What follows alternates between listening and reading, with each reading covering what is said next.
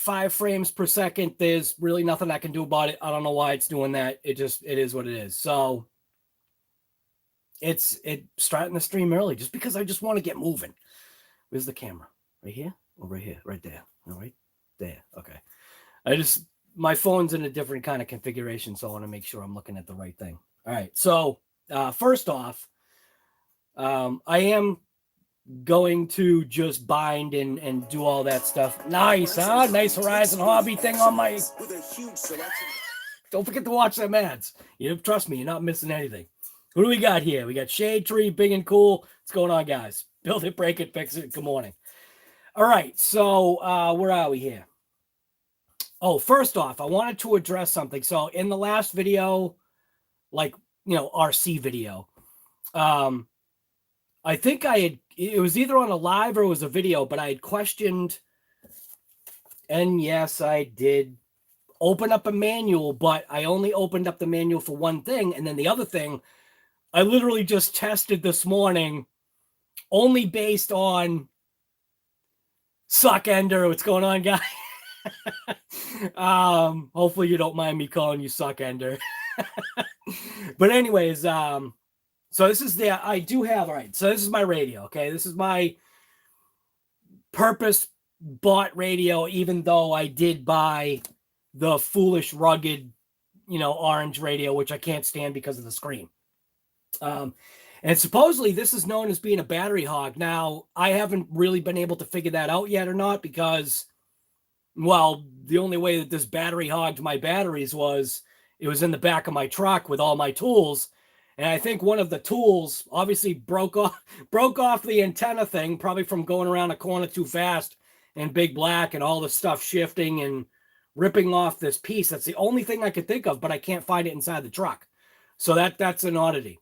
But I wanted to talk about this, and I wanted to talk about the binding process or whatever. I still haven't bound this. I literally left it as is. And I know people are like, Guy, just get out there and throw a pack in it. And it's like, I've got the patience all day long to just let this thing sit here and look nice for as long as it can. You know what I'm saying? Like, it looks so nice. And it's like, this is my first Team Corrali, so I wanted to give this thing a fair chance. Not just rip it out of the box and throw stuff in it. I don't mean like, throwing the fluids in it, but I just wanted to give Team Corrali a chance. That's it. So we are to the point of where I'm going to bind, but I did open up the manual, and you got to make sure you open up the right side because I can't read this side. I can read this side. So I did see in there. So my question was, can this receiver, obviously it's got an XT, what is it, XT30 on there? Yeah. So it's got an XT30 connector on there. So, or is that a 60? I don't even remember. Whatever it is, it's small. Might be an XT60. I don't even know. I only use XT90s, but I'm done with those anyway because I haven't been liking the way the XT90s have been reacting lately. So I have switched over to the EC5s. But anyway, I'm getting away from what I'm trying to say. So the question was, like, if I take, because somebody had answered,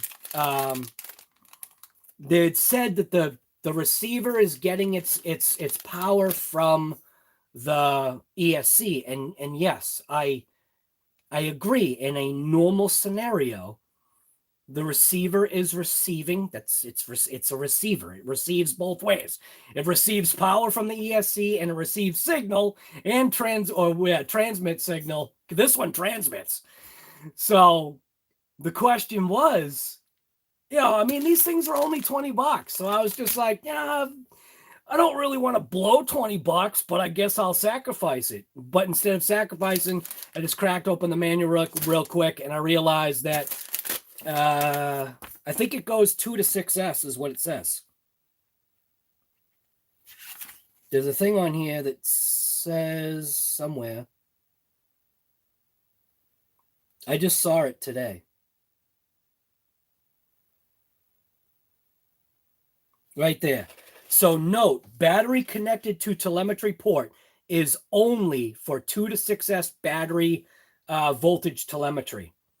And, you know, I wasn't trying to argue with anybody because I asked the question and somebody answered, and I very politely said that, yeah, under normal circumstances, the receiver is getting its power from the ESC. But what I was worried about was taking, you know, my massive, I don't have it on the table, taking my, you know, 10,000 milliamp 6S pack and basically jamming that power directly into that receiver. Was the receiver just going to go poof?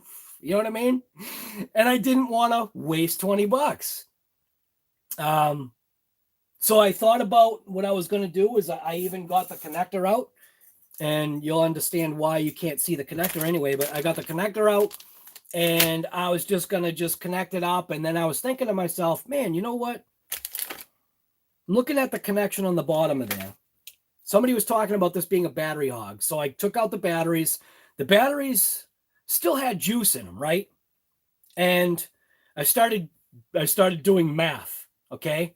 So when you have 6 1.5 batteries, what's the voltage, okay?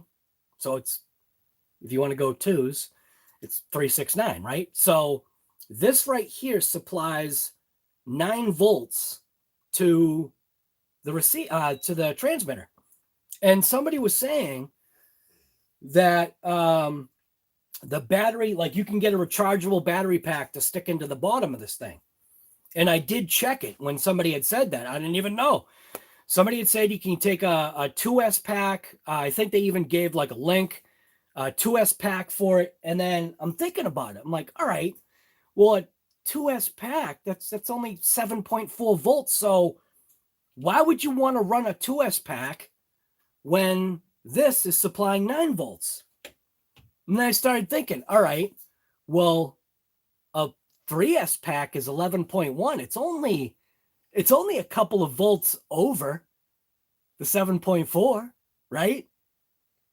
And I was just like, I mean, it's only a couple volts over the 9. So I opened up the bottom of the radio, and on the bottom of the radio where this plug plugs in, I mean, even in the manual, right?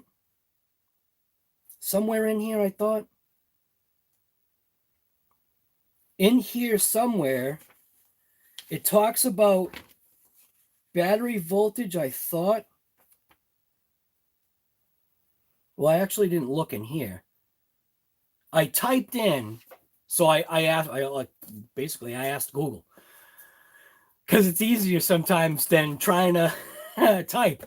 So I asked Google, I'm like, rechargeable LiPo battery for the Radiolink RC6GS V2. And everything said 7.4. And I'm like, that doesn't make any sense, because wouldn't you want more power coming out of this thing? So then why would you run a rechargeable when you can just throw this in? Then I had what's called an epiphany. Okay. So what I did is I did this. Ready? Check this out. This is a 3S Z pack. So the Z pack fits. And the best part of this whole thing, see that connector on the bottom of there? Right there? That red connector? That's what's on the 3S Z pack. I mean, that's not what's on the 3S Z pack, but my little Z packs are the same connector. The XT60s. So the little 3S Z pack fits inside, right? And then I was kind of like, man, if I turn this on, and I look in the very bottom of here, and will it focus on it? What does that say right there? Says 4.8 to 15 volts. So now it's like, all right, well, that could be a misprint. Like maybe the circuitry inside, you know, can't take, you know, 15 volts. And maybe that's why everything was saying 7.4. So I literally just like, all right, I'm just going to do it. I'm going to sacrifice my radio. If this thing dies, I'll just buy another one and keep it, you know, chalk it up as like a lesson. So I think I'm very happy now. I can use those Z packs that I've got. It's just a 3S 1300 milliamp Z pack. And then I really got to do something about this because I don't want that antenna breaking off.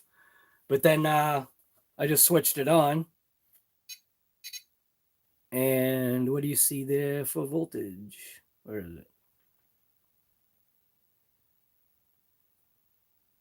12.6. 12.6 volts. So I keep forgetting where the camera is. I am psyched because I was sick of this. We go through so many, or I go through so many of these. And a lot of times, unless the remote has a audible indicator, there are some times that I forget to turn off the remote. Like I don't think this one has one. The SLT3. I don't believe this has one of the indicators, but I do know that that other Spectrum radio does, the DX3 or whatever the heck the new radio is that's coming with all the RTRs, the Spectrum RTR stuff. But yeah, so I'm psyched. So now I've got to go through the process of binding my Kronos. I do have a 4S pack that I'm going to shoot into it. I was going to do telemetry, and I probably will, but I'm obviously not going to use this little connector. What I'm going to do is I'm going to get a package of pigtails that are those, and I'm going to wire it like right through the way it's supposed to. You know what I mean? I'll put the end on and go right through to the actual connector so that there's enough lead, because this wire, it's not long enough. So, and then I'll actually be able to have telemetry for the first time. And it probably won't be on this vehicle right here. It'll probably be on like my speed run cars. That way I can see battery volt. I don't even know. You know, it doesn't make sense on the speed run cars because the speed run cars are so minimal anyway. Yeah, I didn't think that through. Anyways, whatever. I don't know. I just want to try telemetry because I've never tried it, and it's got the ability. And all it is just battery voltage. So, all right. So I'm going to switch the camera around. I'm going to say hello to everybody, and then I'm just going to go through the binding process of this. It's going to be just a very kind of boring live. But I did want to say last Friday, dun, dun, dun, dun, dun, dun, right there. What is it? Right there. What do you see right there? Come on, focus. Martin Brothers. So my drag wheels for a vehicle came in. Don't know what vehicle is going to go on. Well, I do know what vehicle is going to go on, but we also have DragRock. DragRock's on the bench. There's a couple of things that I want to do with that. And those couple of things are just very minimal, but number one, I've got the, where are they? I had them, thought I had them on the bench here. I've got the V2 arms. Yeah, right here. So I did end up buying the V2 arms for the Arma Sentin, Big Rock, and Granite. Okay. And this is the V2, not the V3. So they're slightly shorter. And it's only because what I want to do is I just want to tuck the wheels just that much more. I think it's only like a 1/4 of an inch. But for some reason, I want to do that because I feel tucking those wheels in is just going to possibly look better. And it's both front and rear. I just don't know which box has what. I've got a ton of boxes that have come in, bags, boxes, whatever, that they're literally just sitting there, and I don't even know right now I'm to the point where I don't even know what's in what box. So I know there's glue. I know what this is. This one's heavy. So I know what's that. I know what that one is. Yeah. Yeah. So this is just going to be a live of me just, it's kind of a crummy day out. So it's just going to be a live of me just like, I don't know, doing stuff. So anyways, all right, who do we got here? Big and Cool DragRock. You know it, guy. Woody Crestman. Dark Side RC. What's going on, guy? Addicted. What's happening, man? Hector's RC. We've got Dan Woodruff. What's going on, guy? What is today's special deal? Right? Yeah. Oops. Crap. Green Frog. What's going on, guy? Be interested in what range. Right. Right. Isn't that crazy? Like there is a wonderment, you know, and I didn't even, I just basically looked at the bottom and I'm like, all right, 15 volts. It should take it. And it does. So that is going to be an interesting thing to find out. So this battery pack right here, these are brand new cells. So the intent was to obviously have this and then literally just drive out until it loses signal. And then I thought, take the battery, stick it in, and see if it changes anything. Could you imagine? Like, I don't know. I think I'm thinking that's gonna work. I really do. I really do, Green Frog. You're really onto something. Sam and Sarah, what's going on, guy? Would that? I'm thinking it would give you extra range. Chef, what's going on, guy? What's this manual thing you speak of, right? I don't look at manuals, but on this it was different. You know what I mean? This is electronics. Electronics is a little bit different. So like mechanical stuff, unless I'm looking up torque specs and other, you know, serious things when we're talking about, you know, real automotive stuff, you know, I'll look up all my torque specs because that's different. I will look up, you know, amp ranges. I'll look up all of the important things that, you know, especially like when you're dealing with like module type junk and whatever. When you're dealing with automotive stuff, it's a little bit different scale than this. Do you know what I mean? So torque specs and all that stuff is pretty important. But when it comes to this, torque specs, yeah, it's just torque. You know, you just use your hand. That's why I like these right here. These Hobao drivers. Because these Hobao drivers are an extra long reach. And I want to say especially this one. So this 2.0, because it's got that extra long length, this literally acts like a torque stick. And if you don't know what a torque stick is for like doing lug nuts on wheels for a car when you're using an impact gun. And what the intent of the torque stick is that the way the material flexes, the shaft, it'll get to a certain torque. And yeah, of course, if you just crank on it and keep pulling and pulling and pulling and pulling, it might torque it over what the torque spec is rated on the torque stick. But I used to always do like all my, believe it or not, I used to do my lug nuts by a torque wrench. And it was only because dealing with aluminum wheels, certain manufacturers like a certain, you know, torque spec on the wheels. And I would just grab a torque wrench and crank it to 100 or 90 or 88.5 or whatever they asked for. And I would torque the wheels to the correct spec. But with the torque sticks, I don't even worry about it now. And I probably should check that, though. I should probably check and see if my torque sticks are accurate. They're Astros, so they're a good quality torque stick. But I never check. You literally come over here to fight. just relax. No. You're not coming up on my lap. Just relax. Stop. All right. She comes over here. She's looking at me. She sits and her butt starts flying. All right, you're gonna kill me. Just sit. Have a seat. Sit. Good girl. Just relax. No. I'm probably gonna have to let her out. All right, so because she's gonna stick up the place. Where am I?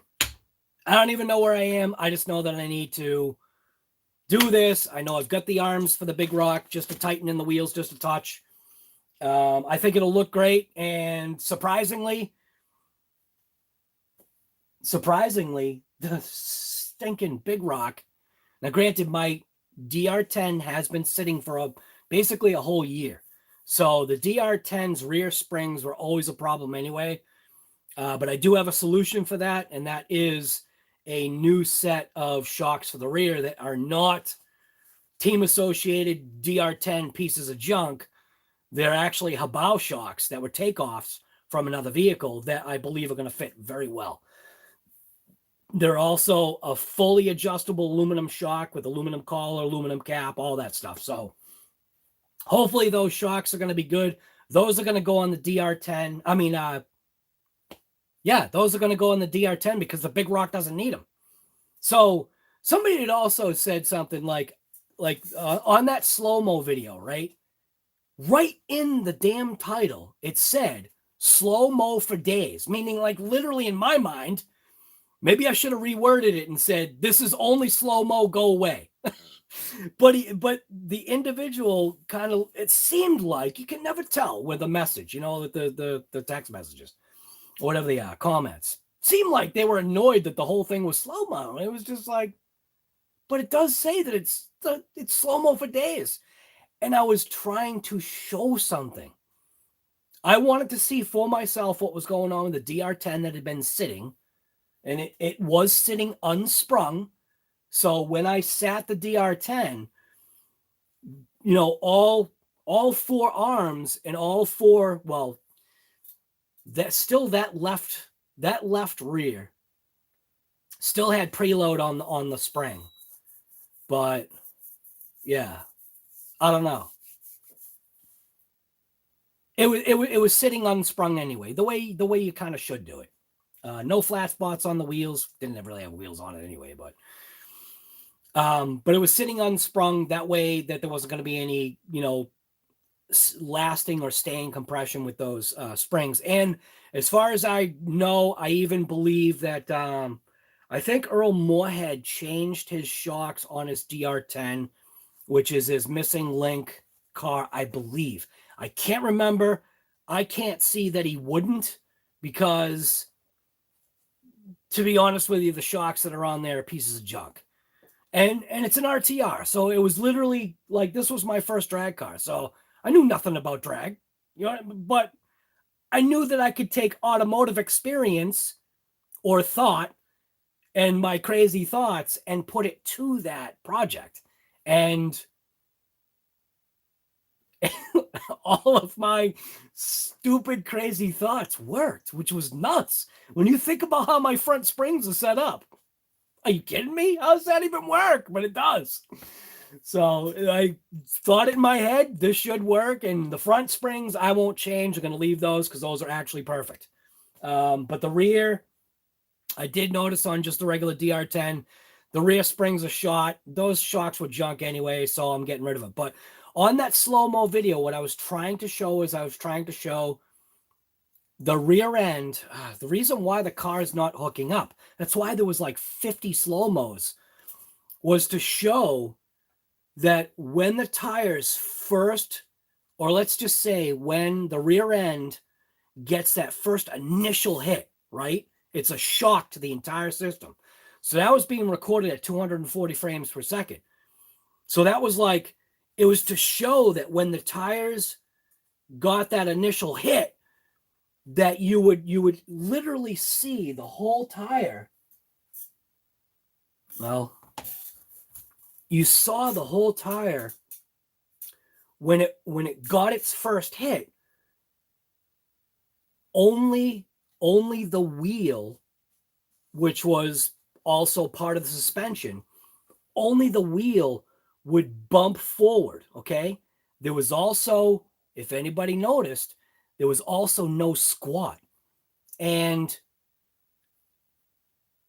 for me, I'm never going to be an RC drag race. Well, I shouldn't say that.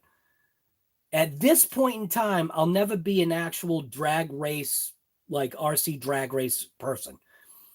And I only mean that like in my mind right now, until I've schooled myself enough, I've got no reason to try even drag race yet, because I'm not ready. I'm getting close, but yeah, I don't know. And I'm going to stay on 2S with the with the vehicles right now. But when it first went forward, you saw the wheel bump forward, right? So when you see it bump forward, the suspension or the arms, all that slop that's in the rear end, hit a stop and then jolted backwards, and then you see it start to go. And then as it goes, it then starts to lose traction and all that other stuff. And there's a whole bunch of reasons why right now it's not hitting the wheelie bars, because I changed the weight. When I did my DR10 before, and I know I'm talking DR10 and not Kronos, but this is a live. I probably should have titled it different, but with the DR10, I obviously put the beadlock wheels on it, which changed the front end massively. Also, where I located the GPS was I put the GPS in the front than I shouldn't have, because that's even more additional weight. So a whole bunch of things were screwed up, but I was trying to just show this is where my DR10 is right now by only changing the wheels. Now look at what happened. Okay. And then by only putting drag tires on the Big Rock, which is now DragRock, it's a drag car now. I've done so much Big Rock content, and the intent again was, if it was going to fit, which it does, it's the same exact wheelbase. If it was gonna fit, I was going to do it. I like being able to, like, everybody that's in here. I mean, there's probably some people that don't even or think they don't like drag racing RC. And I think if you try it, you might like it, because what it does is it pushes you in such a different way. You have to use your head so much more to figure out, what can I do to change this vehicle to launch straight, to, you know what I mean? Like it gets your gears, like it gets your gears doing a smoke show in your head. It does. Yeah. So just a whole bunch of monologuing right now. I got so much. I could literally probably talk for an entire 4 hours about all the plans and all the changes and all the stuff that I've got to do, and still got the backtrack that I'm working on, where right now the next vehicle you see on that backtrack, it's going to be a coin toss, and I'll probably do the coin toss on the live. I'm literally going to flip a coin. So the next video that's going to be on as the backtrack is sitting right now, I wanted to get something out there just to get it out there and just try something. So I'm going to flip a coin, and believe it or not, the coin is going to be heads, because usually heads is, the better thing, I guess. I don't know. I like tails, though. Tails, especially on, when you got the eagle on the back of the coin. That's cool. It's going to be heads for the Kronos XTR, or it's going to be tails for the trash bag. So trash bag still needs its work. I got to open up packages to fix trash bag. And we'll see if trash bag, so it's either going to be the Kronos XTR or it's going to be trash bag hitting that backtrack as the backtrack sits. So the last video short that I did of the backtrack is exactly how it was left, meaning my tractor's in the same exact spot. The burn pile is now just ash. I haven't touched it for the last couple of days just because I've been busy doing other stuff. So, yeah. Oh, yeah. And if anybody is saying any or trying to say anything to me, if you do the RC Guy Garage thing, Chef, you're working on your trash bag right now? Nice. Now, what is your trash bag? Is your trash bag a 2.0, a 1.5, a 1 and 3/4, 1 and 5/8, 1 and a 16th? Craig, what's going on, guy? City Plumbing, what's going on, man? Haven't seen you in a while. You love RC drag race and had to put your DR10 down because, right. It's right. To get the DR10 to go straight, it does take some serious thought process. Well, at least for me, it does. Eric, what's going on, guys? So is that Corrali roller worth investing into? All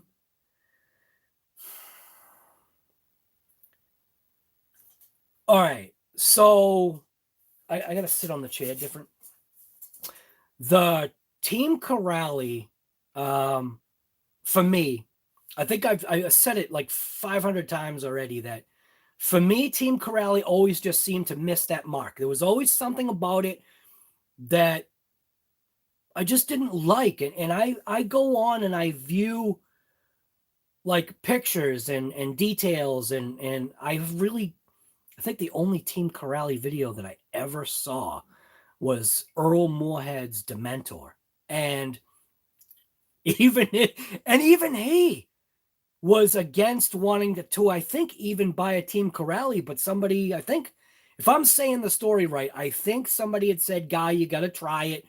So he finally just said, all right, I'll pull the trigger. He buys the Dementor, and I think his first literal trigger pull, it broke.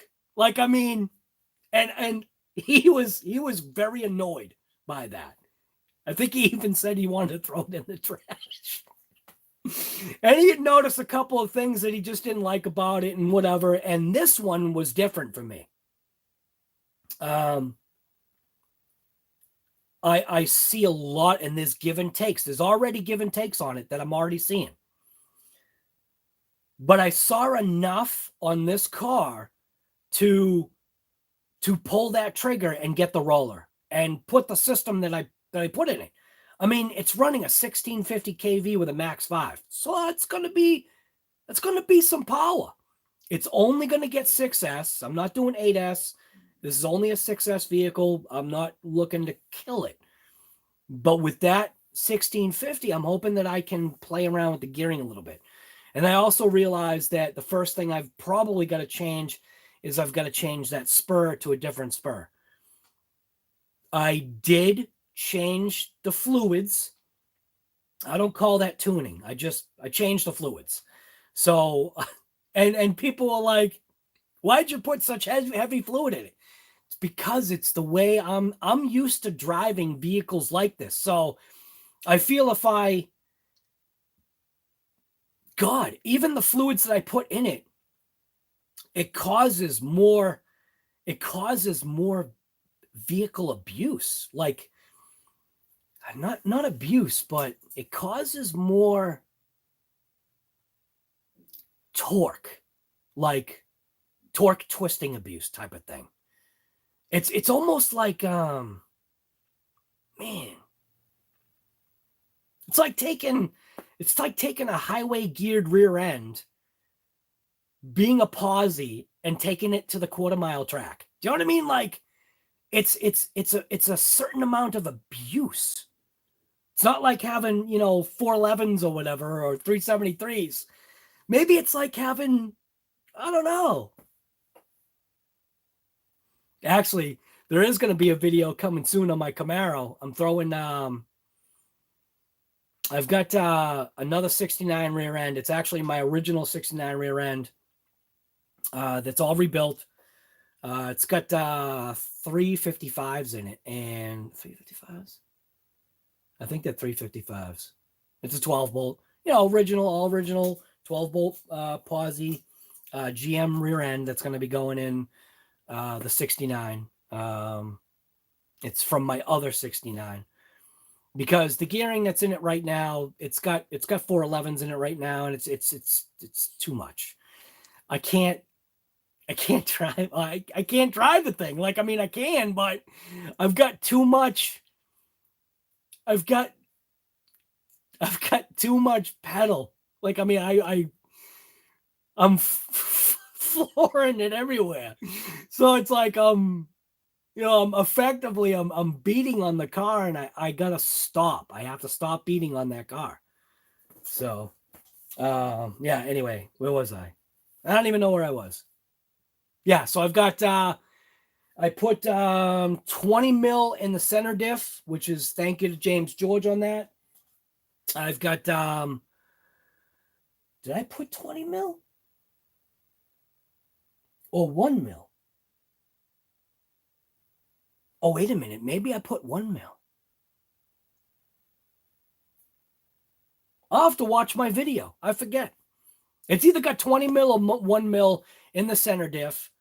I also didn't realize that the center diff in this was leaking. Well, I did see something, but I think in my mind, I was thinking that it was assembly.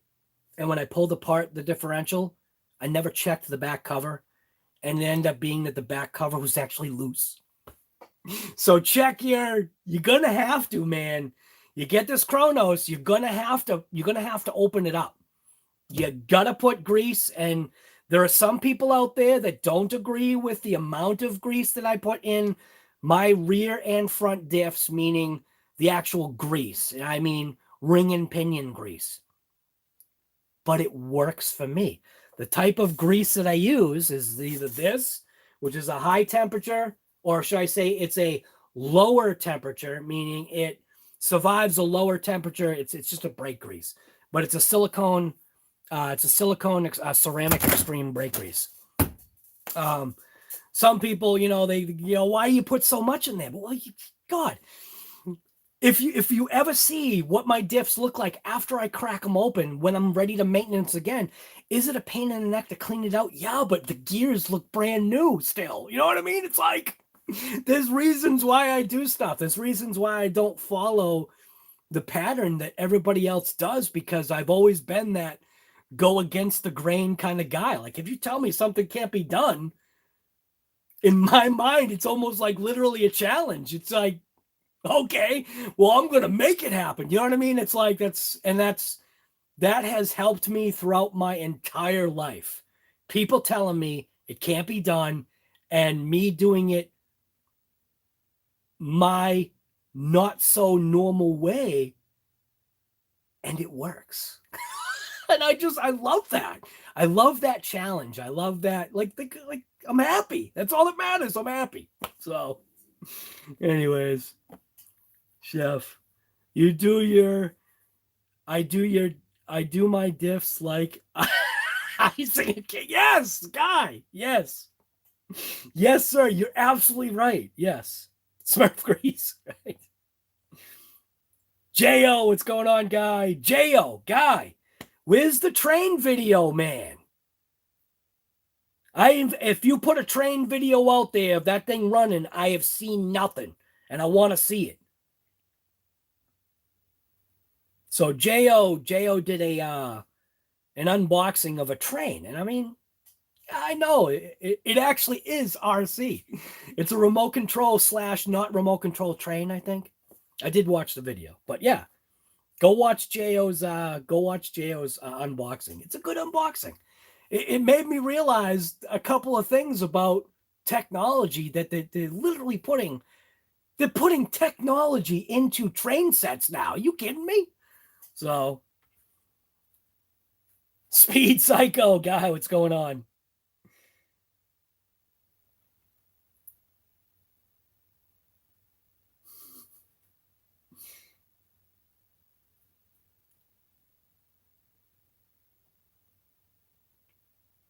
All right, let's see.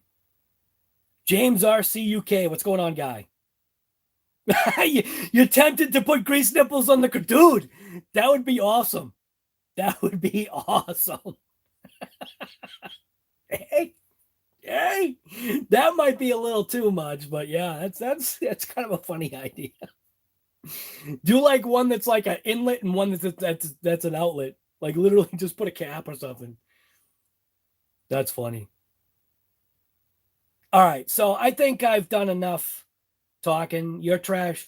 So big and cool. You got a trash bag too. It's sitting on your table without a servo. You hate the servo. Right, okay. if you change out to that servo that Earl put in his, it is a factory Traxxas servo. It's $100, but you get the upgraded link and the spring and the better servo. I think it's like called the X servo or something like that. And if and when my servo goes out, that is the route that I'm going to go. And the reason why he changed his servo, I'm pretty sure, is because of the twitching. Your servo is short as well? Wow, chef. Pump it till it splurges out from everywhere. Dude, you blow your back cap off.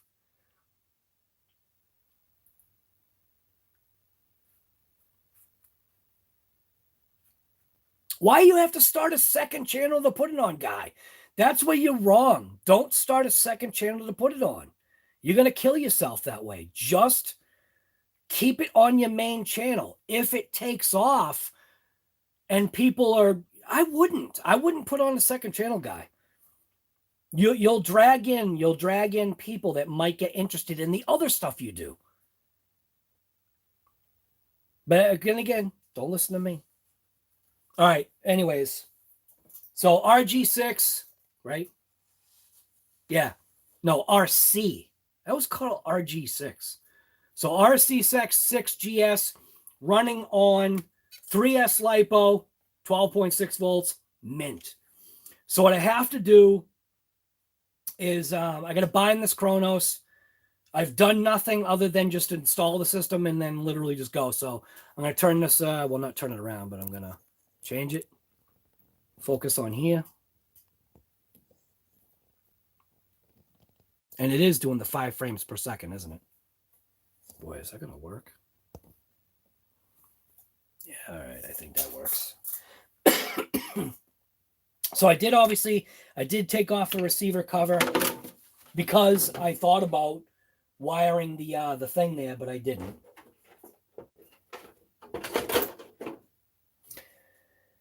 I do have a pinion just sitting on here. It's not doing anything. It has no set screw in it. It's just in there because the way this is fit on, unless you take out that screw right there, you're not getting this motor back out.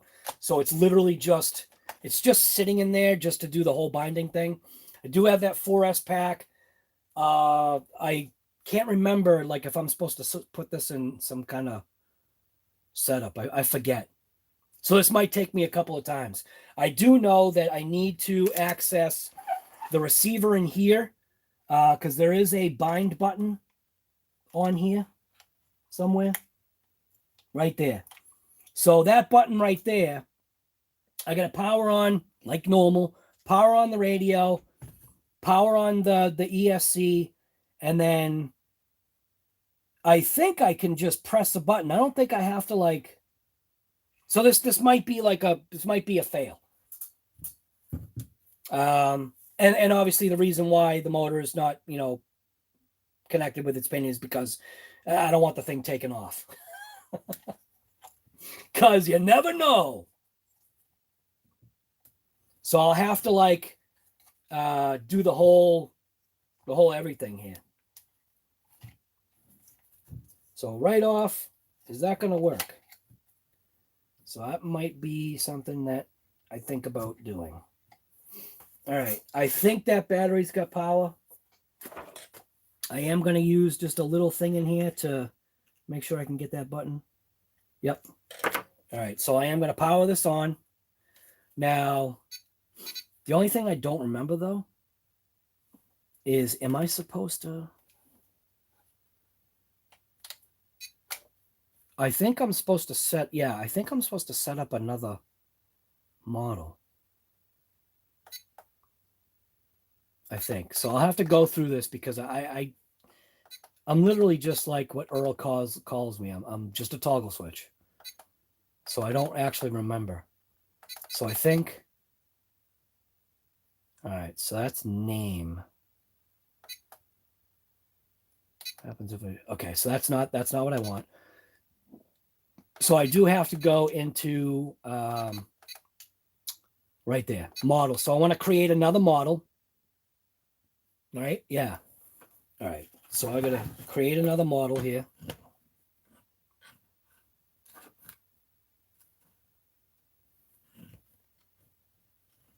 How do I do this so it can be seen?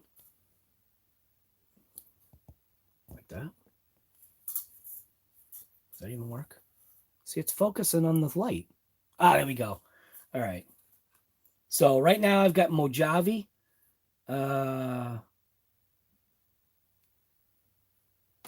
Forget. Oh, look at that. All right, all right, all right. So I've got Rally Car. That's my... God, I forgot about that thing. So I got the Rally Car. I got my VT. I've got my Mojave. Now I go to Model 4. So I want to change that. Right? Yeah, okay. So, so I want to change that. So how do I change it? Nope.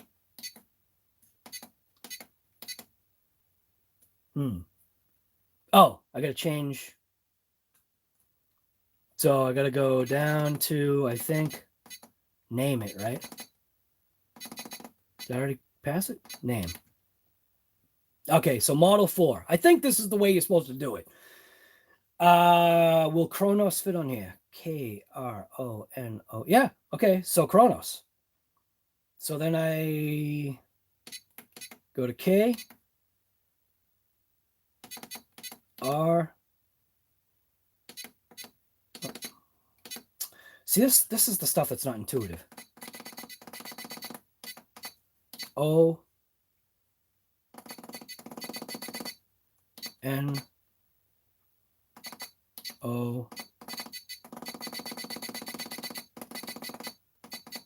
Kronos, right? K-R-O-N-O-S. Enter. Kronos. And I think that's it. Yeah. And then exit.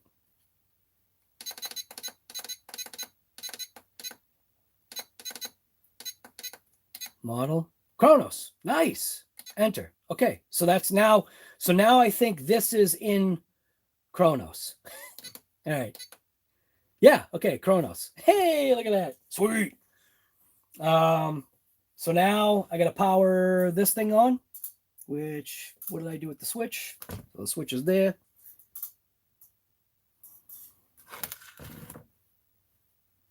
So I'm going to hit the power button. So it's flashing green. So, and I think I just have to like click this once. Oop. Oh, I got to actually press the button. Where is it?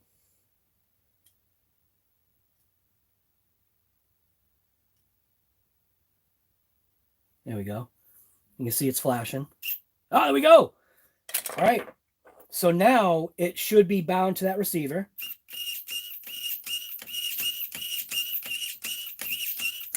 All right. So throttle, steering, that's all set to 0.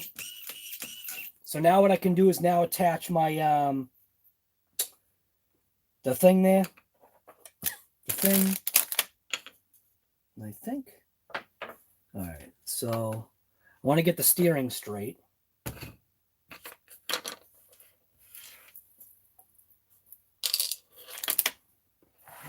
All right.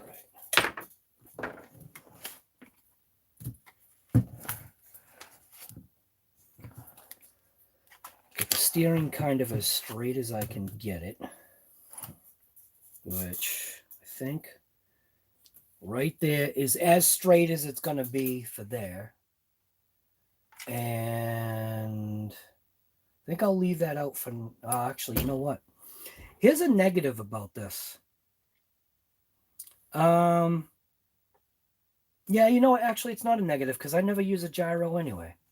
So I can go ahead and just jam this back in there, put my cover on, because one thing I did notice about this that's a negative in my opinion, the receiver box that's used is the receiver box that's used in this, you can't get at the receiver once it's in here. Like, you know what I mean? Once it's in, it's in. You can't, you have to disconnect the servo arm. That's the only negative that I think I found about this particular thing that's used here.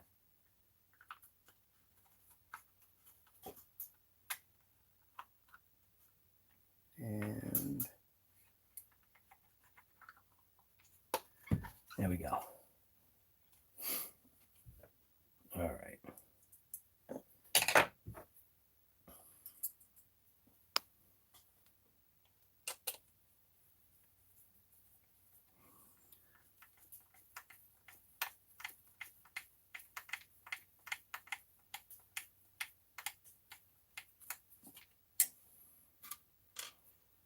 Use a driver. Because doing it this way is taking forever.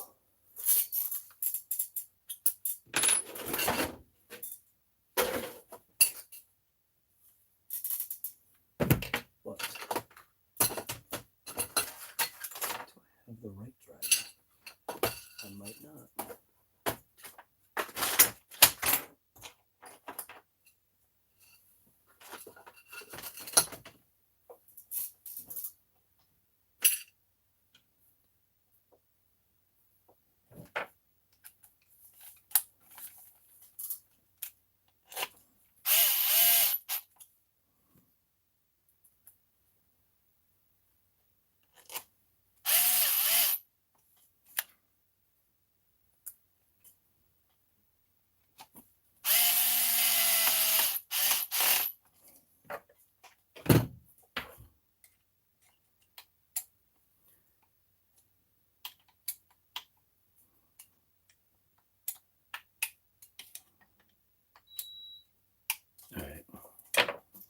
So that's the negative. I think about this box. I don't think it comes off. It might, maybe it does come off. I don't know. I could be wrong. All right, so let's see.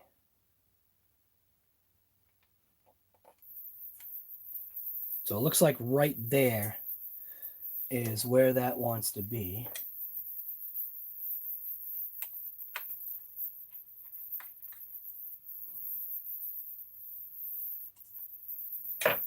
Now, what I want to do is I want to adjust that to recenter my steering.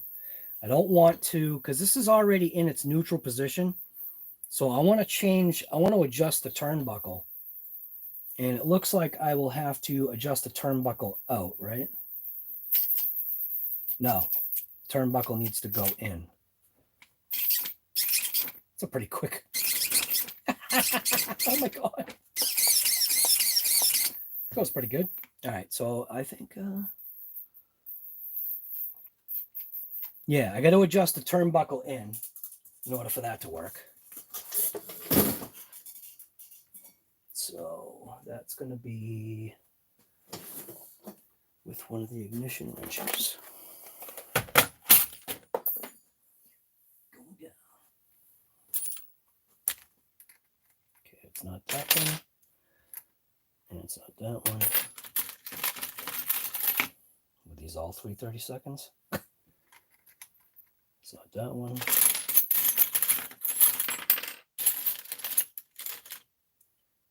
What the heck? All right, maybe I'll use the old Kyosho tool. Is it a 4? Yeah, so I want it to go, I think, if it will fit.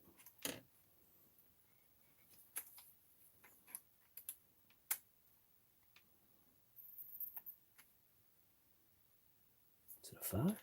No, it's not a 5. It's a 4. Going the right way here.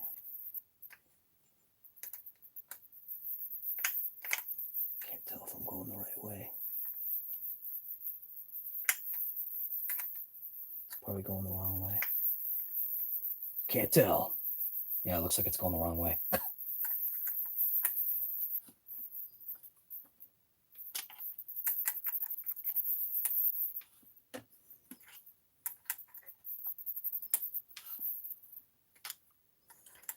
Almost seems like it'll be faster if I pop the link off.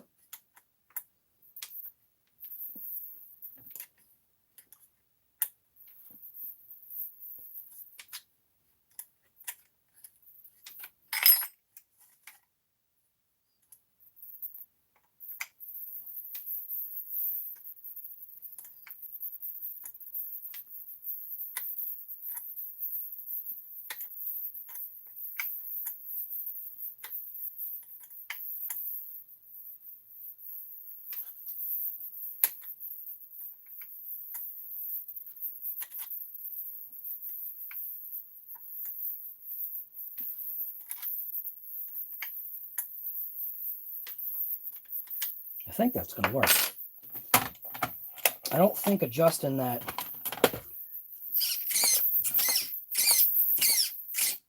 Yeah, looks like I went a little bit overboard, I think. No, actually, that looks pretty straight. So anything else, I'll just take with the throttle trim. I mean, yeah, throttle trim, the steering trim. So that thing is a 4. Should put all these together here.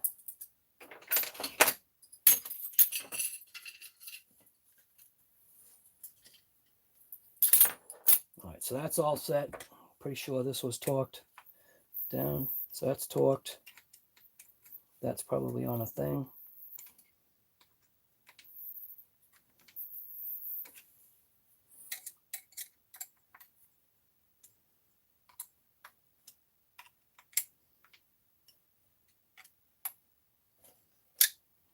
Okay.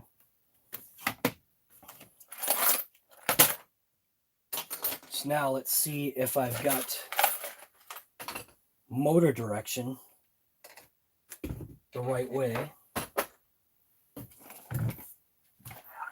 And I can change that with my little programmer. So in order for that to go that way, so that means the motor's got to turn. Looks like the motor's got to turn counterclockwise. So let's see where we are right now.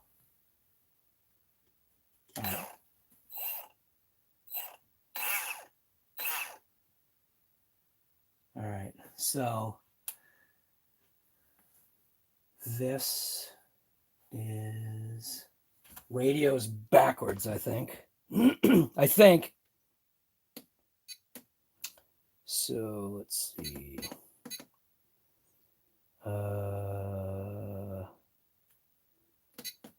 Let's see.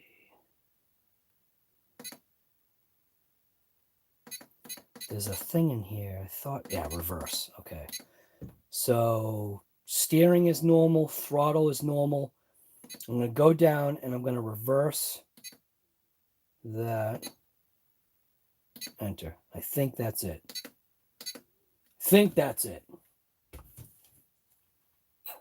Yep. And looks like it's spinning in the correct direction. Yep. Okay. So that's all set. Now, if I remember correctly, now what I want to do is I want to set my ESC, because it's never been hooked up to this motor. So now I've got to set my ESC, I think, to this, setup for the radio. So I'm going to shut it off. Oh, you know what I noticed? The fan didn't come on. Oh, wait a minute. Why didn't the fan come on? Oh, the fan is jammed. Ho, ho, ho. Wait a minute. The fan is jammed.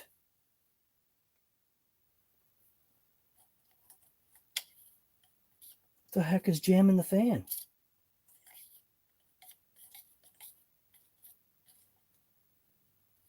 Oh, there's something in there jamming the fan. That's no good. There's probably a rock in there.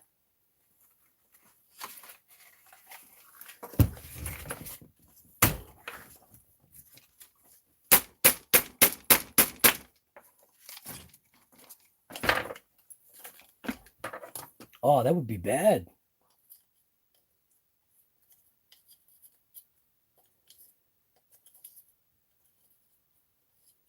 Something is stopping that fan. I wonder if it's the zip tie. Zip tie doesn't feel too tight, though. I'm going to get this out of here for now. All right.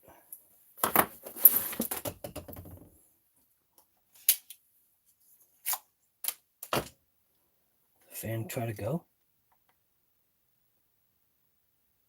Oh, how if I plug it in first?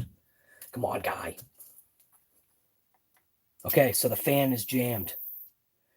All right, so that's no good. Crap. All right. I don't know why the fan's jammed, other than there's probably a stone or something in there. It's not funny. I didn't even hear it didn't even register with my head that the fan wasn't turning on. There's probably a boulder in there.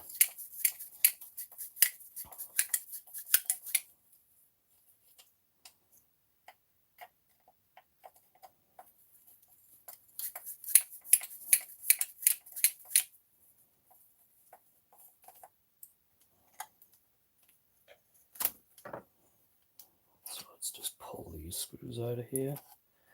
I think I should be able to pop that out. I think I can leave the wires connected. Yeah. Leave the wires connected. Oh, yeah, there's junk in there. Oh, my God.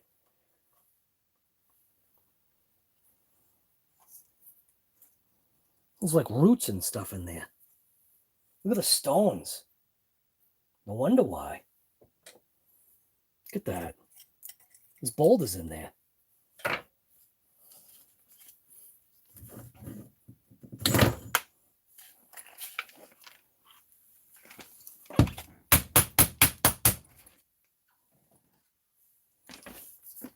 There's another boulder in there too.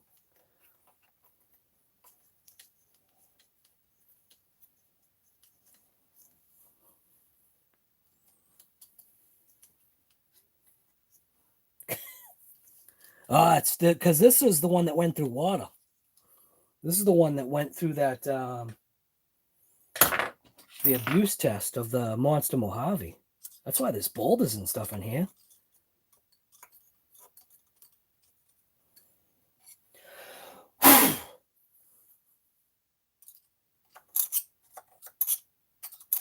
Boy, that could have been bad.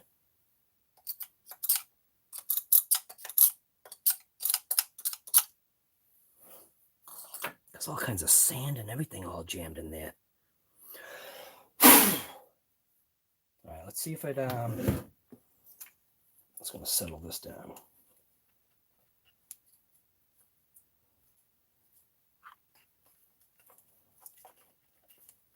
Put the fan in its little spot.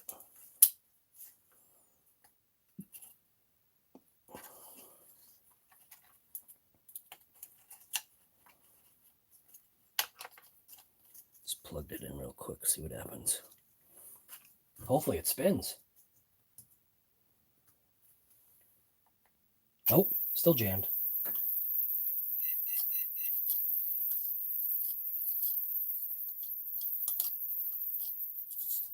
Yeah, something's jammed here.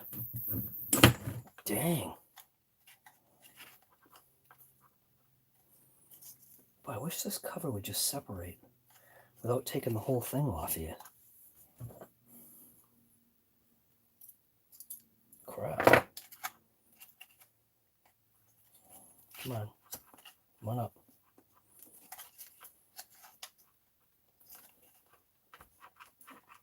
Come on, you came off once. Come off again.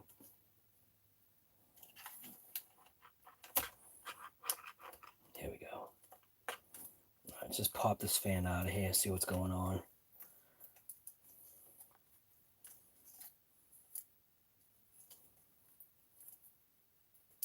I wonder if that's why this Mojave shut off in midstream here. Oh, the fan is jammed. Something happened to this fan, man. Look at that.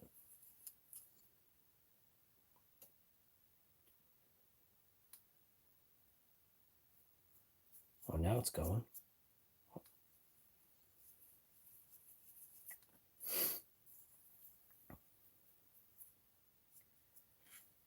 Should be all right now, I think. So, this way. Let's plug it in and see if the fan starts.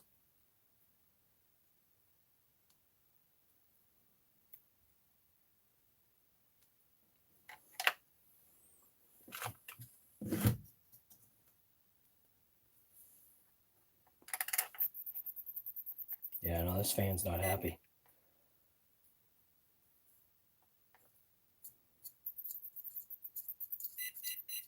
Oh, this fan's junk. Crap. Look at that. It is locking up on something.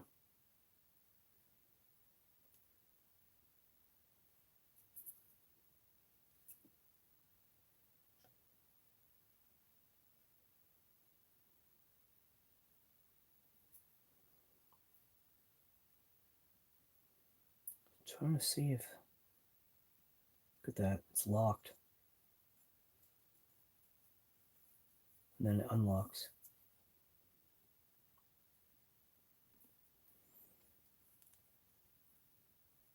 Yeah, it's going to be a hazard. Looks like I'm going to have to put a game changer in here.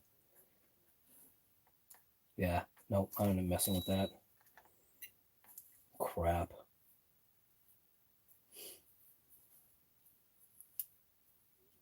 That's junk.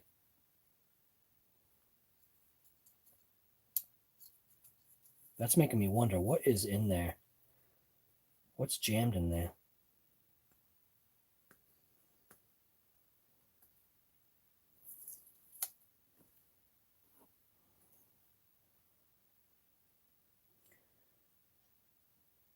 Can't remember if this is the O-ring type.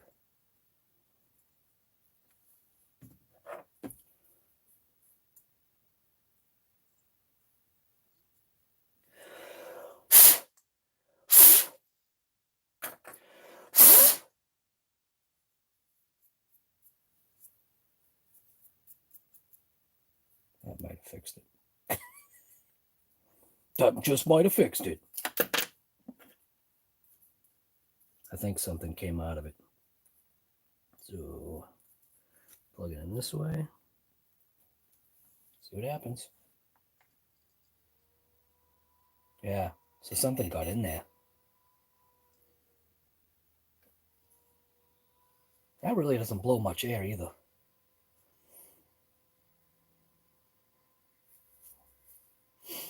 I could hook up a game changer onto here.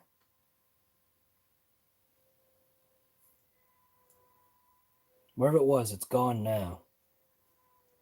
That really does not blow much. Huh.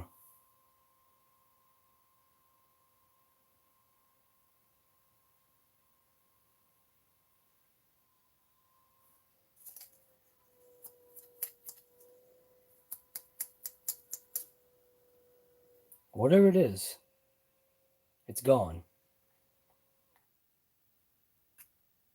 So something just must have got jammed in there.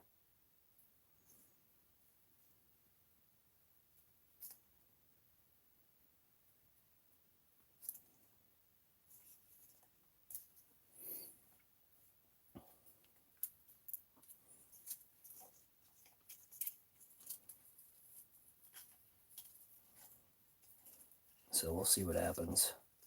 I might just put a game changer in here.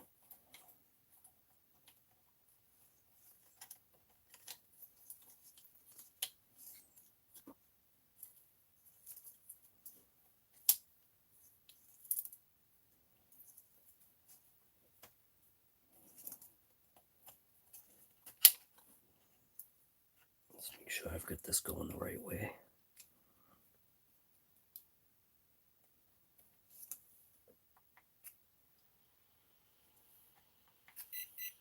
It's working now.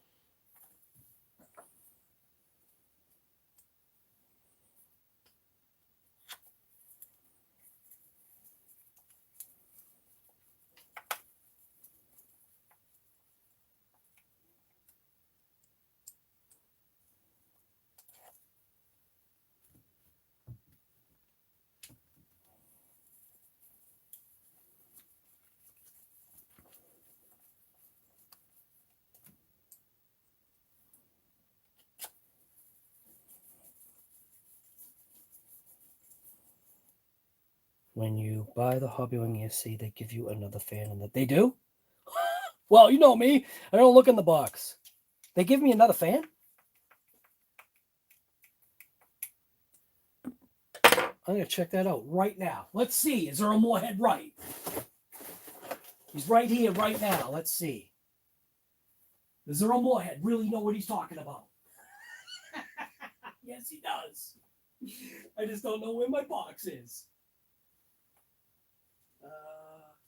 Crap. Where did I put it?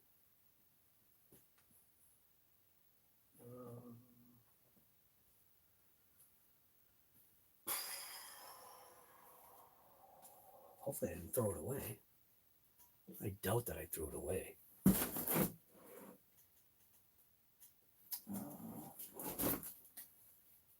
It's not on the bench yet.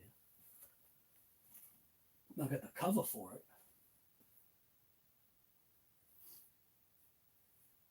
Where would I have put the box?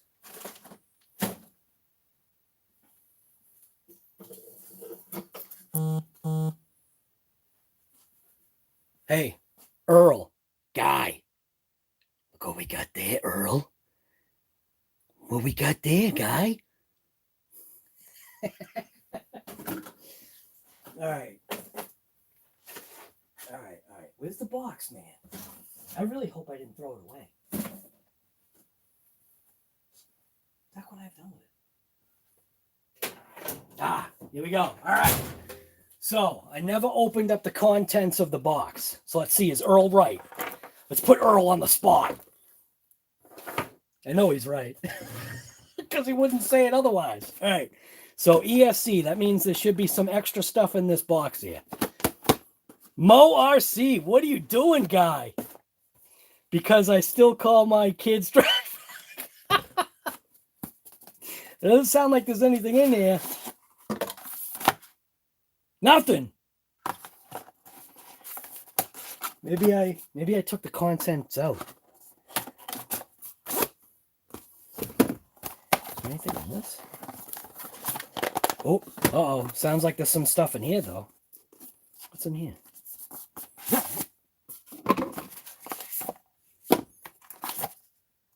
Ah, just a manual. Okay, so there's just a manual in there. Now, I know Earl ain't messing with me. There has to be something. He said this. So that's that. That goes there. Oh, wait a minute. There's a little hidden door thing here. Nope, nothing there. All right, so that's that.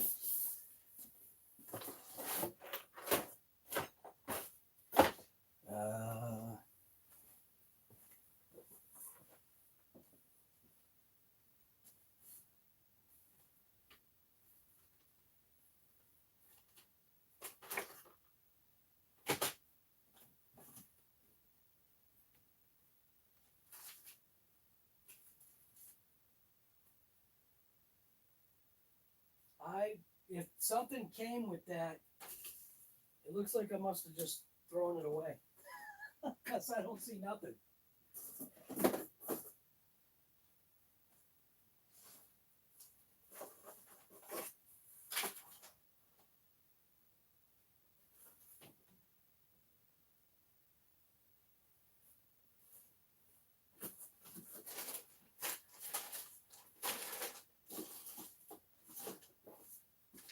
Yeah, if something came with that, I must have tossed it. because I don't see anything.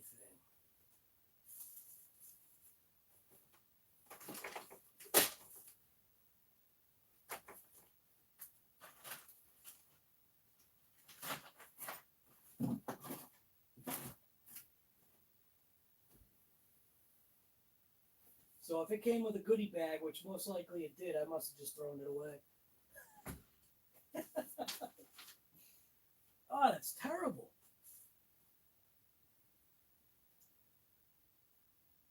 Yeah, there's nothing. I got nothing here.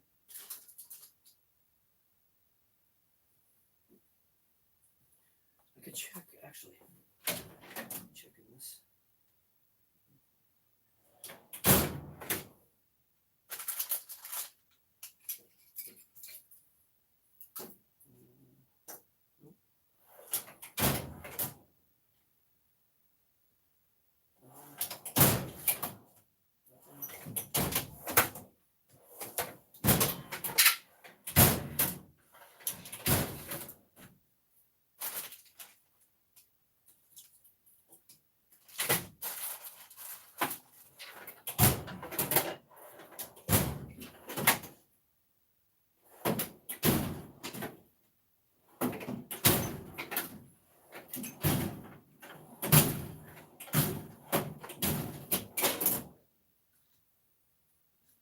I just checked all my toolboxes real quick just to see if, like, there's somehow I was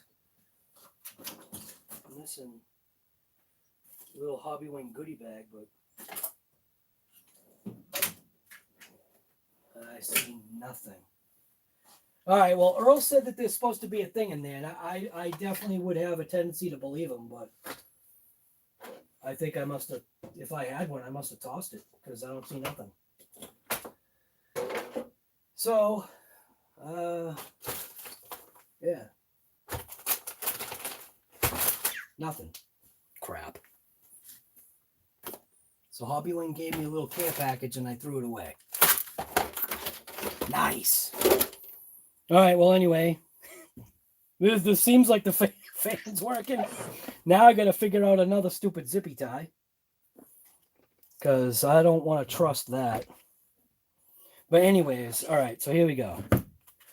So, got to set my things there, my endpoints or whatever the heck it is, my throttle, reverse, neutral stuff. Find the Max6 fan fun. All right, so see, 12.5 volts, man, on this thing with the little battery pack in there. All right, so press and hold the set button and then hit the power button.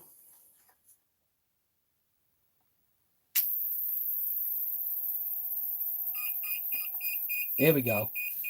All right, so now this is where I always get confused. I can't remember if it's press it now or do I press full throttle first? I'm going to press full throttle first just to see what happens. So full throttle, set, full reverse, set, and then neutral, set. Nope, that's obviously not it because it didn't like it. All right, let's try it again. Set, power, hold it until it beeps or whatever. All right, so now neutral. I'm going to try neutral first. Set, full throttle, set, full reverse, set. And it seems like it liked that. So it seems like that was the way to do it. So neutral, full throttle, reverse, and then it's good to go.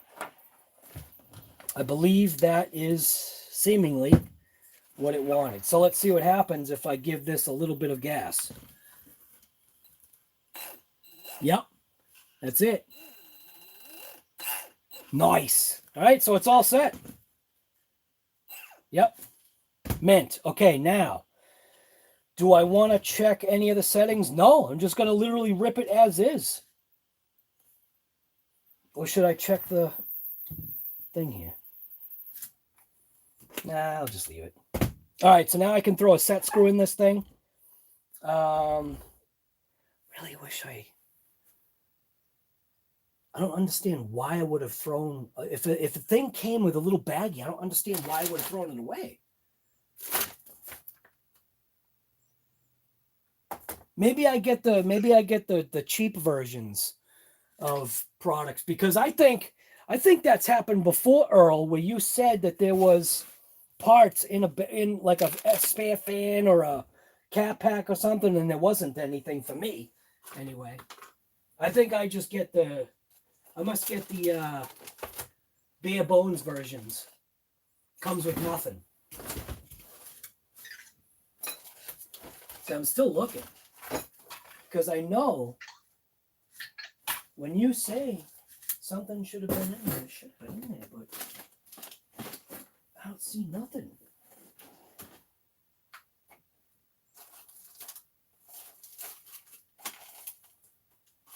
I got HobbyWing stickers.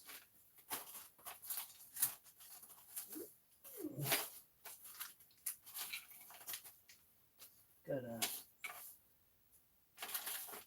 yeah, no cap packs, no fans, no nothing. I got nothing. I got nothing. Well, it seems to be working, so I'm going to go ahead and see if I can locate the set screw, because now I think I've lost the set screw that went to that. There we go. So here's the set screw. I'm going to go ahead and unplug this.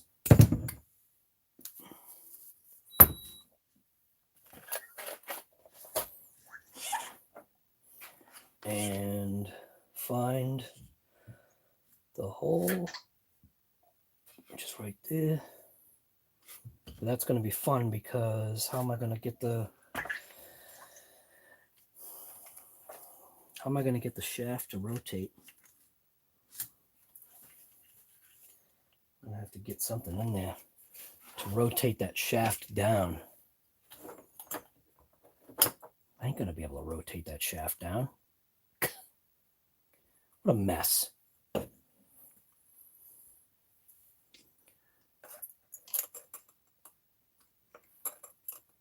there's no way. Oh, wait a minute. I got it. All right. Cool. So it looks like the gear is pretty much in its spot. Right about there. So I usually put a drip of Loctite in there. So what I usually do is I'll drop a drip down in there. This is different. All right. Let's see.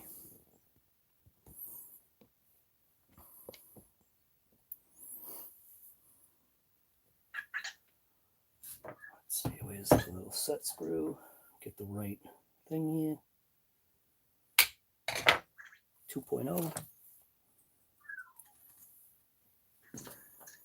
I need my Loctite. And I can't even see because the camera's in my way. Nice.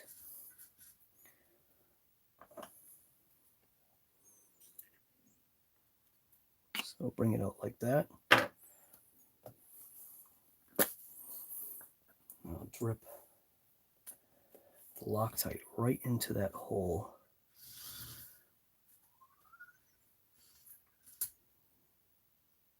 Is there a way I can put the flash on?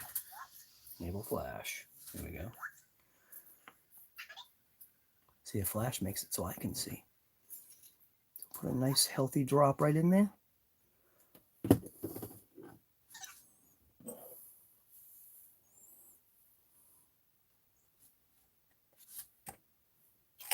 Oh no!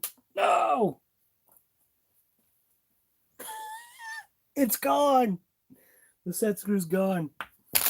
Oh no!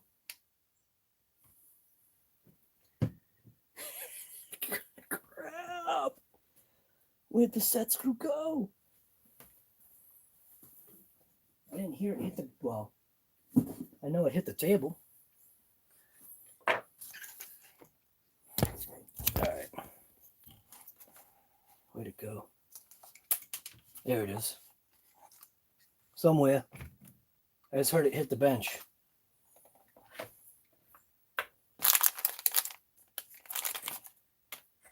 Oh, come on, man. Where'd the set screw go? Oh, it's on the ground.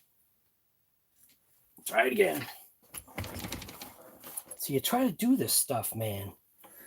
Camera's in the way. All that good stuff.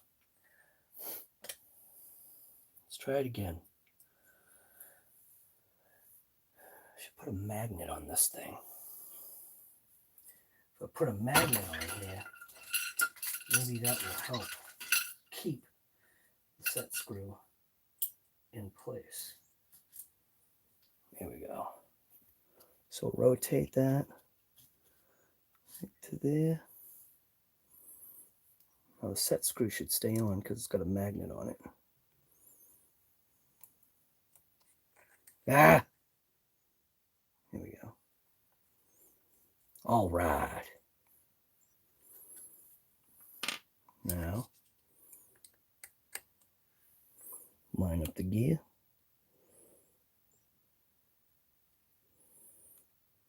And seems like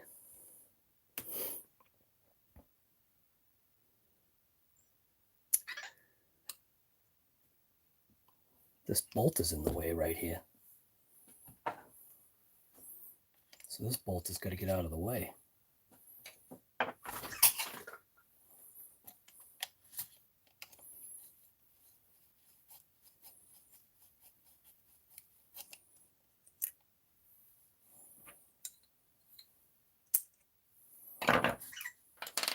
All right. Now, that's much better.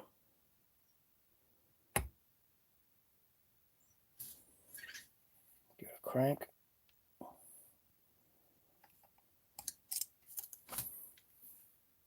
I think that alignment looks all right from my eyes. I think, see? That gear looks like it's pretty aligned right there, right in the middle. Yep. So that looks pretty good. So now I want to set my mesh. And I thought about thread locking these, but I don't think I'm going to thread lock them for now. I think I'm going to take it for a rip. Still got to flip that coin, though. I got to see which vehicle's coming out. Is it going to be the X-Max or is it going to be the Kronos?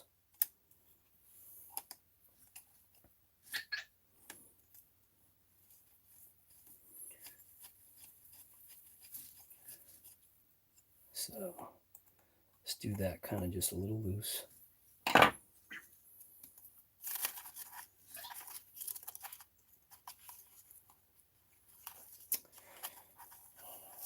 It's so funny, man. It's such a different vehicle.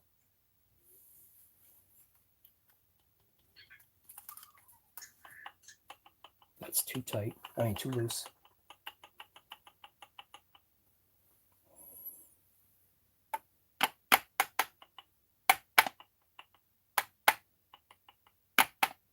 Oh, too tight.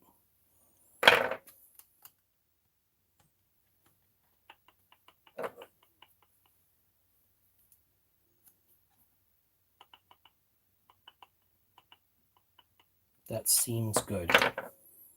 So let's hope that stays.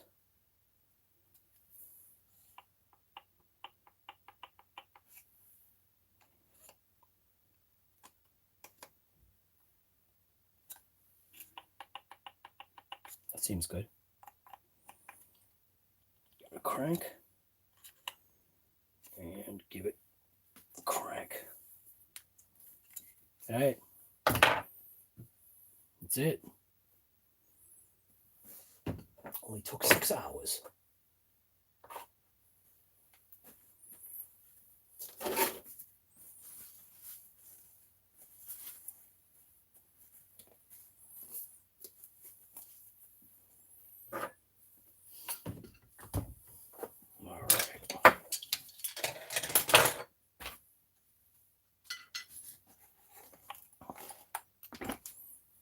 now, let's see what we got here.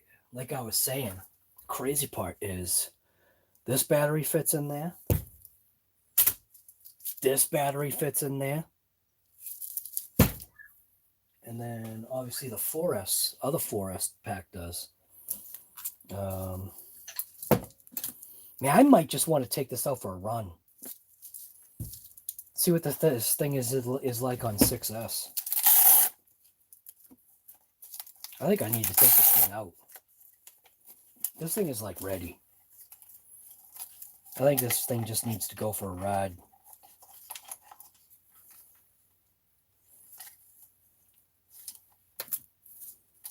I should check to see if this battery is charged up.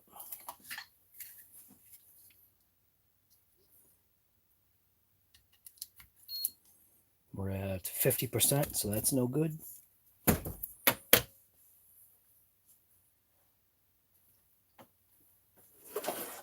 see what we're looking at.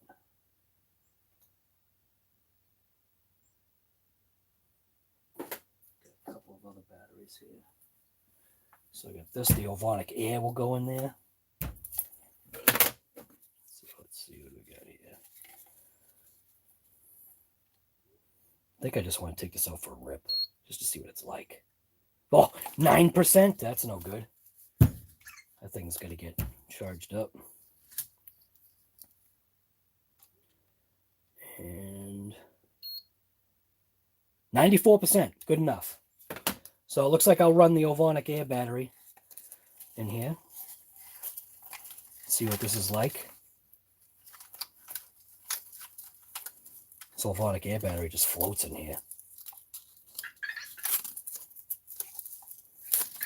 I can go sideways. Can I go sideways? Nope. Has to go this way.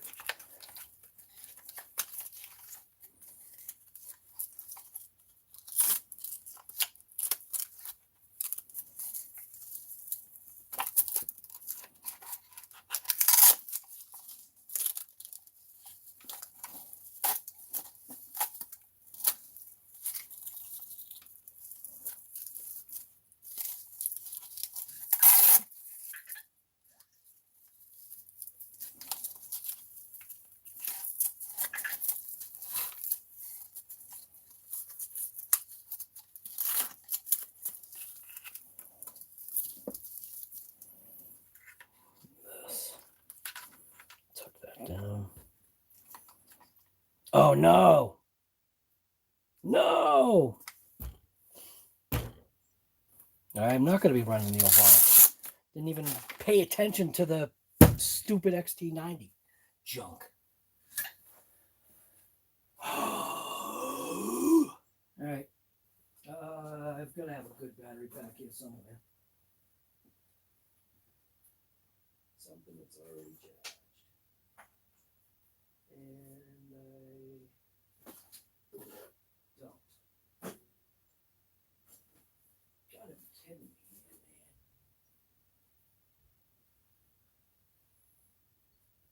man. All right.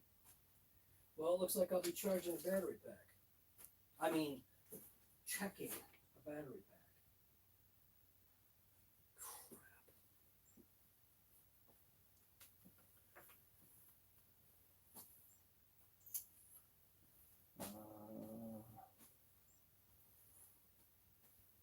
Because I'm not going to do an adapter on this thing. This thing deserves better. All right, so I guess I'll take one of these batteries. Which one had? This one was dead, I think.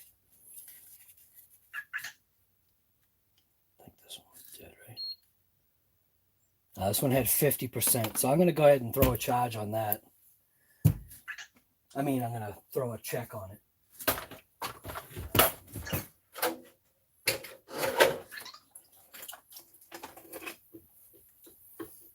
You do not charge lead batteries in the house, ever. And if you do, make sure you do it in a safe kind of way.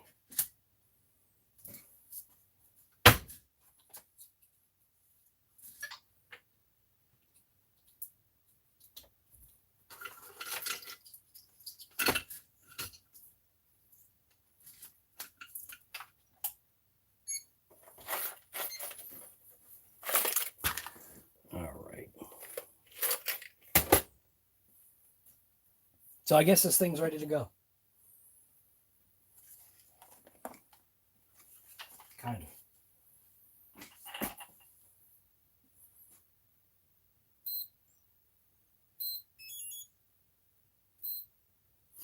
All right, so now, because I said it, I think I'm going to take the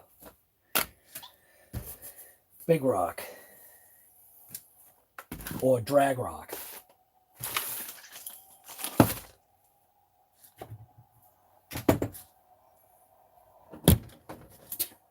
Rotate device. Oh, thanks. All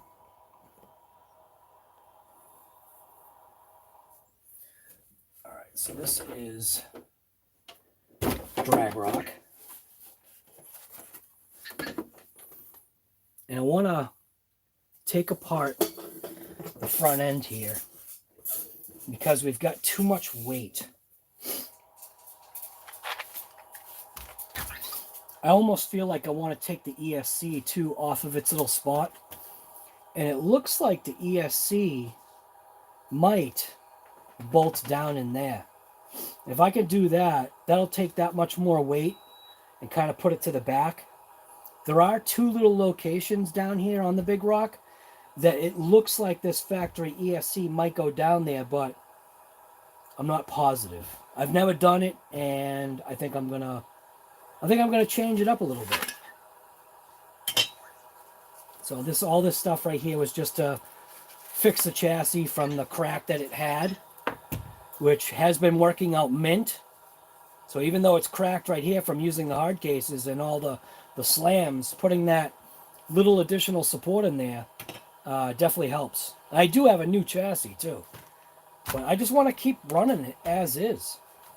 So it looks like, it does look like that ESC can be mounted right there.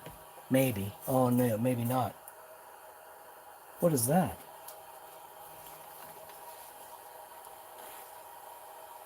Oh, maybe it can't. What the heck is that? I'm gonna try and relocate it. See if it works.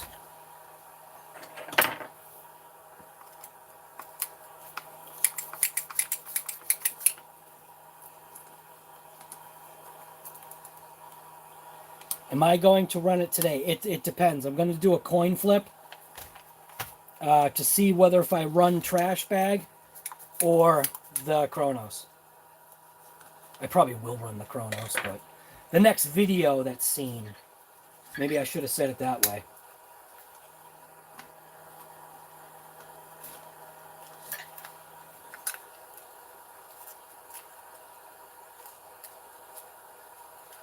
Yeah, it looks like the only thing that I'd have to do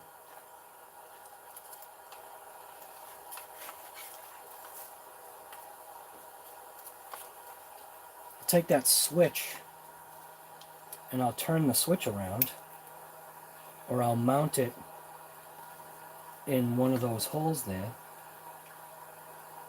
That's probably what that is for. That's what that's for. So it is for mounting the ESC.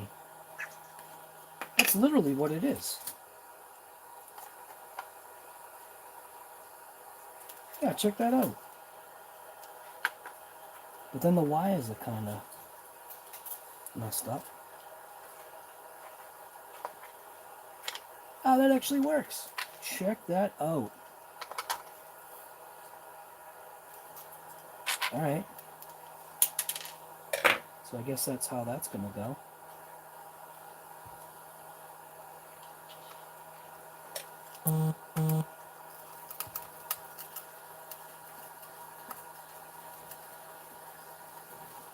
You put a bigger ESC in your DragRock? That's nice. Seems like these screws are going to be too long. Are these screws going to be too long? Yeah, you know, I think these screws are way too long. So I got to change over to a different screw because these are the receiver box screws. So I need 2 new screws that are going to be short. So I can put that ESC right there. I just need 2 shorter screws.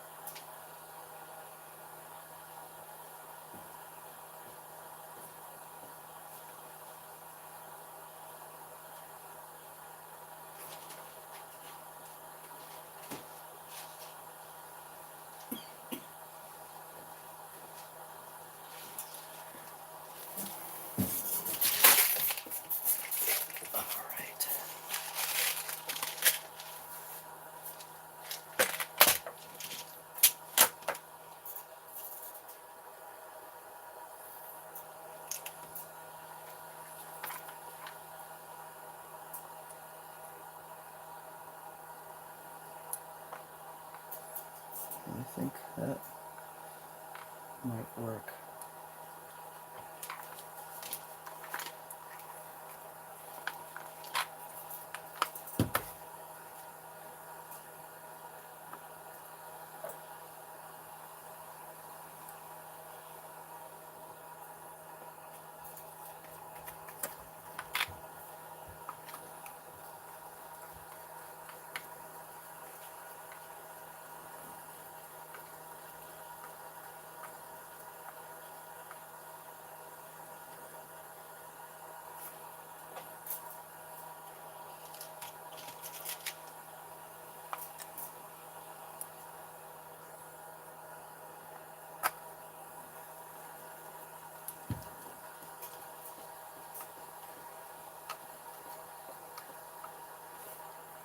Then, don't want the switch to stay on here though. I might want the switch to stay on there. Because I think wire-wise it'll be kind of a pain. So I just think I'm just gonna put it like, no, maybe it won't fit.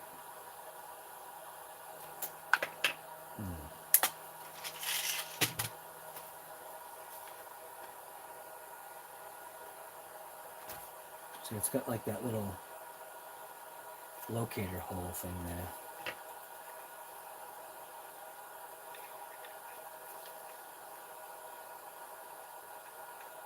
Yeah, so it's designed to stay like that. That ain't gonna work.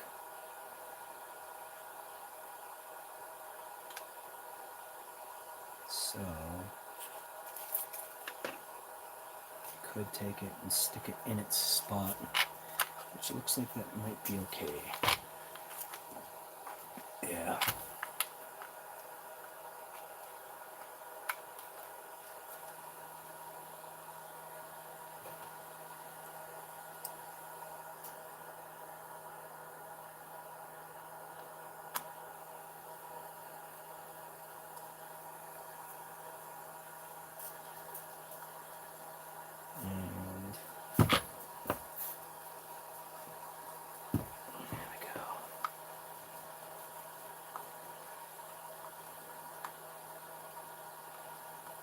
Alright, so that's relocated.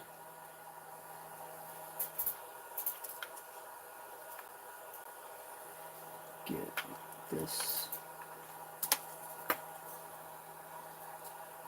back in there without messing around with the wiring.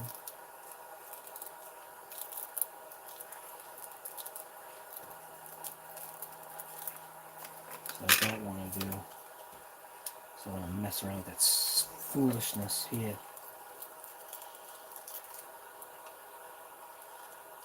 There we go.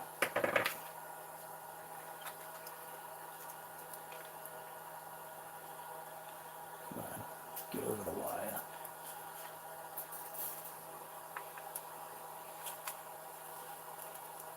Come on.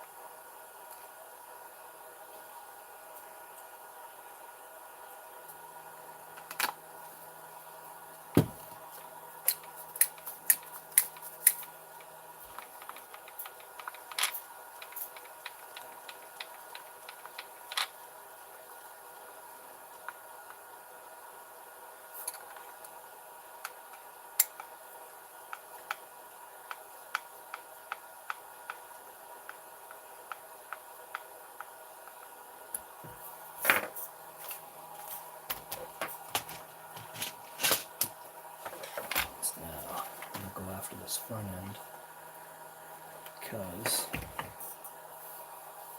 I want to take the differential junk out of there to keep this thing light.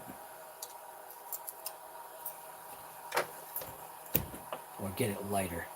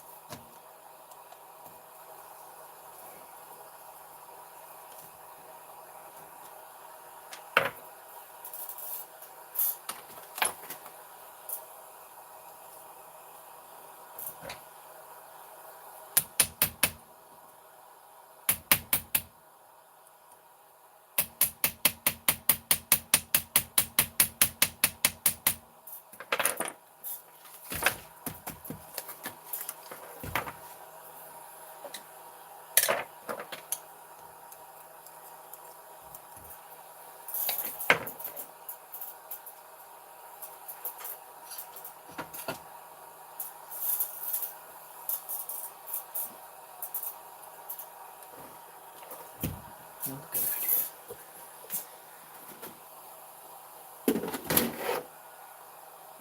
Get a pick.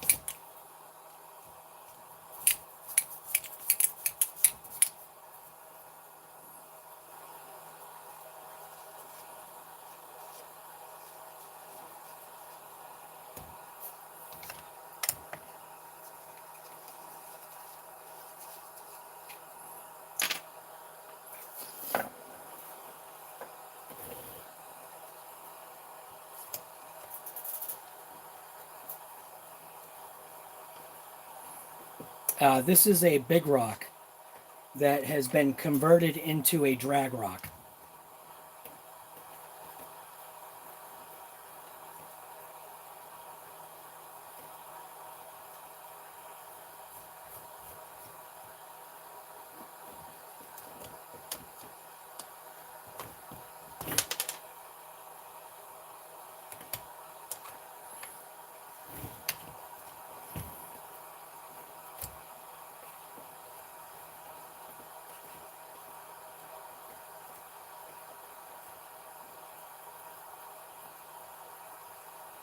Derek, what's going on, guy?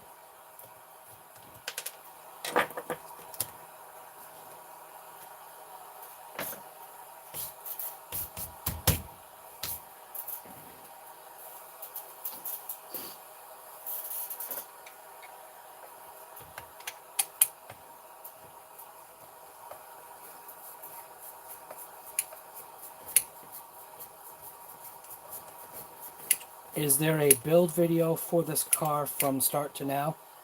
No. This is just an RTR big rock that I put on drag tires front and rear. There's a couple of things that need to still be modified on this to increase its speed. One of the things I'm doing right now is I'm removing the front differential out of here, which I think I need one more screw to come off. Yep, I need one more screw to come off. I'll pop off the front shocks. So this screw right here is going to come out.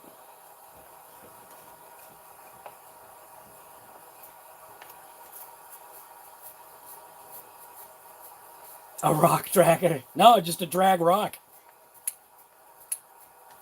That launches straight. And it's faster than the DR10. on 2S. That's where this thing is staying. It's just going to stay on 2S for now while I do that drag race stuff for it. So there we go. Pop this. And I want to be able to pop that diff out. So, come on. So I'm going to take one of the shocks off so I can swing it up.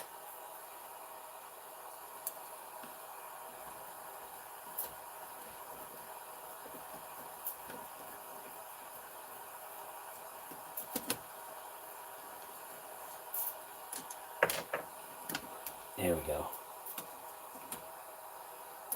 Now that's a lot of weight. That's a lot of weight coming off of this front end. That's a lot of weight coming off that front end. So I just took off how much? How many pounds off of this front end now? So I think I'm going to take a couple of hits with this thing.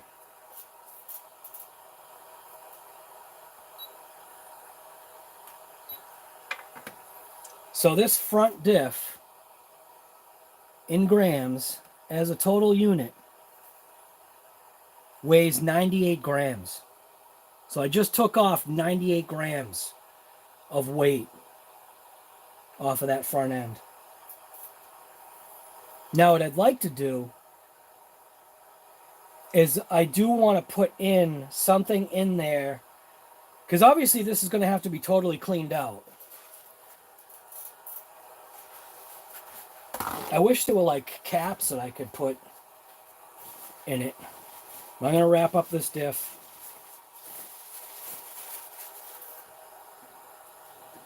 And if I take out this link right here, these little kitchen scales are great. So I basically took 100 grams off of the front.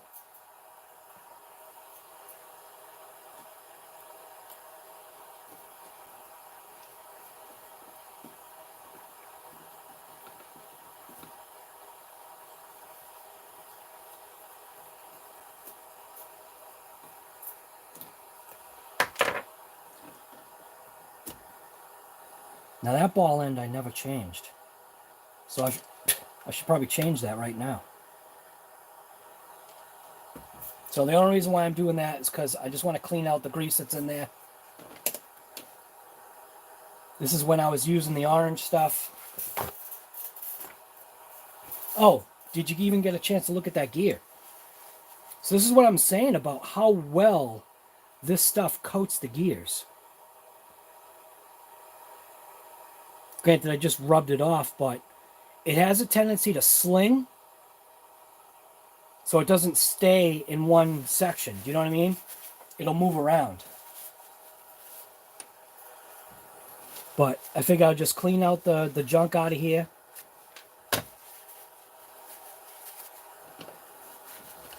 And I think I might stuff in like a paper towel or something in here. Or maybe I'll put tape on it or something. Because obviously it's going to pick up sand now. So this will have to be totally flushed out when I change it back over.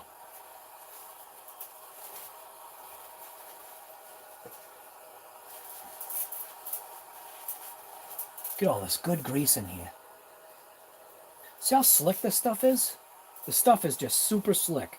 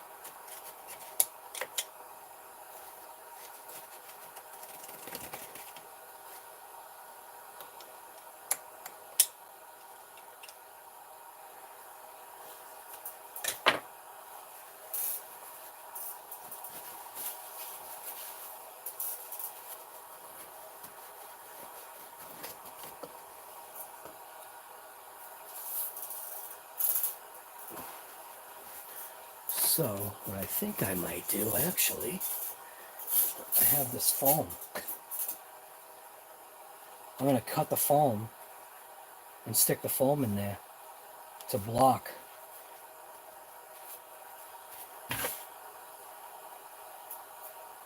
So I need my super sharp knife.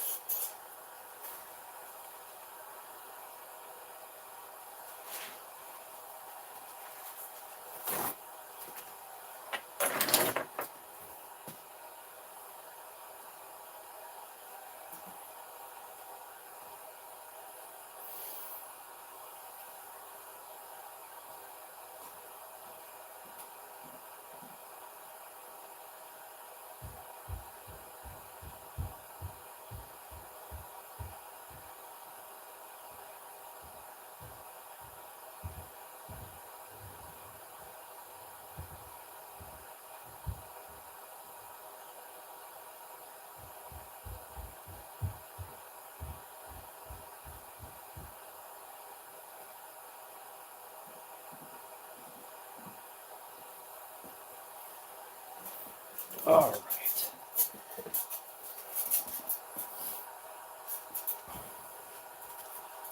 So I'll be able to squeeze that foam in there. So let's see. It's about there.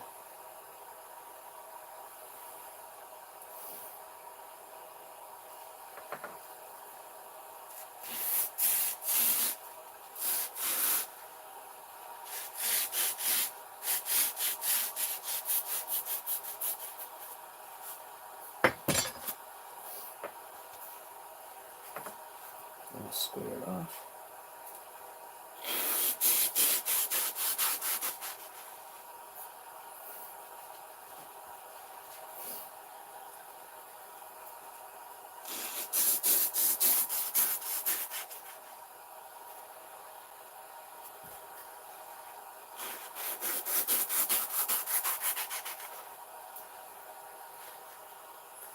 Knowing about a height of, I think, right there.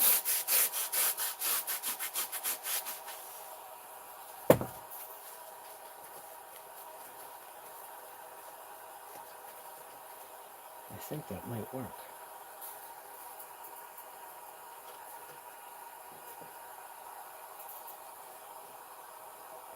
Now, to fit this, I'm going to take the shocks off just to make it easier.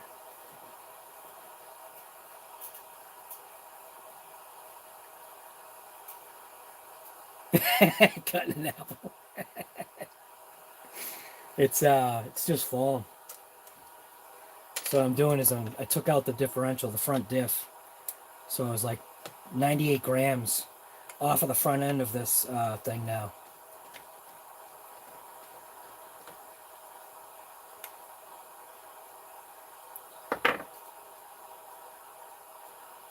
And I realized I never replaced the ball ends here, which should be replaced.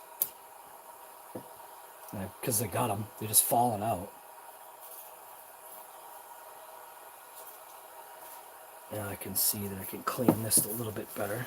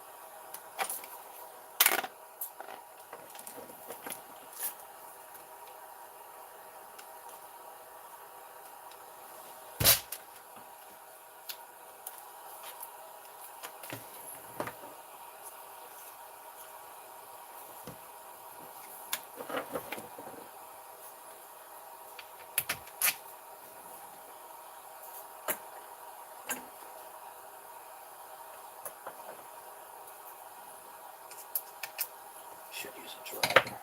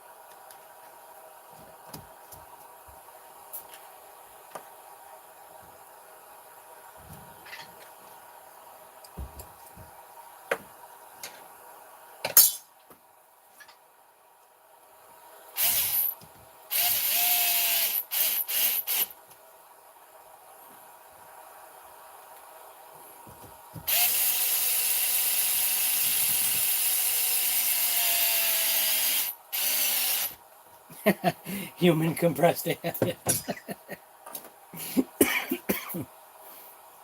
Yes, sir.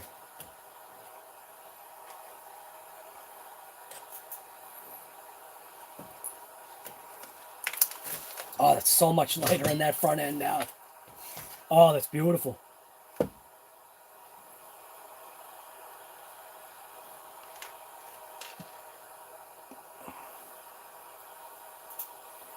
Everything I noticed is kind of a pain. Getting these screws in there.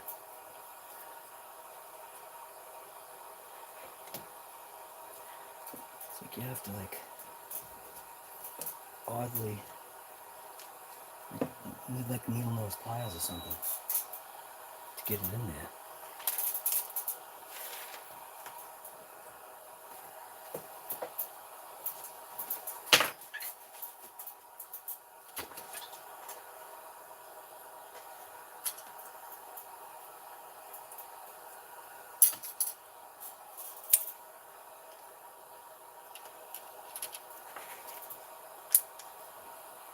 If I use this magnet, yeah, that works.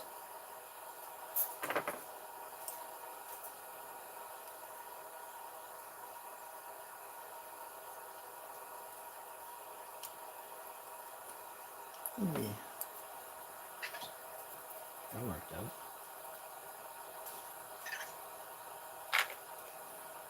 What's the difference between this and the Creighton? Everything. I think the only thing that's the same between this and a Creighton is running it on whatever battery you run it on.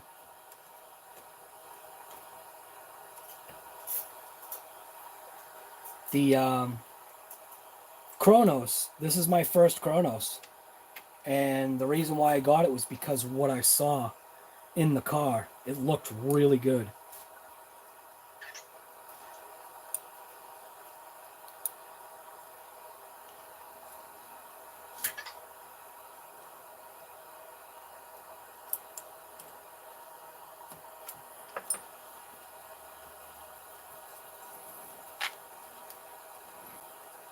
Nothing's the same.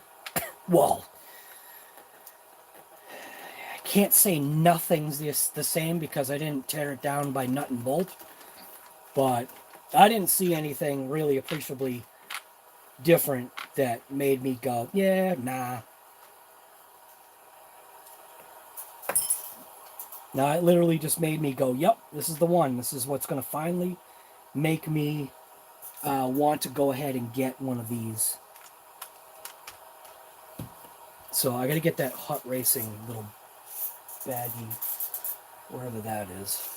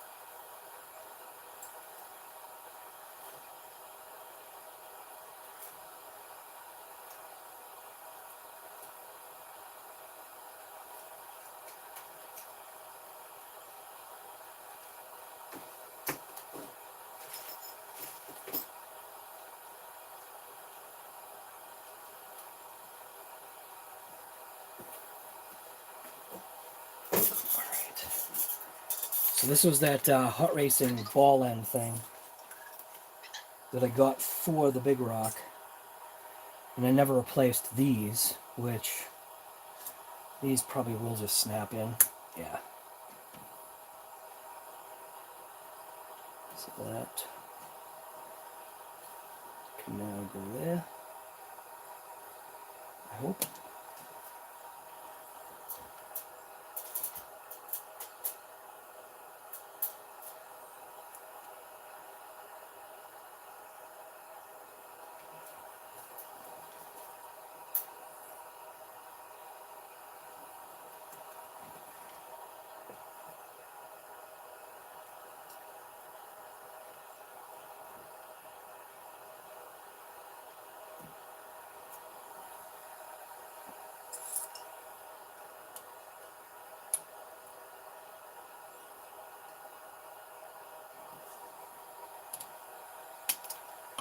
Or not.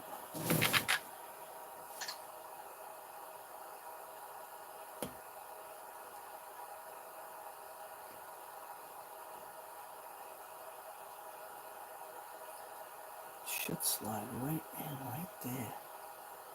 It doesn't want to.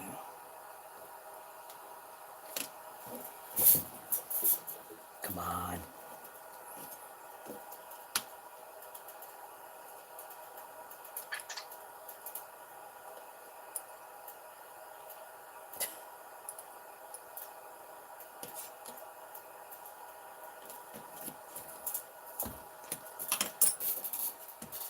Why is that tight?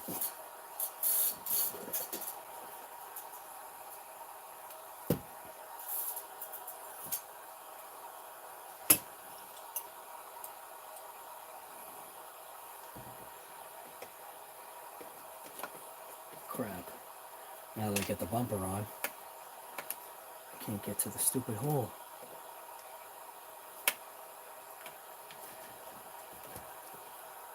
Let's see.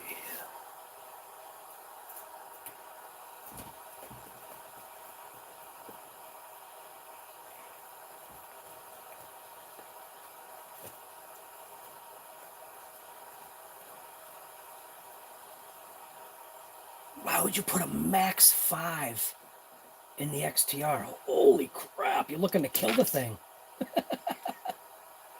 Holy crap. Max 6 in the XTR? Oh my god. You're looking to annihilate it. How do you fit a Max 6 in there? I don't even know how you'd fit one. You crazy, man.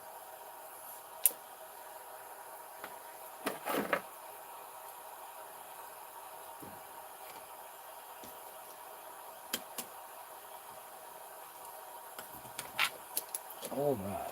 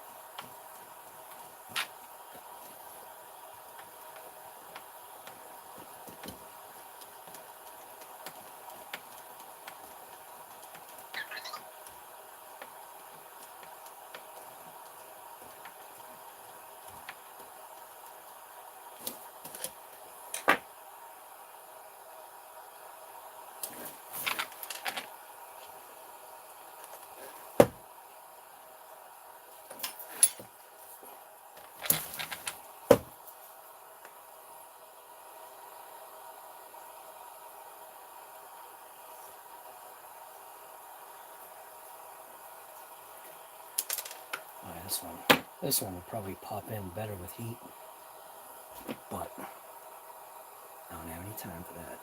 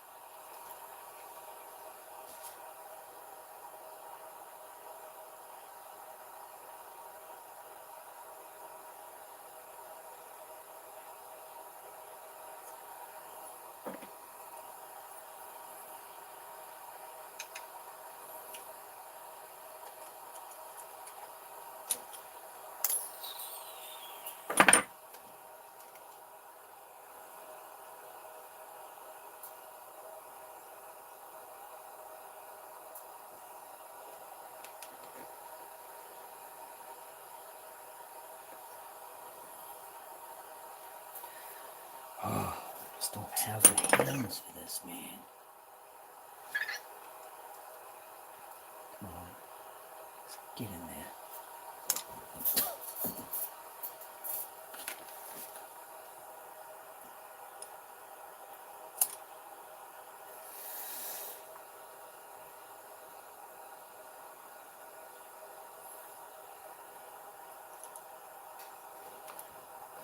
Come on, just get in there. Oh my God.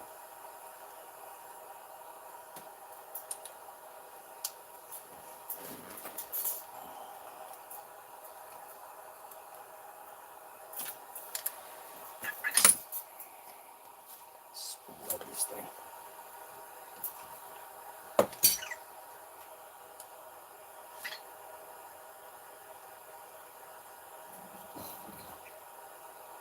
I just don't have patience, man.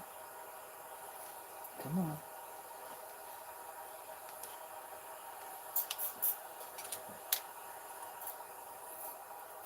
Fingers are getting cramped up here. Come on. Get in there.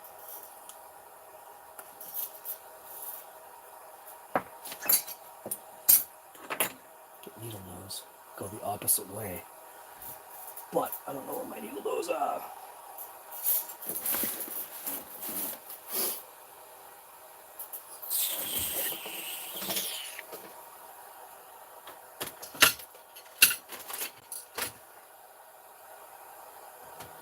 Cutters everywhere. When I couldn't find cutters, now I've got like 5 different sets of cutters and no needle nose.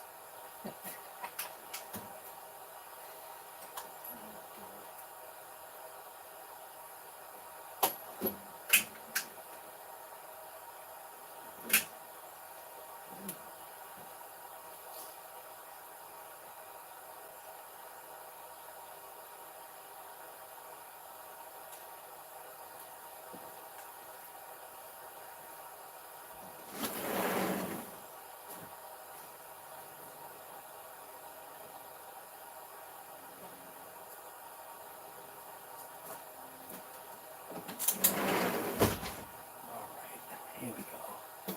Now I've got all kinds of knives.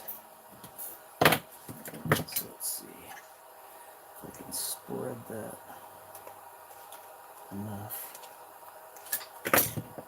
Spread it out.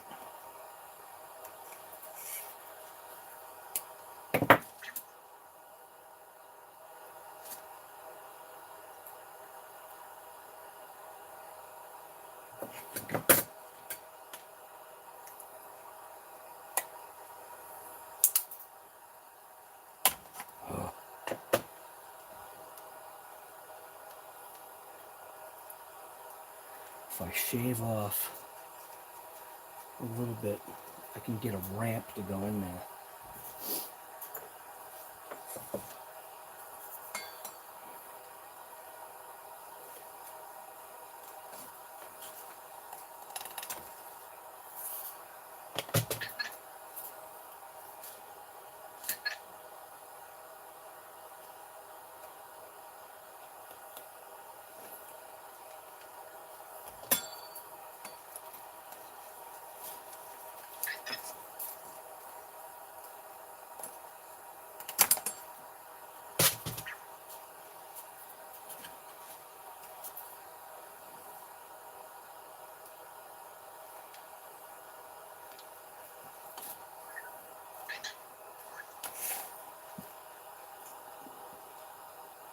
Minutes to put this damn thing in. Like a half an hour.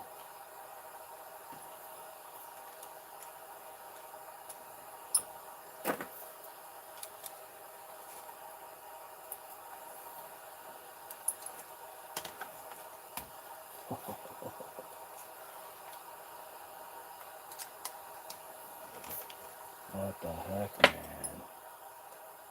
It's starting to drive me insane here.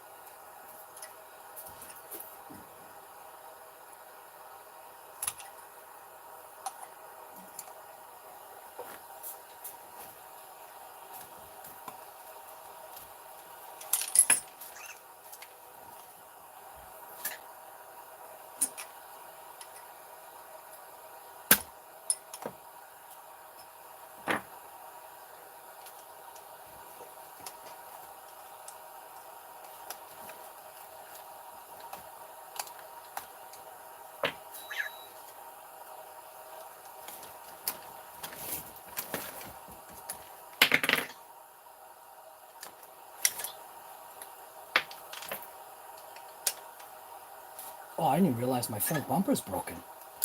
Oh, I didn't realize that. Just seeing that right now.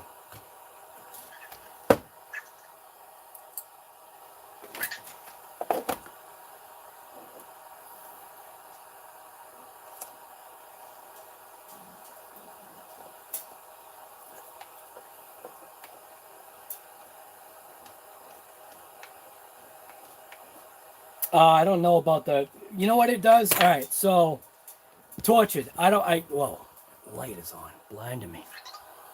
I don't know anything about like the class and all that stuff. I think one of the major things is the wheels are supposed to be tucked under the body. I think.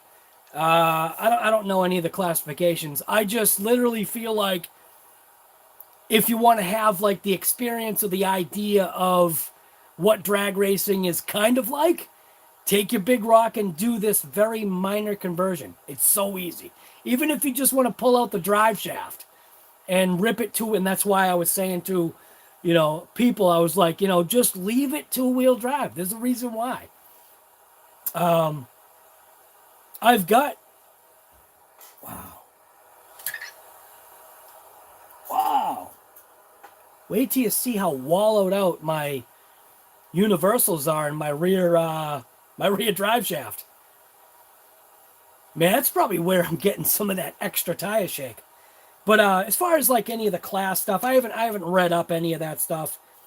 And I'm not even kind of like there and ready for any type of like RC drag racing or anything like that.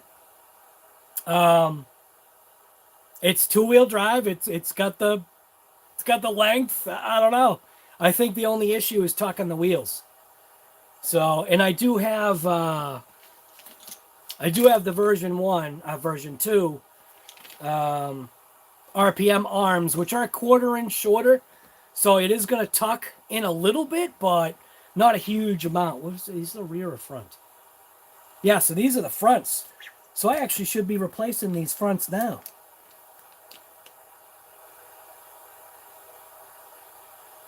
I was supposed to replace these. I'm getting off track here. I think, if anything, this is just part of the RC Guy Garage DragRock challenge thing. If you've got a big rock and you want to have the experience of drag racing with very minimal cost to you, if any, you basically just buy in tires, wheels. Well, you don't have to buy like the wheels that I got for the rear of this thing, but you know what I mean? It's just that get involved kind of thing, that's all. You know, do something that you've never done. Drag Bug is coming back too. So that's also this year. So it's going to be basically like DragRock versus Drag Bug versus Losi versus DR10 type of deal.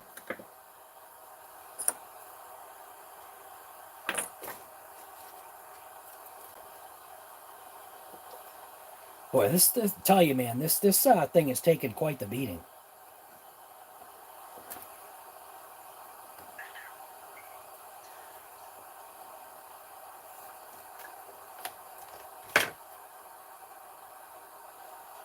Look at that screw. Look at how pounded that screw has gotten.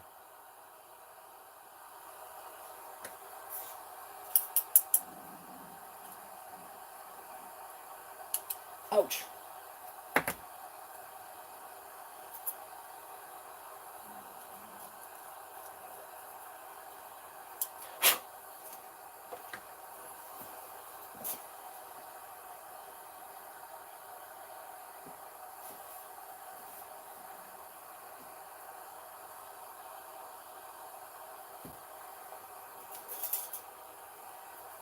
So I gotta take off that stupid skid plate again.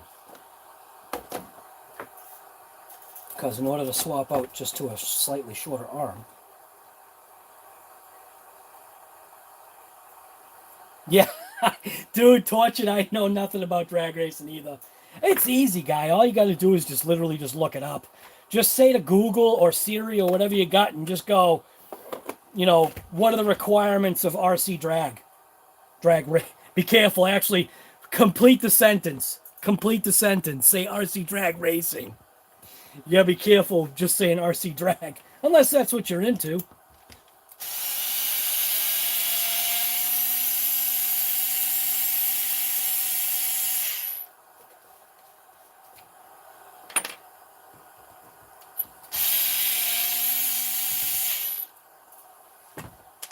You know, here's a good question, too.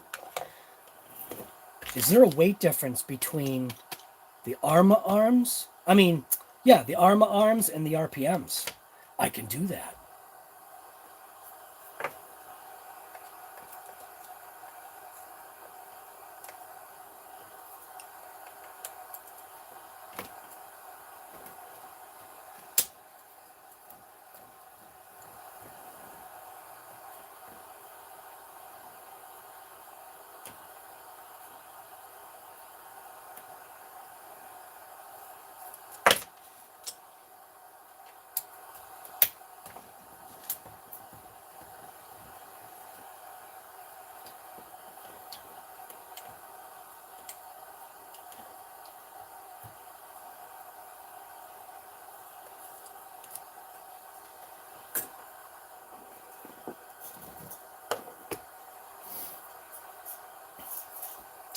Boy, this is becoming a lot more than I thought it was going to be. I didn't expect it to take this long. It's not even the one I need.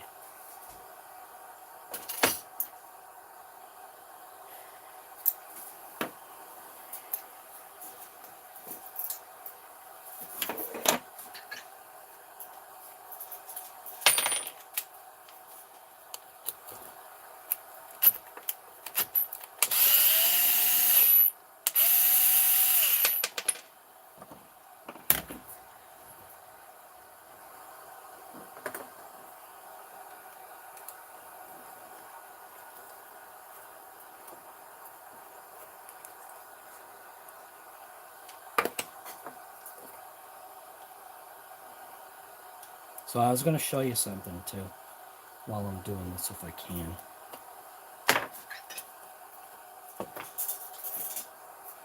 Once I pull this out.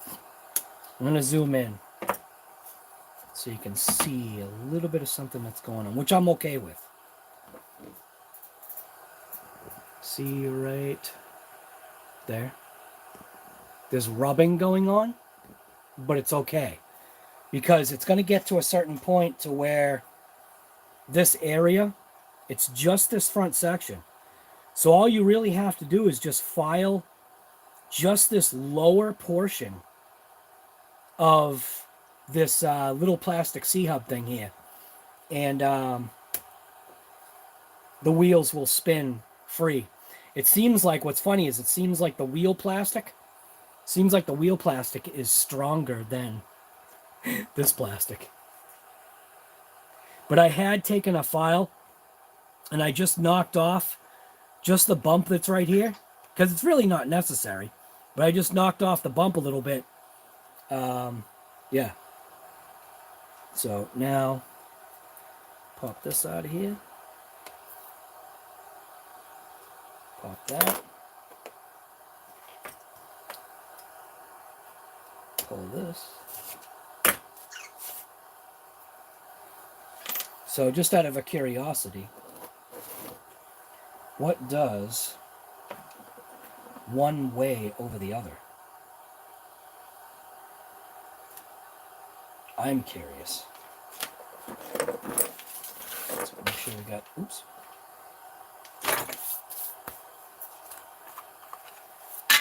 right. We got our scale here. These scales are great. So, right about there. That way there's no glare.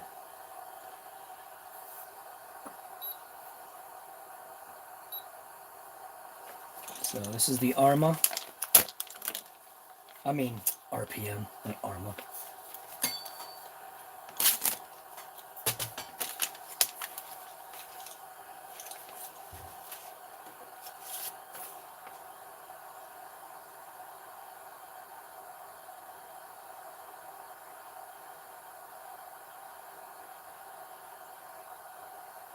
Okay, so what they do is they provide you with a screw to screw into this end to stop the hinge pin from coming out.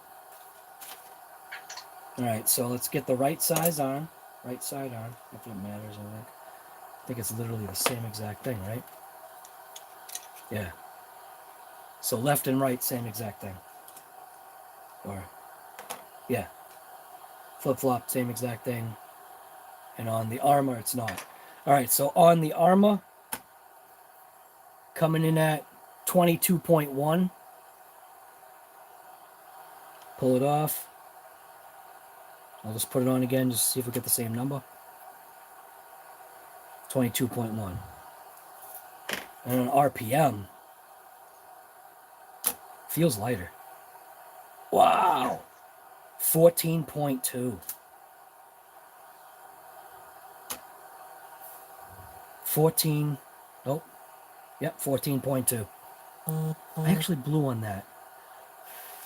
And it registers. Dude, if I blow on it, it registers. That's nuts. That's so funny. Let's make sure it's zeroed out. Make sure there's all the dirt is off of here. Like there's some junk on there.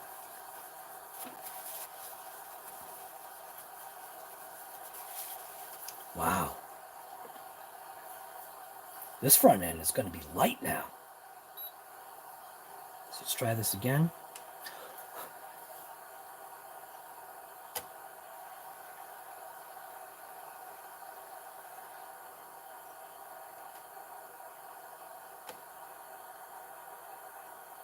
So coming in now at 22.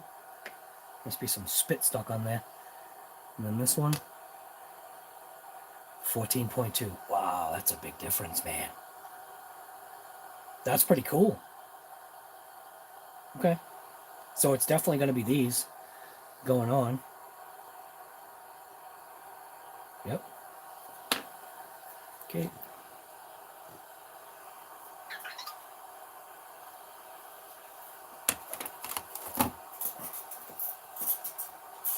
Riff Raff, what's going on, guy?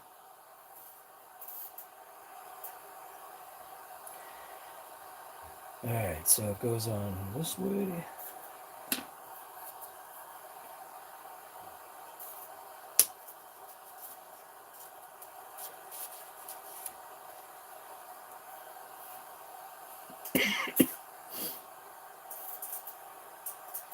And then that goes like this.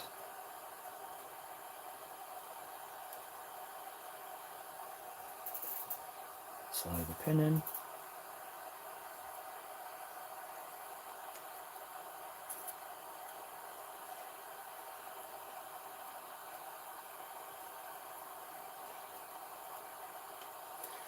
Alright, slide the pin in. Looks like it's going to be a little weaseling to get that in there.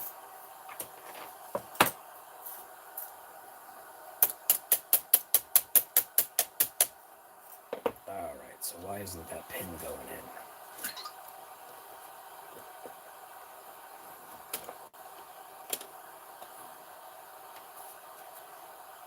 Alright, so it goes in nice and easy that way. So that means something must be out of alignment.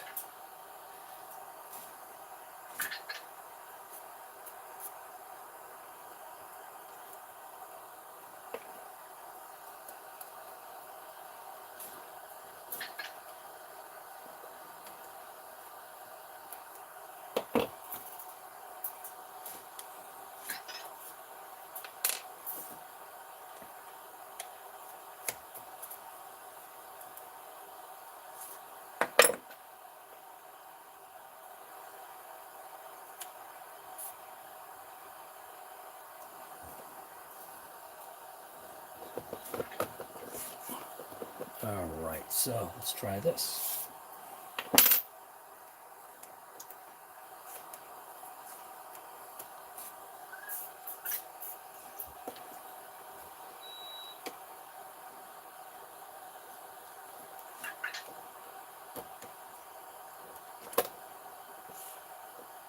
Could it be that the arm isn't going forward enough because there's junk in there? That's possible.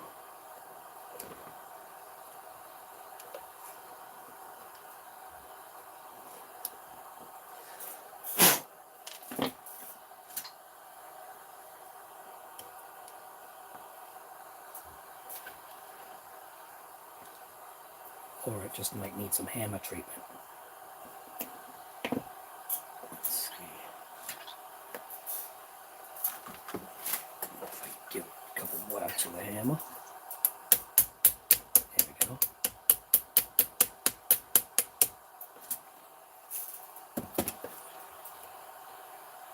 Very tight. I don't like that.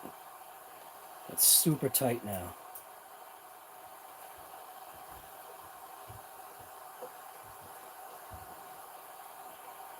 I'm going to settle that pin down in. See what happens if I settle it in all the way. Wicked tight. So I'm not liking that.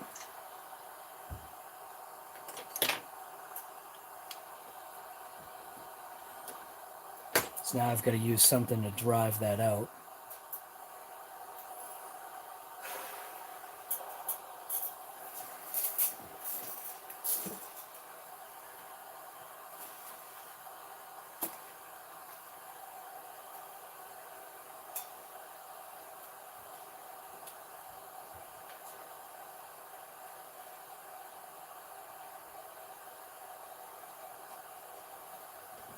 I think I might be able to use my pick. Maybe the pick will drive it out. It's a little bent. I'll fix that.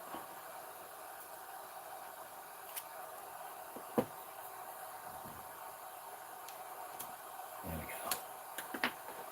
So I gotta figure out why this is so tight.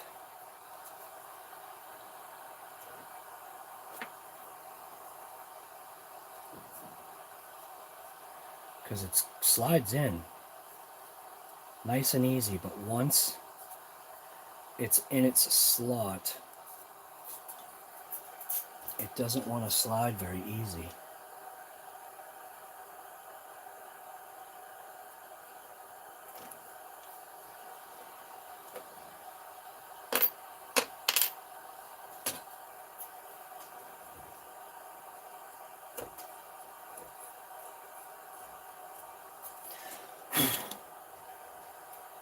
Ah, I see it. I can actually see it. So what it is it's this end right here needs a little bit of a shave.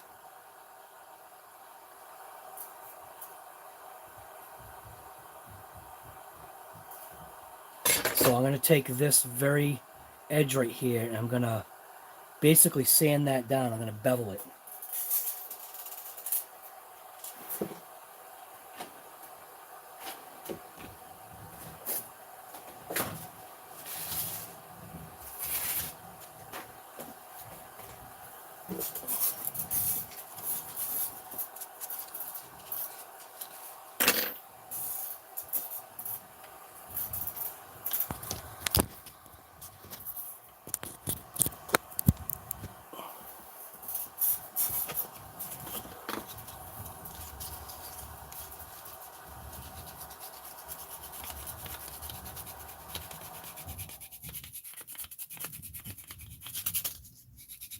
Kronos battery is ready to go.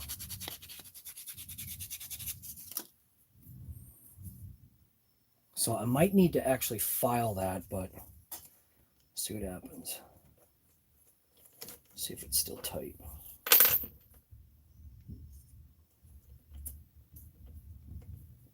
That's a little better. Still needs a little bit more.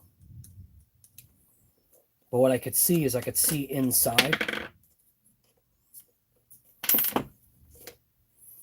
You can see inside where it's rubbing. And it's kind of like just that area right there.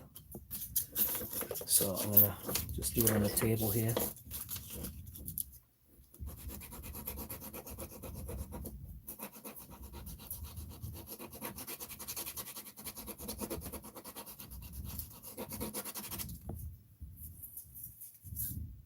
That should do it.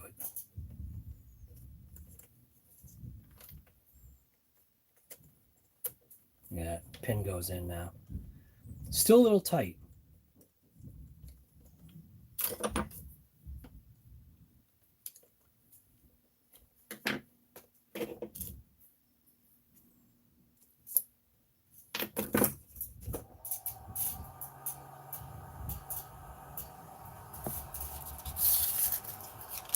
So I think I want to just take it off of, there's like a mold line right there. Could be the mold line.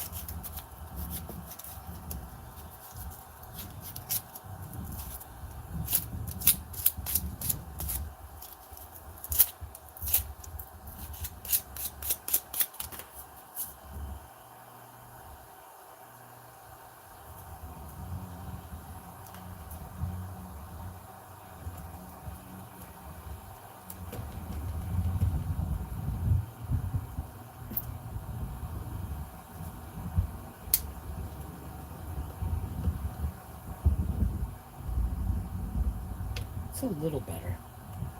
Still sticking though.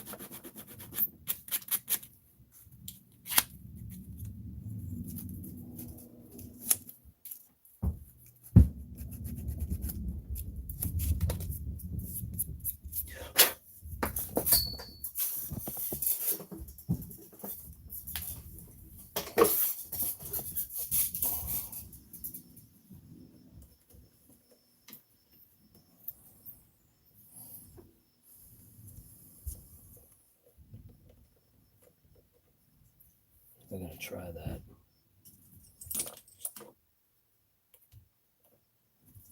See what happens if I drive this pin all the way in. Still tight, man.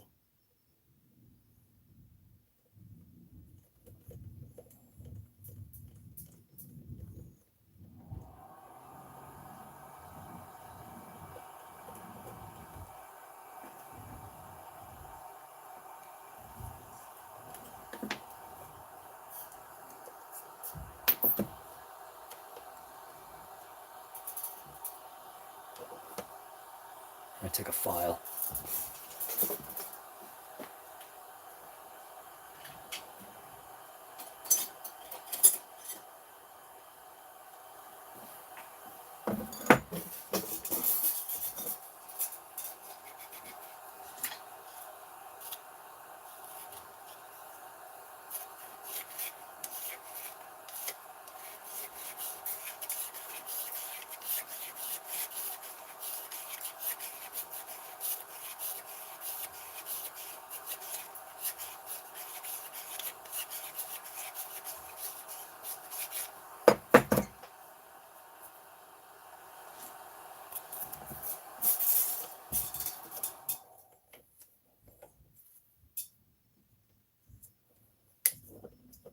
That's better.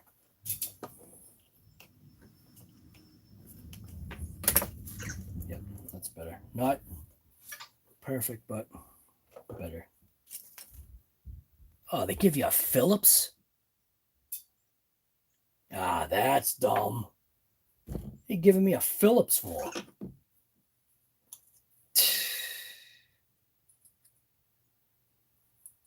Who does Phillips anymore? Nobody.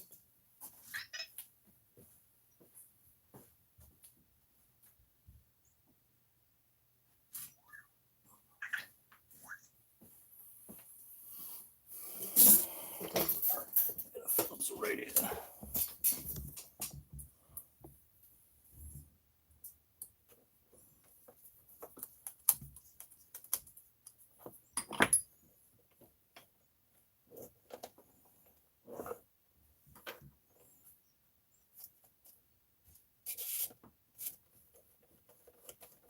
Yeah, it's still a little tight, but it's dropping. That'll be all right. That's satisfactory. I'm all right with that. All right, so that's all set. Could take a file, dress this up a little bit.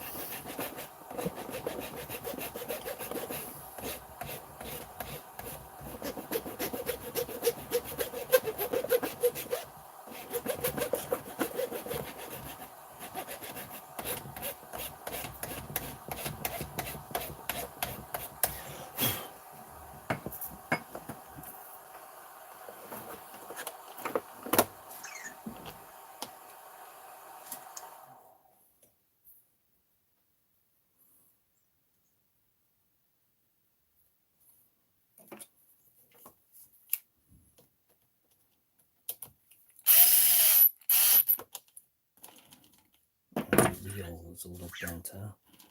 Why is my wheel bent? Wow. It almost seems like the bearing's screwed up too. Check that out. I think my bearings are junk. Yeah, that's a junk bearing.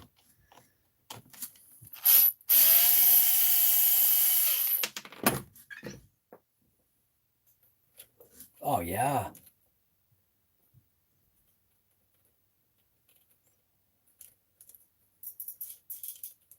Oh, my front bearings are junk. I think. Or that could have been too tight.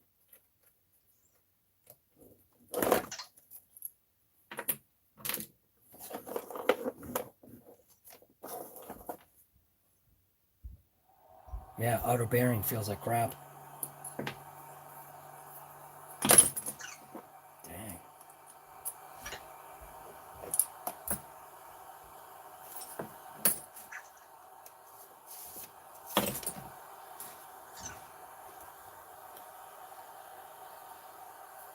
Inner bearing feels all right. Outer bearing feels like crap.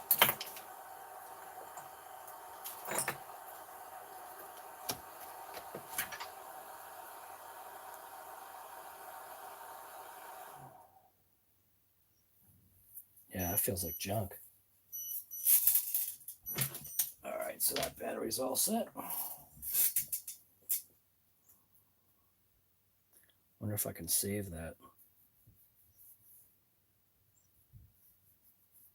Better call for a kit. No, I've got bearings. Remember I got those $20 came with everything? So I got hubs and everything. So that boy, you know what? I could even do more weight savings. I wonder what the weight difference is between the factory original Arma. You know, I think I'm gonna might as well, man. Might as well check it out. So I'll have to do it with the whole nut and bolt assembly.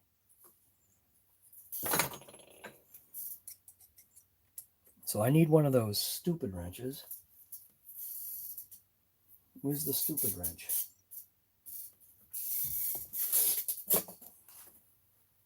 You know what wrench I'm talking about, right? The stupid wrench? Where'd it go?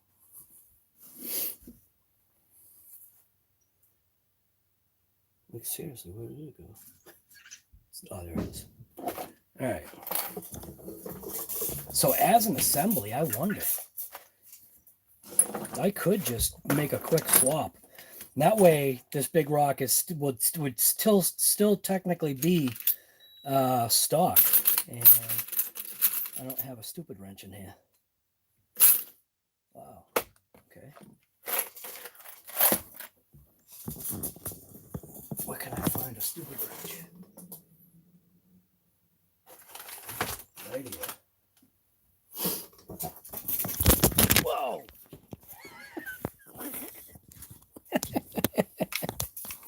Holy smokes. Rotate device. Yeah. Well, that's one way to take the phone off the thing. Holy smokes. Just launched the phone off of its little holder here by stepping on it. All right. So take the stupid wrench.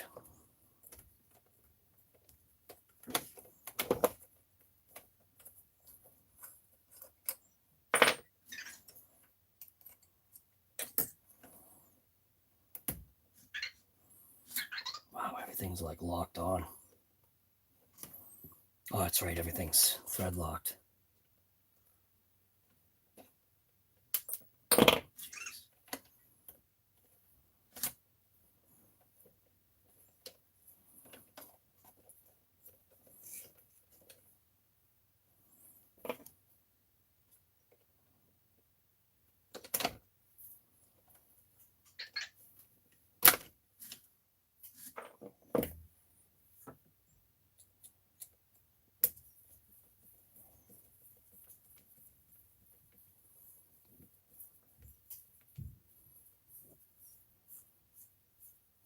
There was I think a super chat I missed.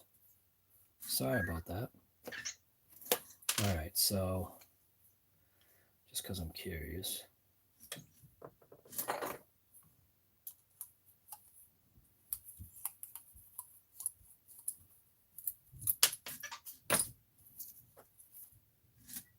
Went through this whole process of doing this, but so this versus this. So hot racing versus Arma. I'll even just kind of toss in the bearing real quick. I do have to take off this screw for it to be fair.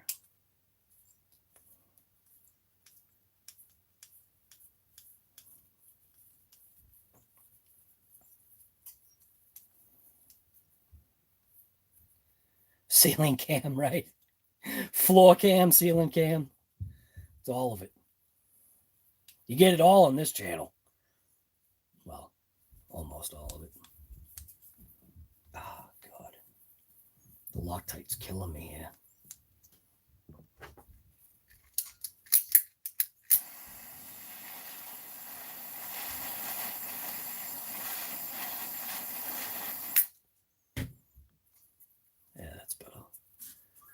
Loctite be gone.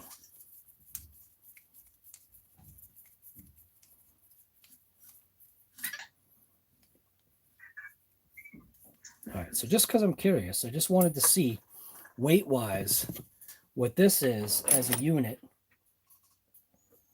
as opposed to Arma stock.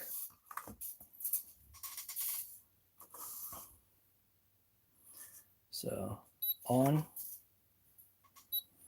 So this is hot racing with, I hope, all its parts. And we'll even do left and right just in case. So here you go. Hot racing versus Arma. So hot racing coming in at 28.5. Wait again just in case. 28.5. Arma stock 23.5. So guess what? I'm going with the stock unit. Yep. Absolutely. So hot racing can take a dub.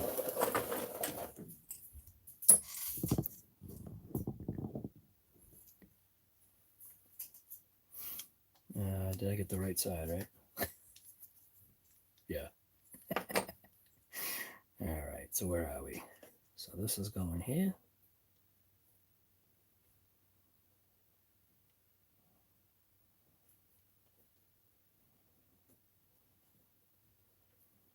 And the screw went through that way.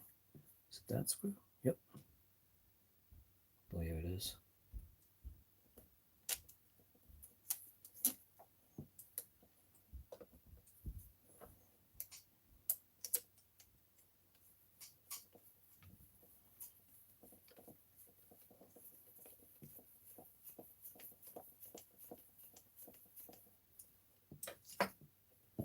And the hot racing arm, which is this one, this pin.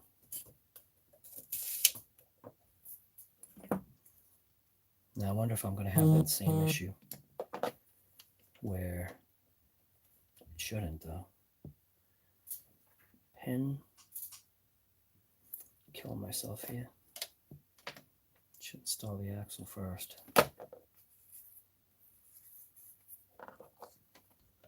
Could even take out more weight by pulling that thing off.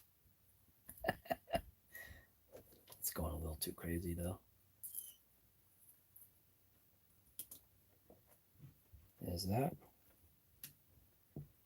Then install the pin. Right there. And then I'll put the little hex on. Oh, thank you.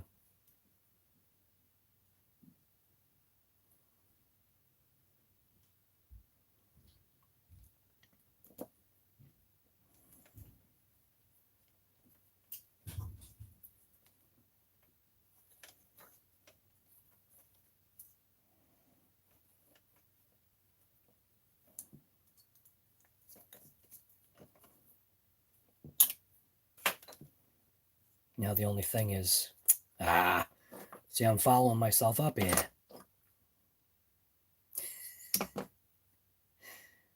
What a mess, guy.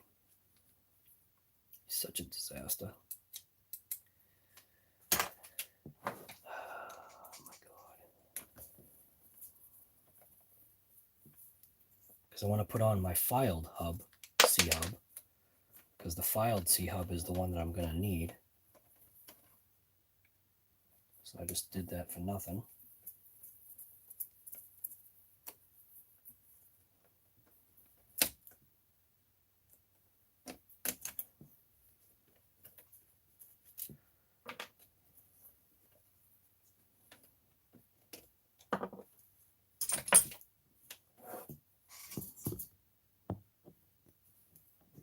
Super Drake, see you later, man.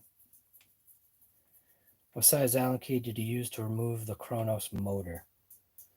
I used the 3.0.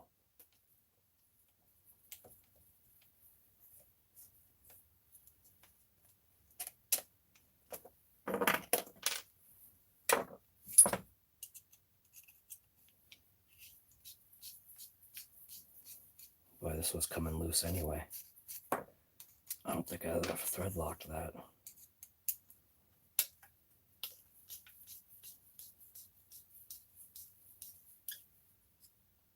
Riff raff, thanks for that, man.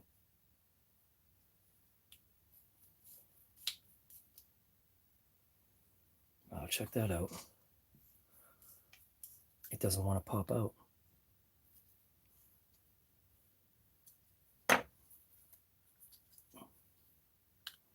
It's literally acting like, wow.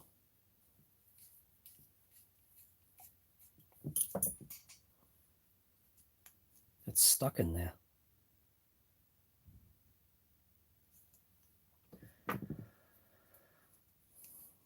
So that probably means it's like rusted in place.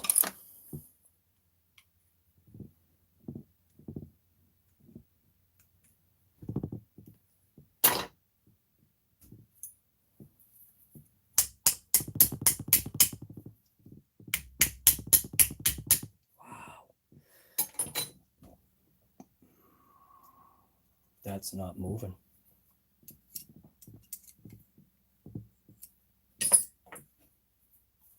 Gotta be kidding me.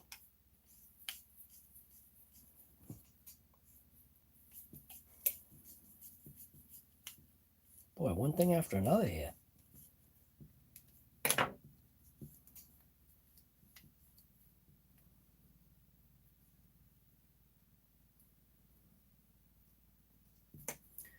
I should be able to loosen it and it come right out of the plastic, but it's not. Wow.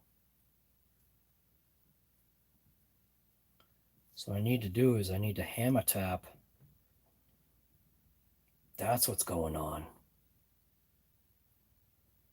The screw is stuck inside because of the Loctite.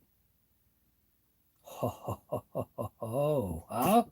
See? That's why Arma does stuff a certain way. So I'm basically going to have to pound down the hot racing piece. So I got to get my vise over here.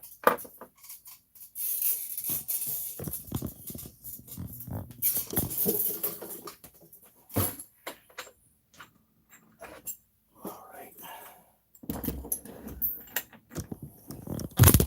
Jeez. Here it goes again. Going down.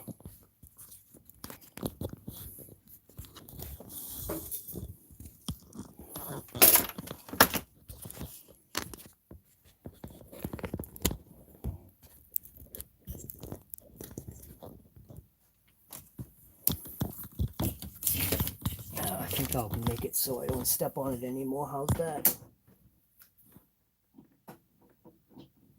That should probably work.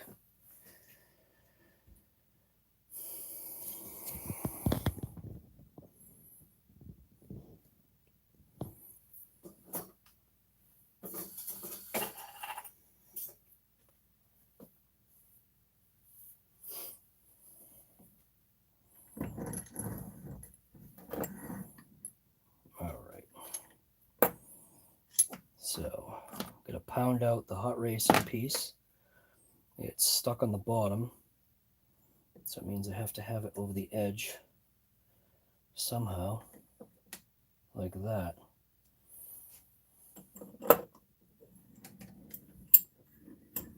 Nope, that ain't going to work. Crap. So what I have to do is I have to pound down on this screw to pop the screw out of its little metal sleeve. If I get a socket, but I don't think I have a socket that's going to fit that. So what I think I really do need to get is my hammer.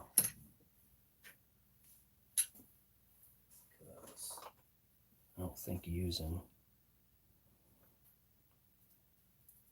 Let's see if I can somehow finagle this here.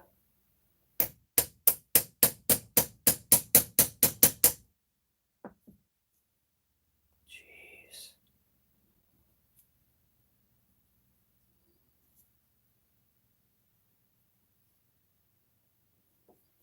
Oh, man.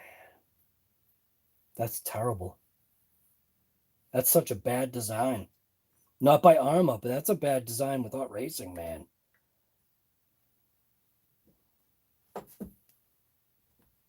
Wow. So I do need to get a hammer so I can really pound that. All right, here's my hammer.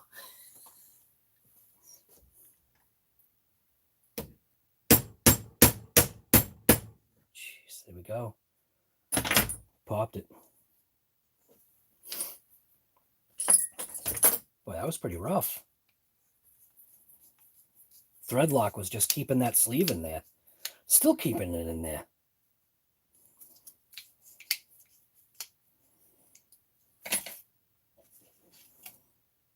Should take fire to it.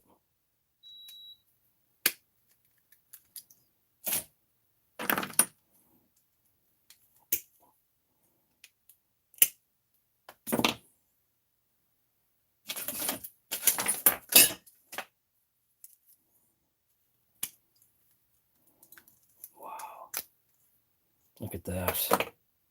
Yep. So the thread lock was just basically locking it down, stopping it from coming out. All this for the big rock. The big rock DragRock. And only because this is filed. Oh my goodness. All right. So we're good. And this is the piece. And it goes this way. There we go.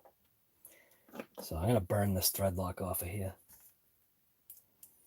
It's no bueno.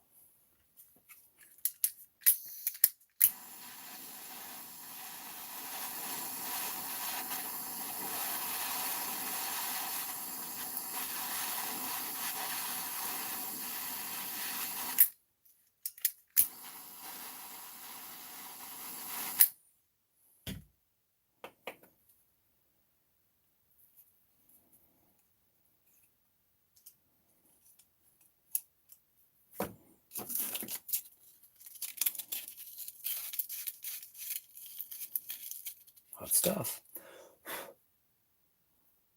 So I gotta let that cool. I might as well burn off the other one too.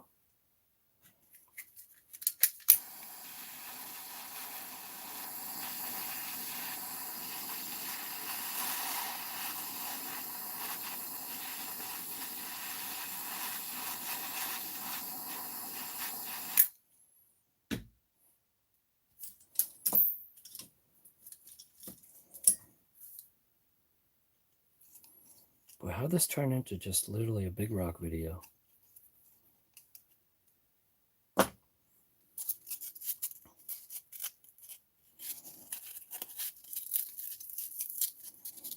I know I'll get complaints.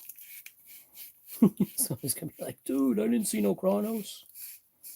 It was in the beginning, guy. A little spit, cool it off, make it more manageable.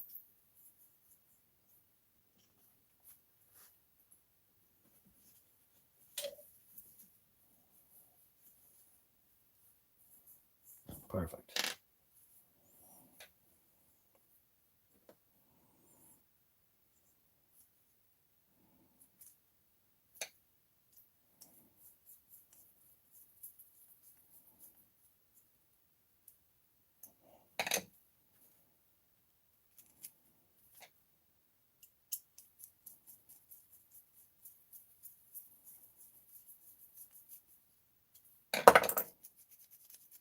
So that's happy.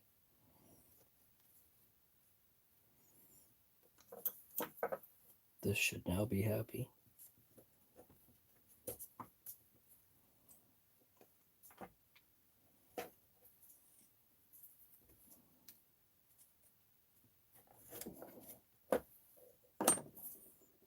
Got the little foolish, whatever it is there, whatever it is I'm trying to say, Phillips screw.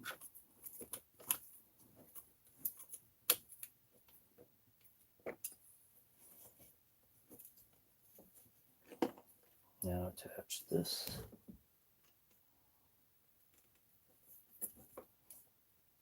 Which I probably should have done first.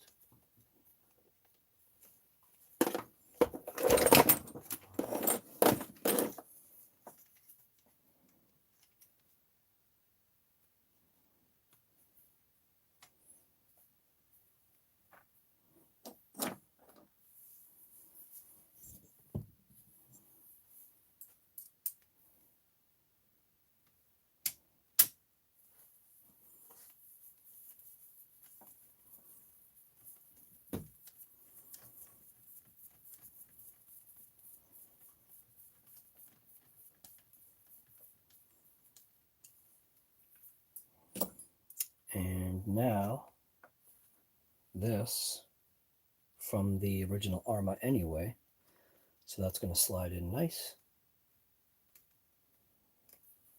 It's almost like returning the Big Rock kind of almost back to stock-ish in a way.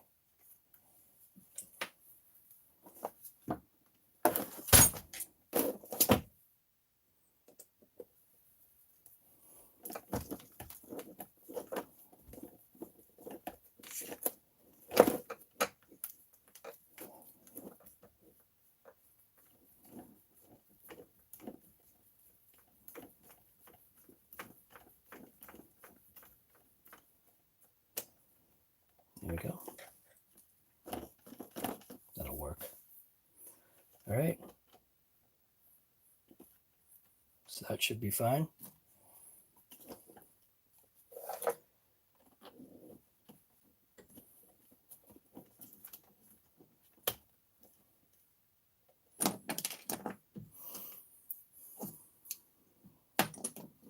Hot racing's out of here because the bearings are blown out. What else we got? Wheel nut, wherever that went. Still in here. Nope. So the wheel nut's missing.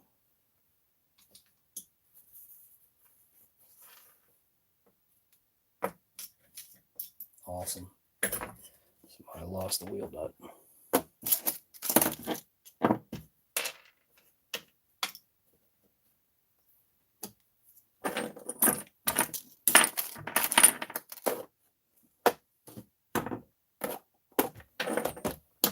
All right. Wheel nut is gone forever.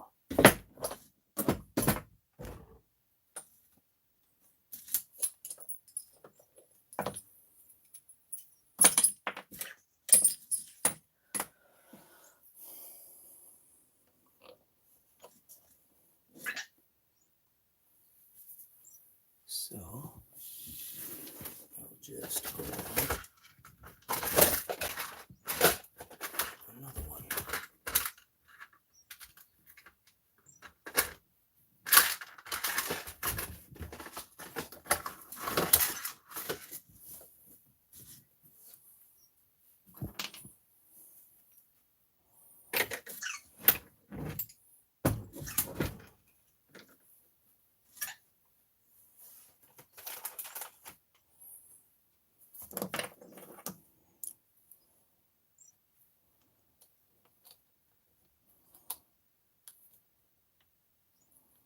Was this the wrong thread?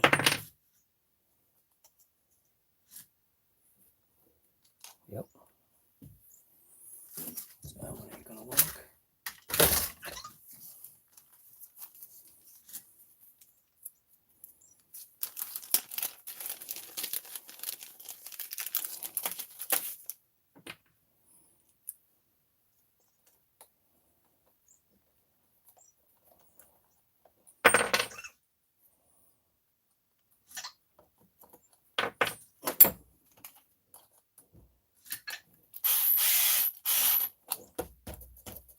There's still a little bit of rub, but that is because my wheel is bent. So it must be bent from a crash or something. Yeah, that's better. Still a little bit of rub, but it's better.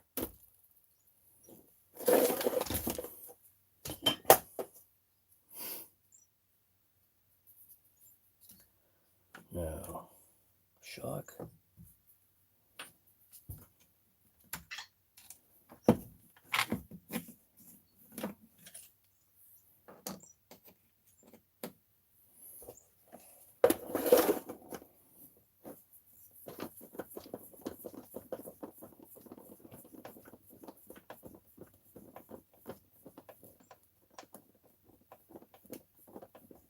Trained professional at what? Trained professional at fire. I'm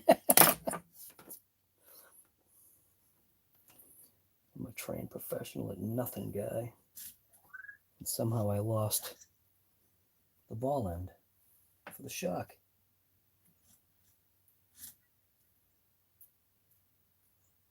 There we go. Use that one. And I'm going to go for the... I think I'm going to go for that hole. See if that'll work.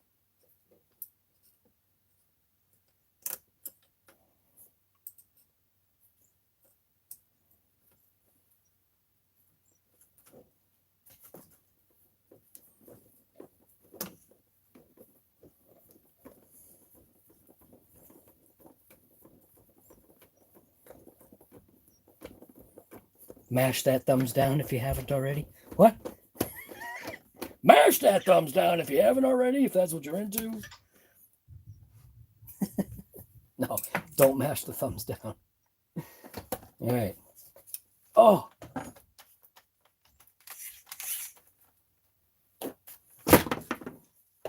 That is so different now. Nice. So, wow, look at the difference. Just because of how much shorter. All right, so see that difference? Look at the camber that has. Oh my God, that's a massive change.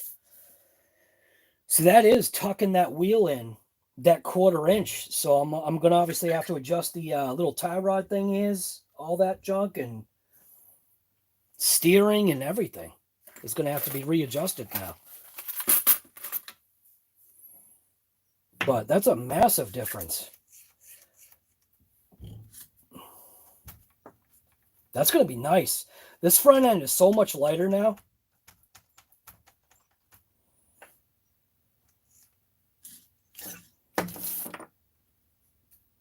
All right, so now I got to do the same treatment to this side. So strap in. Get ready for another enthralling hour. Dan, what's going on, guy? Doing good, man. Doing good. Just having some fun. Modifying the DragRock here. How about yourself? Hopefully you're doing well.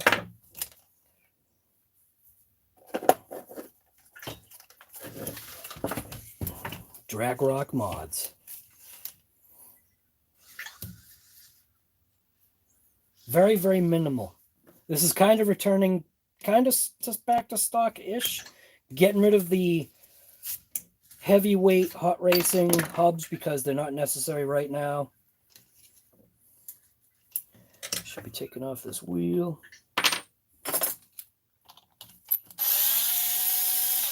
Not losing that.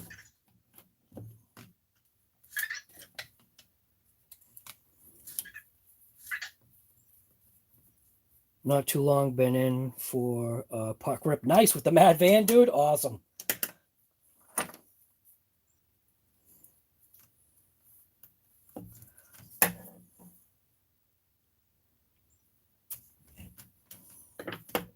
Mad Van is bad.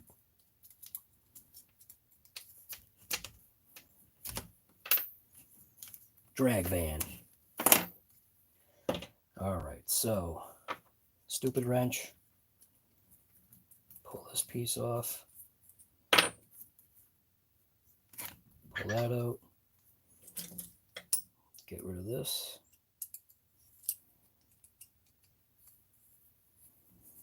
It's funny returning this thing kind of back to stock. Smiles for miles, you know it, guy. What do we got for thumbs up? We got any? Nice! We got 59 thumbs ups. We got $10 in super chat. Holy crap. All right. Hot racing is out of here. And this one is also stuck. Look at that. That one's also stuck. This one is a little bit different. I think this one's a little bit easier to manage.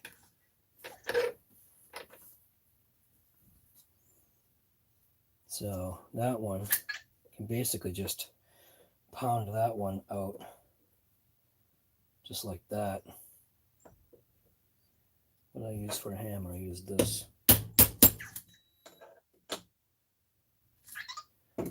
Almost. Is that freed up? Not enough. Look at that. Look how stuck that is, man. It's crazy. It's hot racing for you.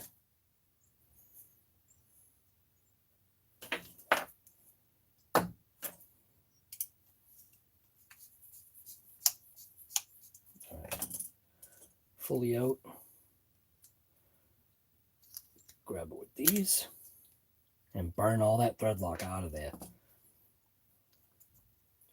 This one's probably going to be the same exact thing. And yep, it is. Boy, that's so bad.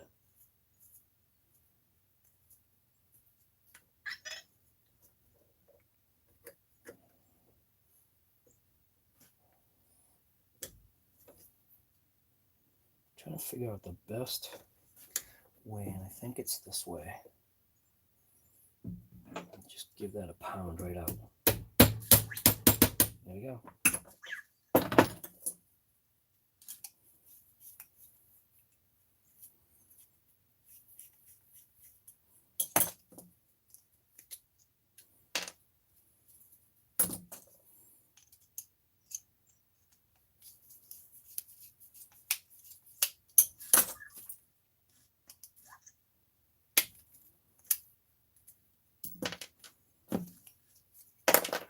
Hot racing is out of here.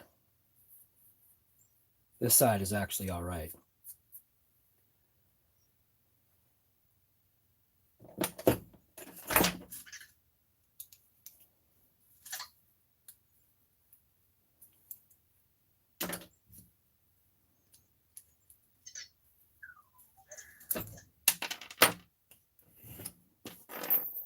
Saw that, right?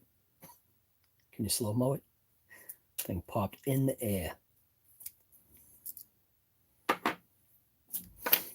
So swap out this hub for the pre-grinded one.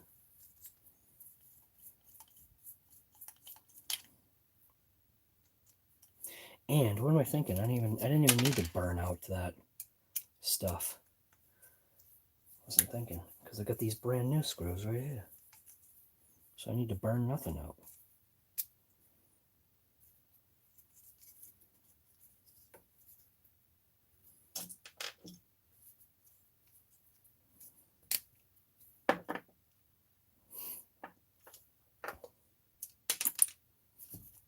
So leave these in here, because these are fine.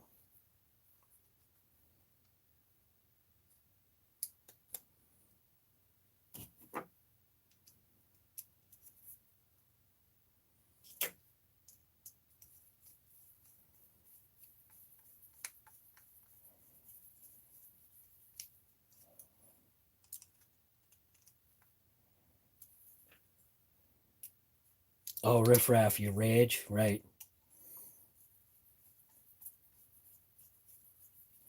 You could turn yours into a drag rage, dude, if you wanted to.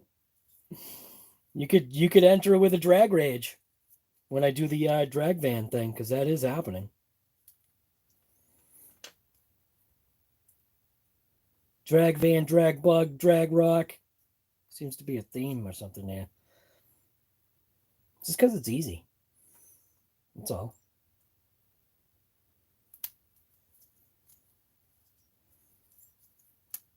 Now this one, for some reason, it does not like to seat on all the way, and I think it's because of the thread lock that's on there. So I'm going to burn that thread lock off of this.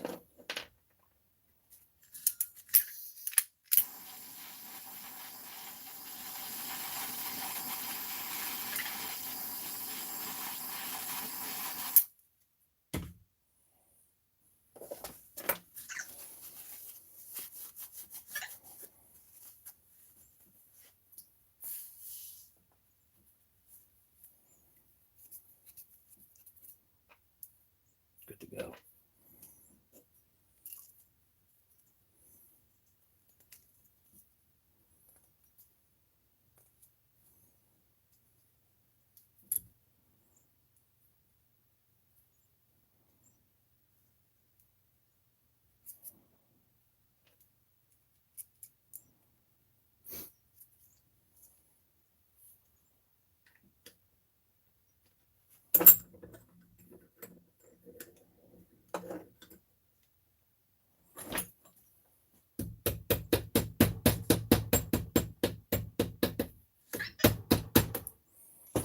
Mitchell guy to replace you, my wife's knives. Can I take it you've been there before, guy? You know the pain? You know the pain, don't you, Mitchell? For using stuff you're not supposed to. Mitchell! Where's my stuff? What you talking about, honey? There we go.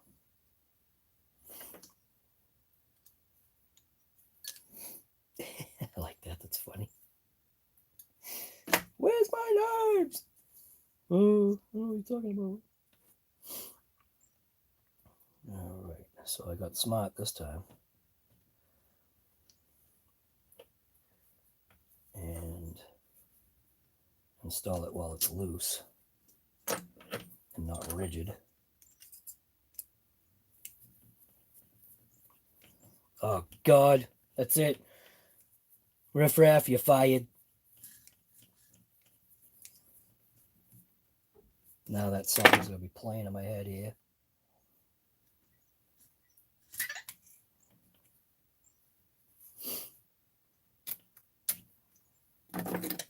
All right. It's coming along, man.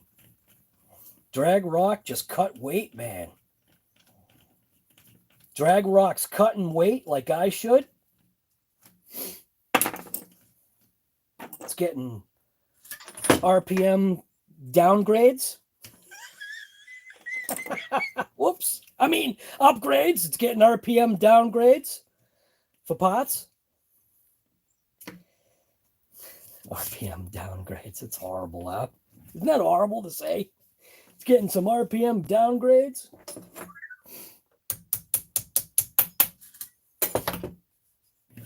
All right. So now let's see if I have to sand this arm, which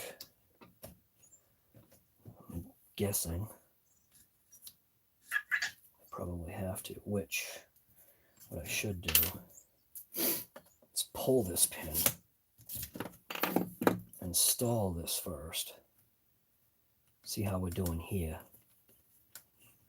see if I've got to sand it, which, yep, I do. Got to file and sand this one as well.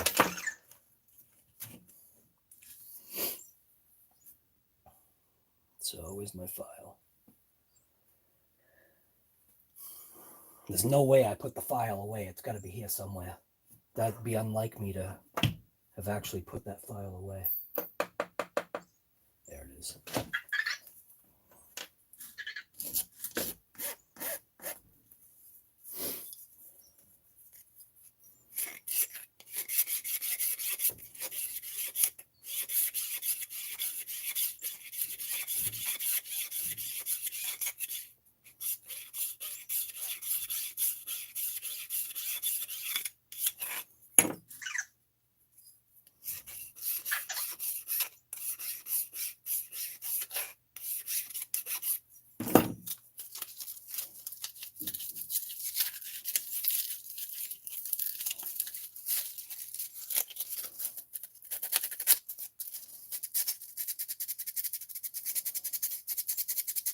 Dan, see you later, man. Dan, thank you for stopping in.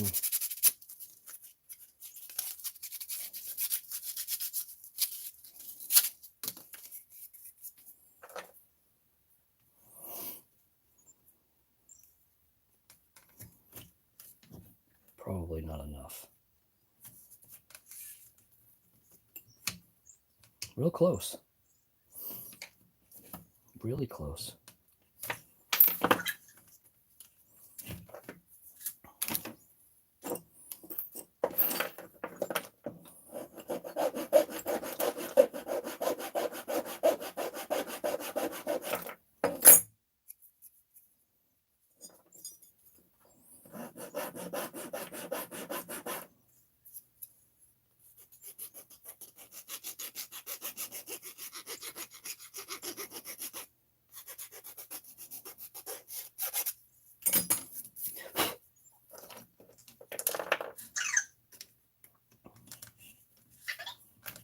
Still feels tight.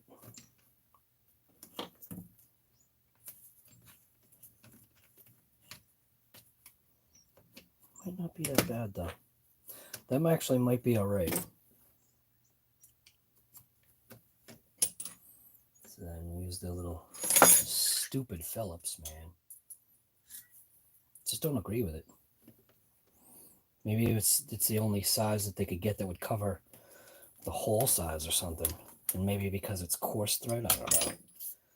Who knows? You'll never know. So let's see. If I put this in, does it drop?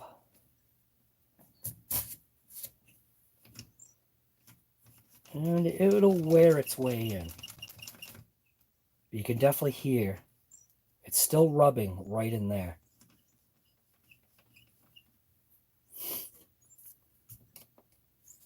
It's not fluid.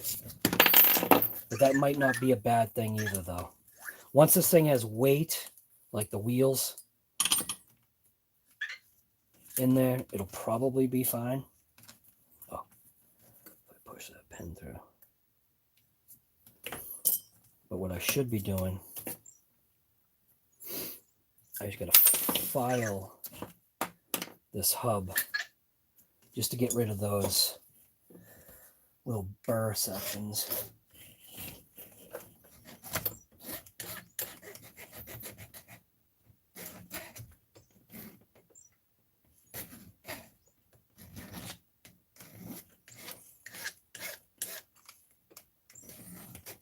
The wheels, like I was saying, I don't know if I said it in video or not, but I knew the wheels were going to kind of self-clearance themselves anyway, which is fine.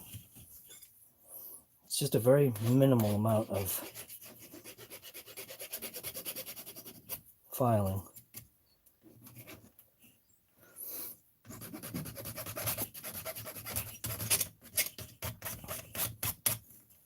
And then it looked like a little bit on the top here.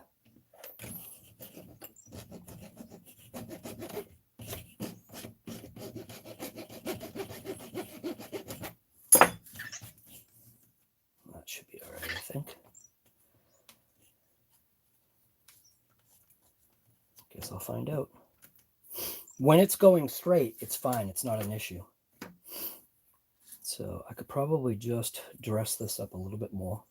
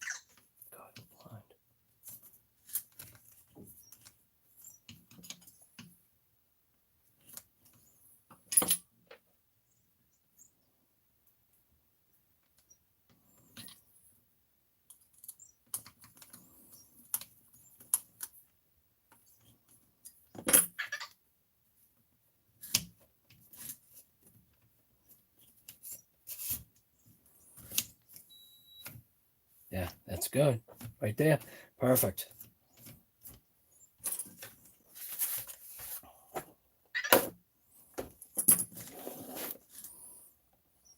Yep, that's good. Put the wheel back on.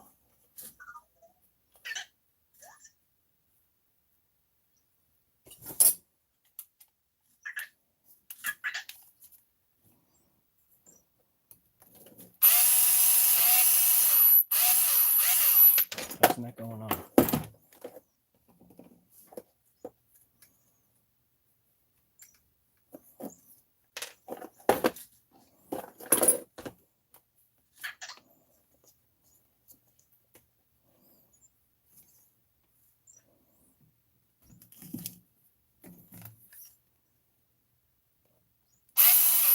No, because it's backwards.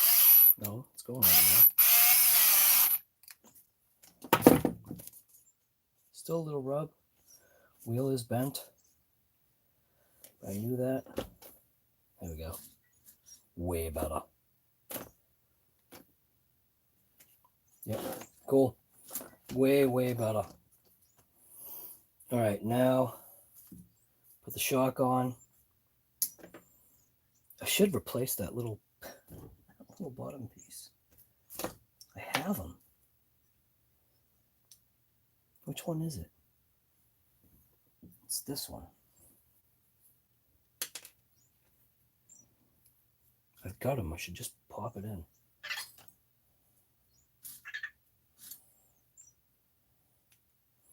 Although, you know what? No, I don't want them in. Because I want the slop that it's got. Never mind.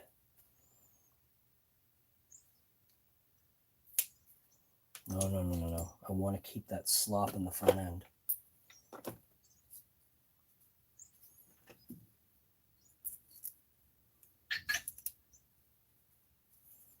So I need the washer, which looks like I did put on the other one.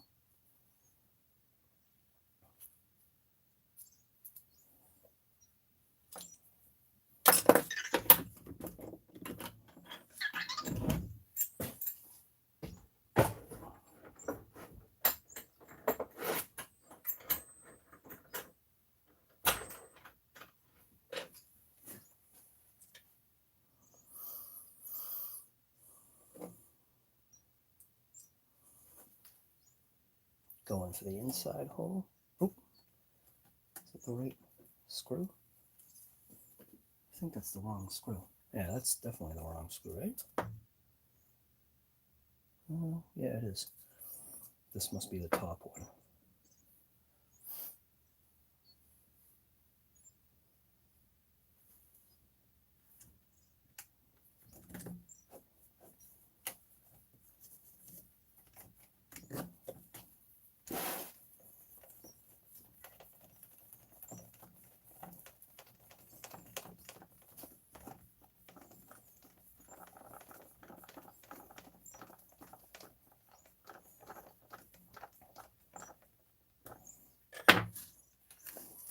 All right, little ball end.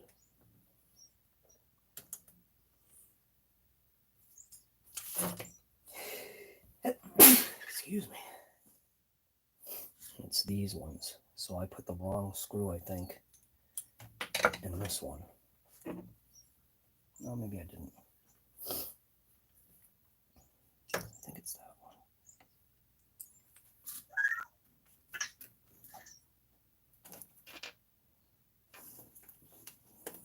Well, that doesn't seem long enough.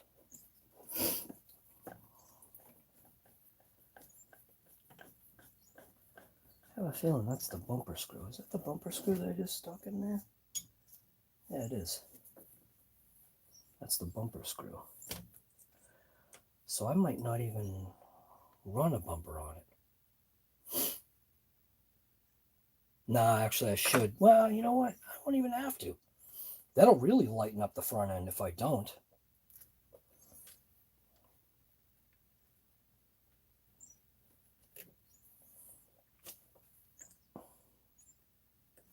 And then I can put the bumper on, because I don't think that's got anything to do with any kind of real integration. Although if I keep the bumper on, I just don't remember. I don't remember what it looked like. All right, so there we go. Look at that.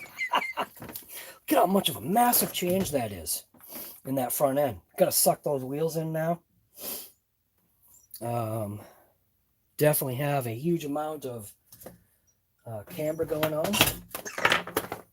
And I need to get rid of that with my Kyosho wrench that I have already lost.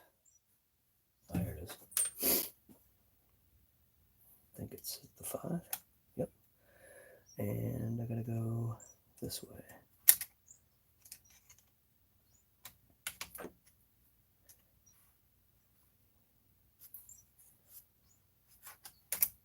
God.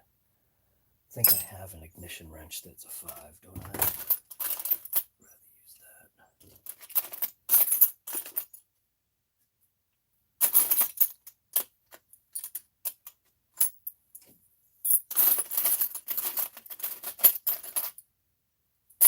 Right there, way better.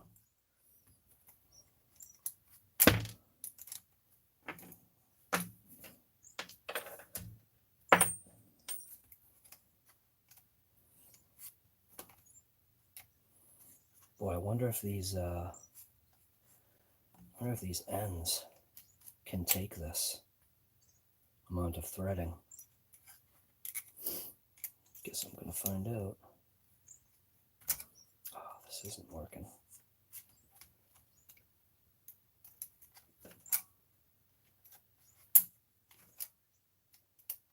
I might not be able to.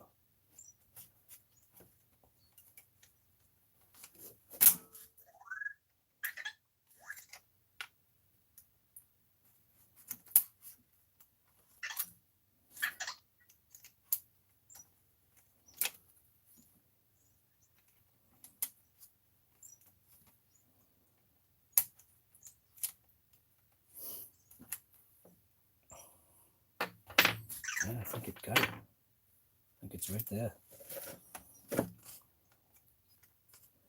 Yeah. It's not working as well as I... So I will step up to the standard measurement, which is not 7/32. Oh, it is. That'll work. No, it won't.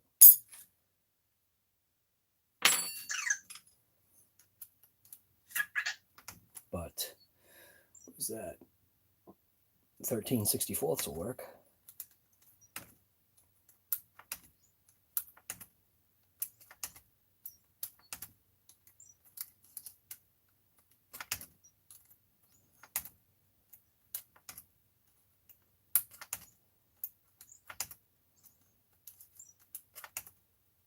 Am I going the wrong way here? Yep.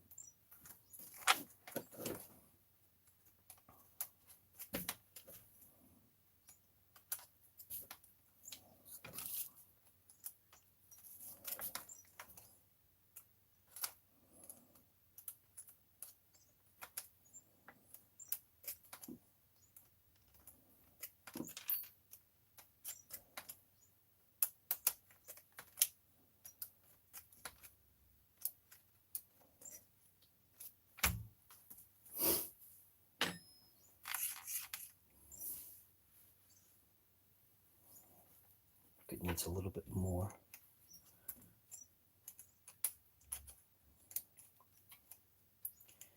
I don't know if the steering's got it. Seems like it's getting pretty dang tight. I think that's it. So that's it for that side. Did bring it in too. Not a huge amount, but it did. This front end's definitely light now. It's going to be a wheel stander. Yeah, I'm going to rip this thing today. I'm going to get a battery, start charging it up, or start checking it up.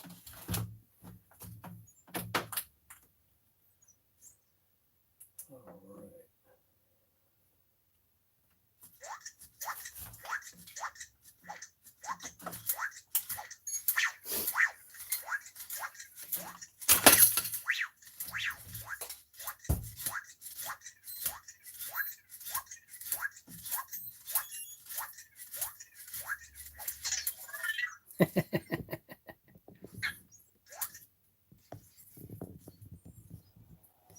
right. So basically just gotta do the same exact thing to this side.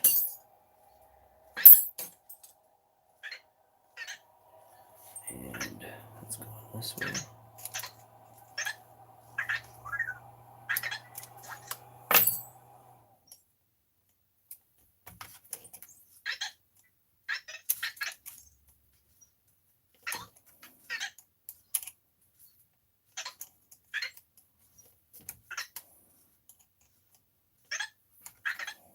Barry King, what's going on, guy?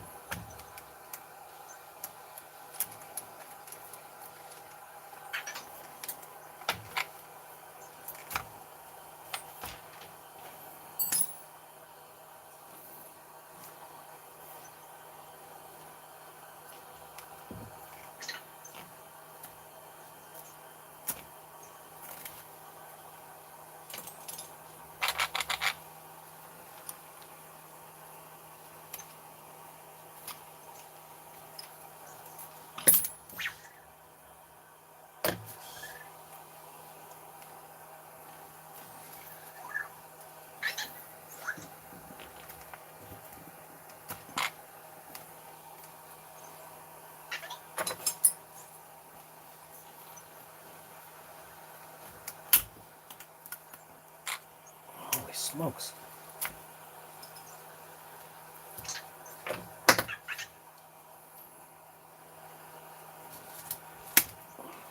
Wow. These shims don't want to come off. But I don't want them on. So they're coming off. Holy crap.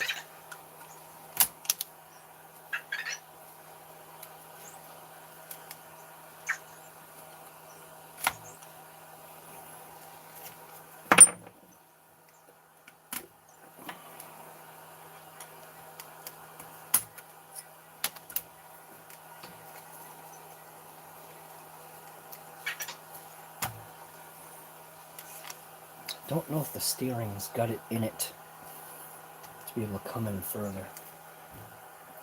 Kind of almost seems like it might not.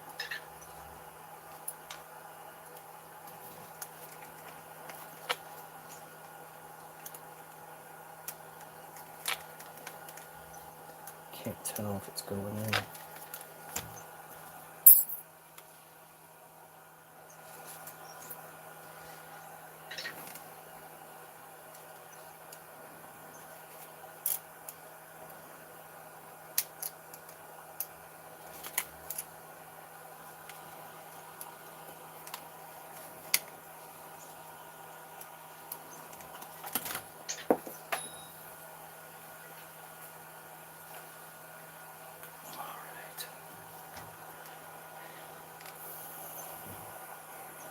Does seem like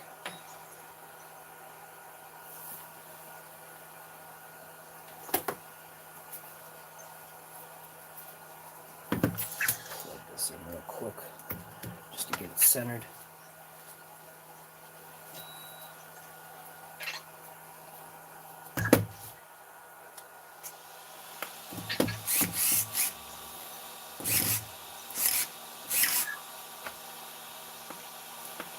So this one's off.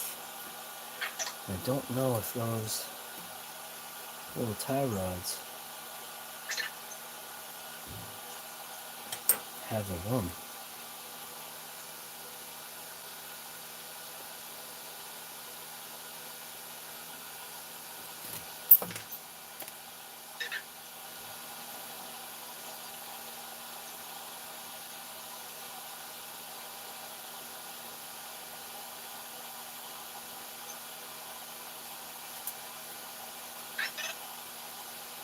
those tie rods might be too long.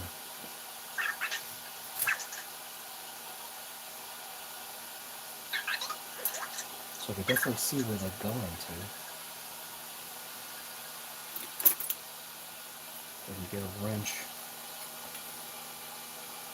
on this. See if it's stripping out or what.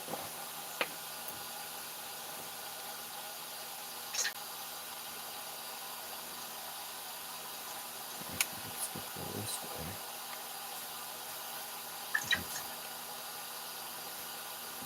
It's just going to rotate, I think.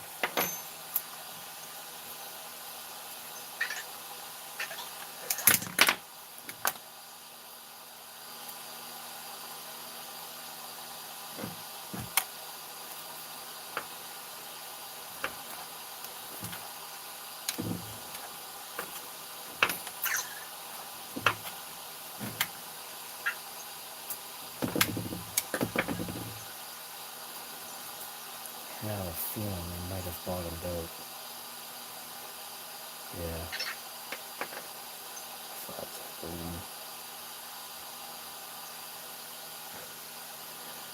So, no.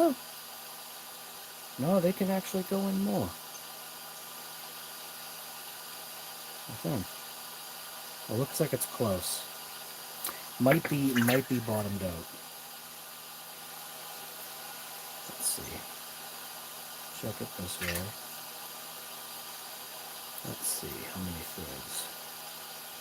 So, yeah, it's bottomed out.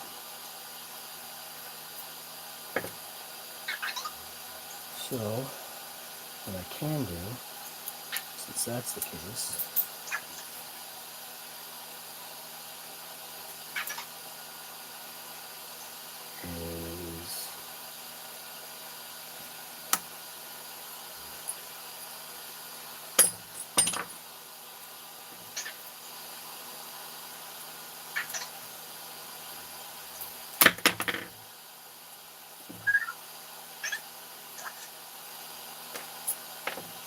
yeah, so these are the same length. That's why it's bottoming out. Alright, so let's just double check for there. And it's bottomed out. So that's why it won't go in further. But I should be able to drill it very carefully to gain just a squeak. But I don't know if I want to do that. Maybe I'll just have to run it like that. These, I think I can turn these in a little bit more. Get a little bit of that camber out of there.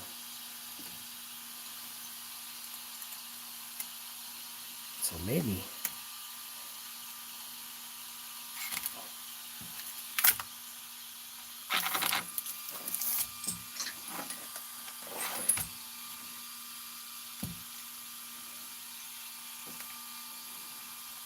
there's no extra positions to go after.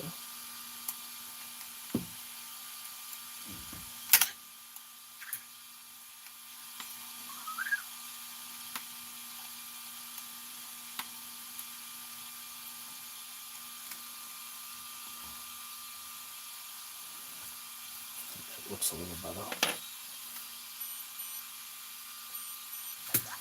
So what I could do is I could scrape off some of that. That's what I'll do. Just use my, I'll thread this with one of the lock nuts.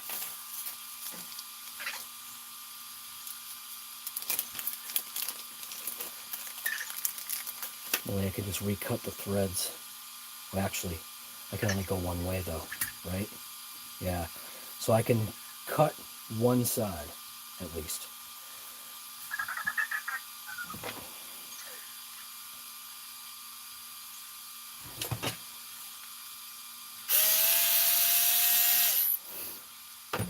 What I'll do is I'll just go to my grinder and I'll grind off a section of that. Grabbing my grinder. Where's my grinder?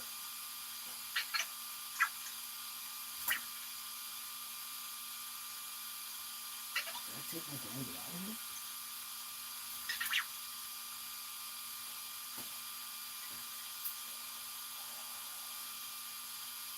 I don't think I've got a Dremel set up. Yes, I do. But it doesn't matter.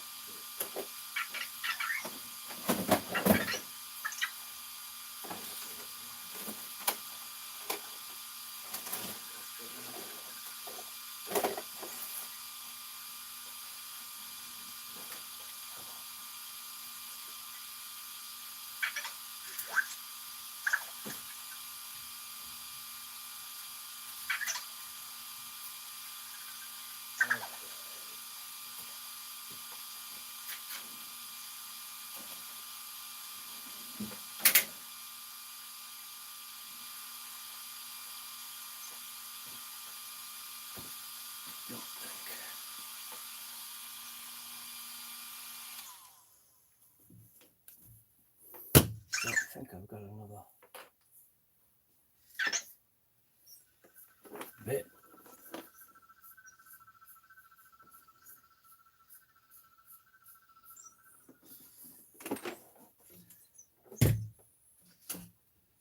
I don't think I've got a cutoff anymore. Got these, but these aren't cutoff wheels.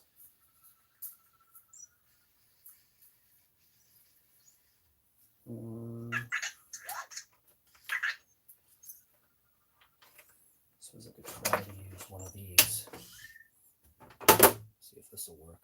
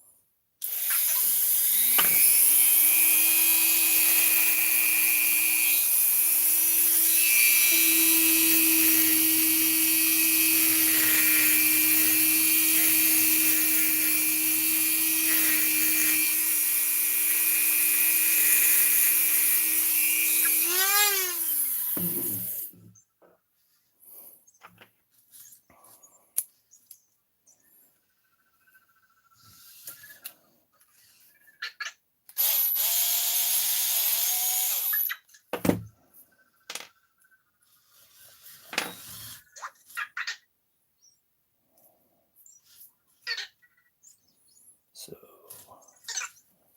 that was the end, I think.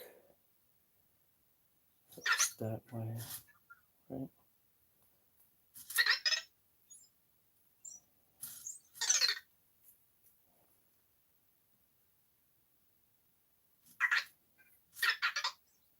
Yep. So this one was in this way.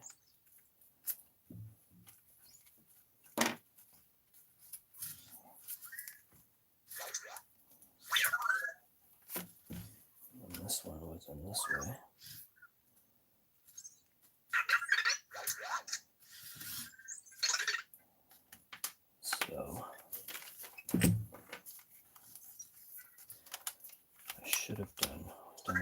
side because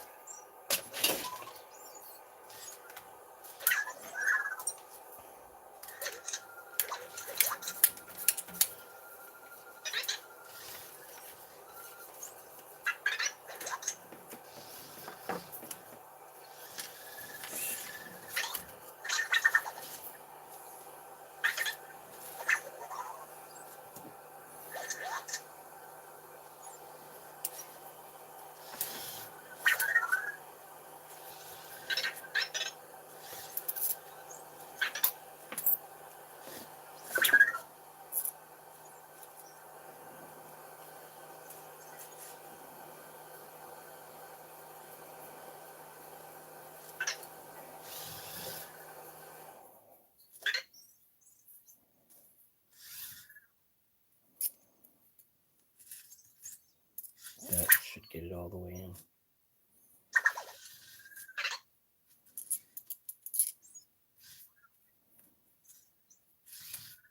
That's it.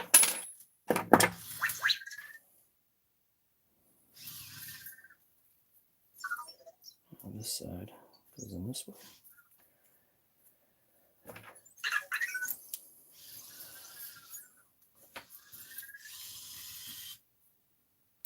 Oops, wrong way.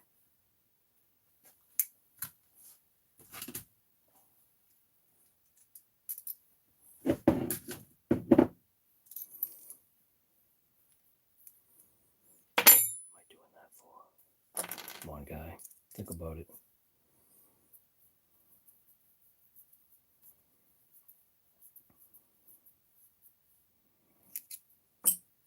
Let's see if that was enough.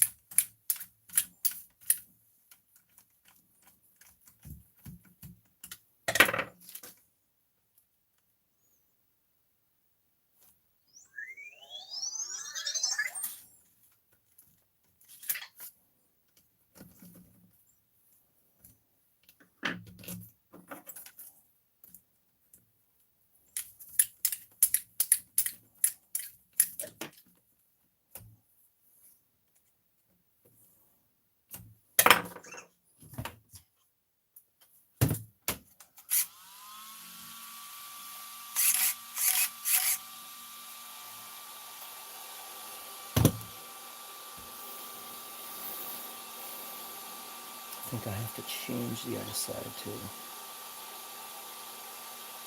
because it's not enough.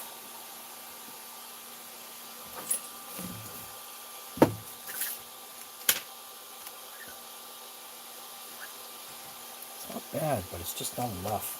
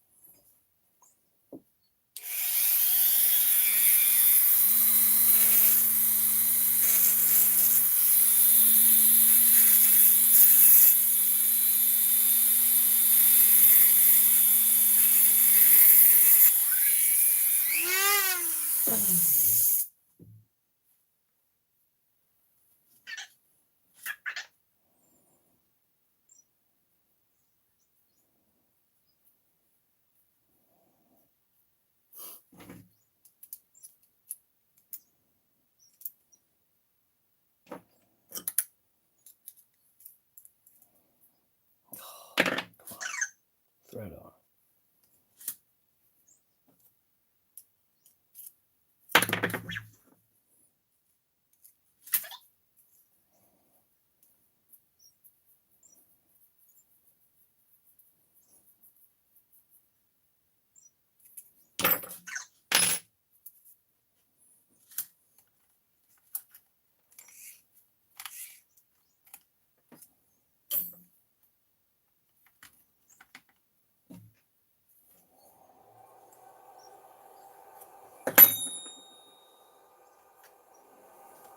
It's the same size. Or they're not.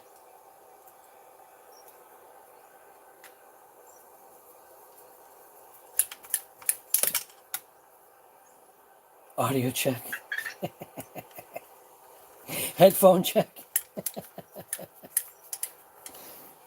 Headphone check.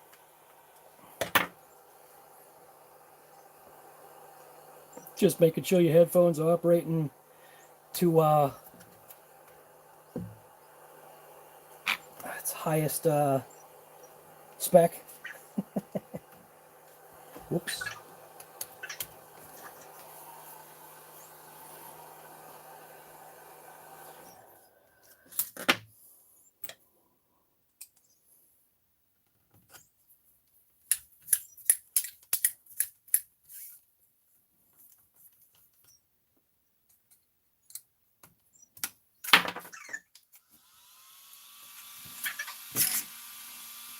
That's straight. Boom. So that side just needs to be adjusted a little bit. And we'll be good to go.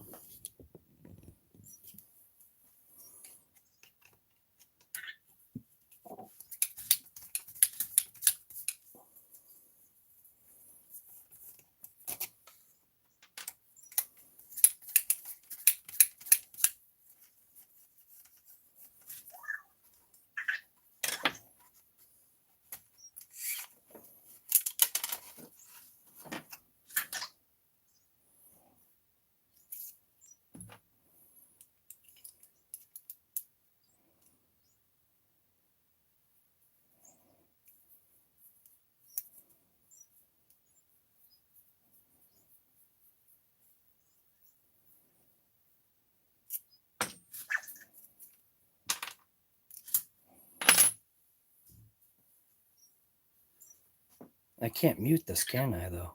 Can I mute the audio? Hey, I can.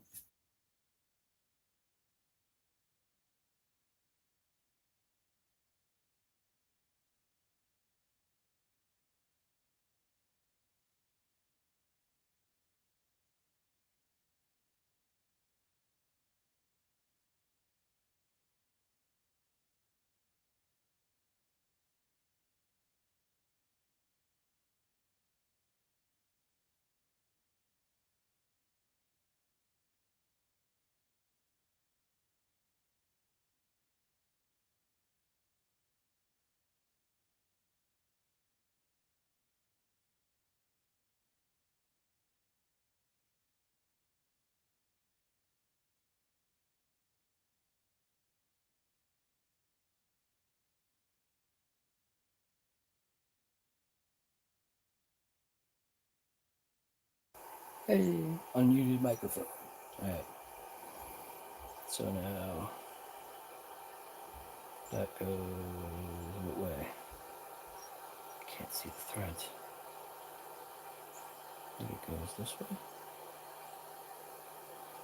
Which way is that going? This way. Opposite.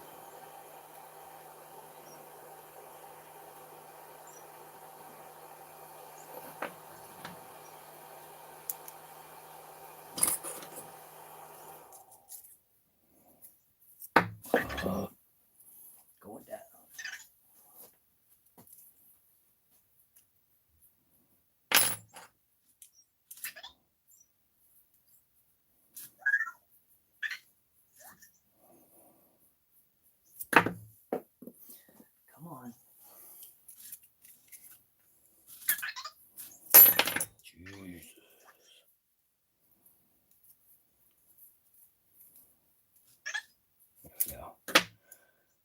Nope.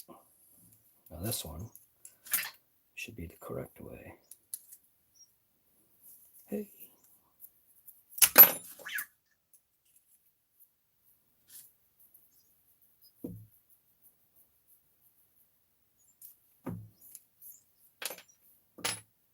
Oh, jeez.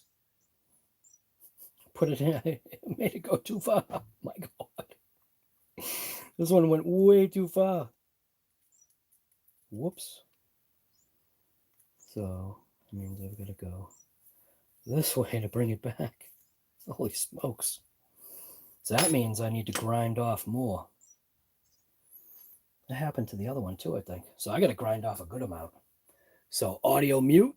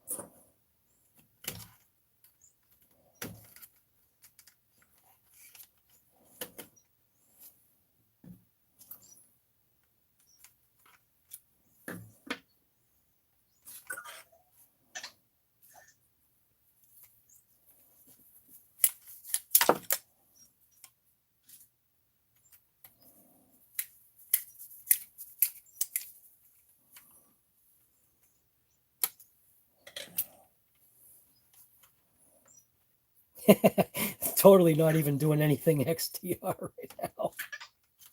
People are going to jump on there and be like, oh, XTR? What the hell kind of XTR is this? This ain't an XTR. I'm out of here. This is the micro version of the XTR. Drag XTR. Corrali drag. All right. There we go. I think I got it.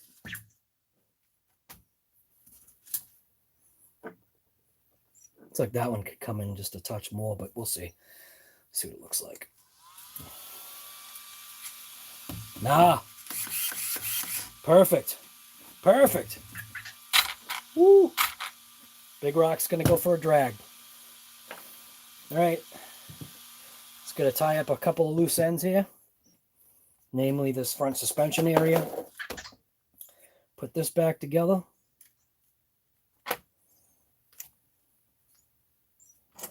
Then I'm going to take it out for a couple test hits.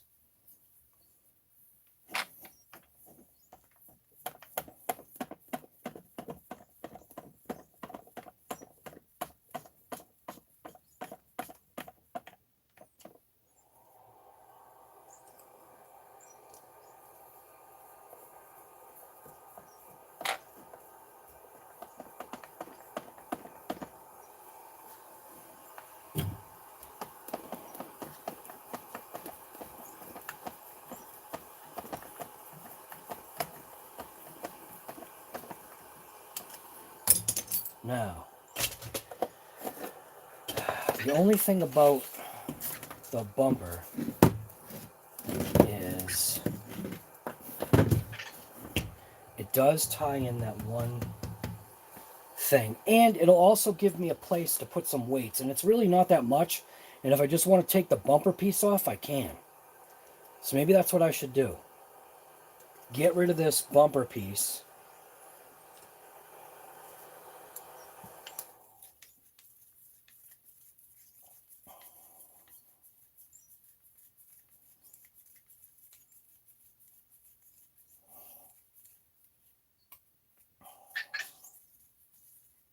Boy, that's a long screw. Does it literally go all the way?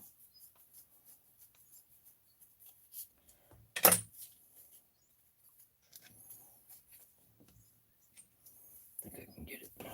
Yep. All right, so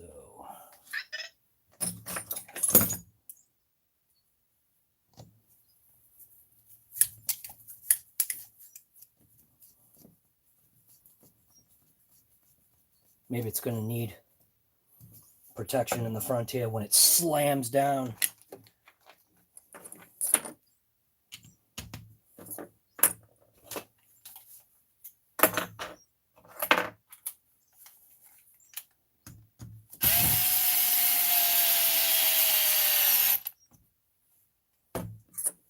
All right, get this out of here.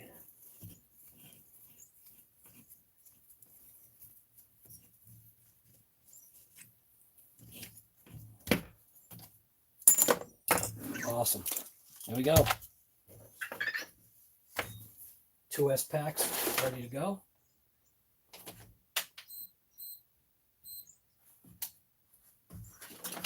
Got the GPS unit.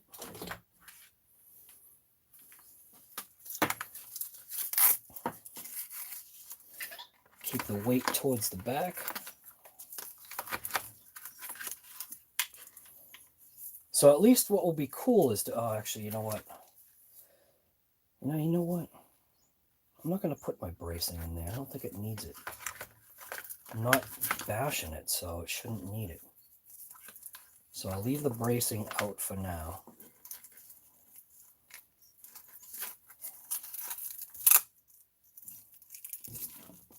Why is that a funny way, huh?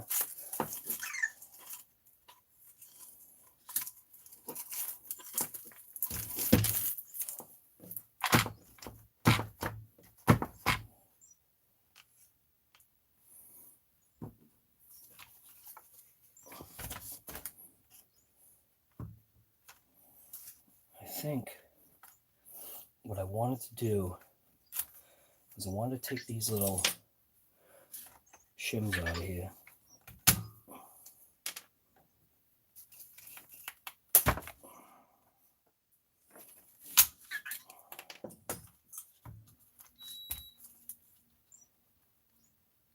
Yeah, I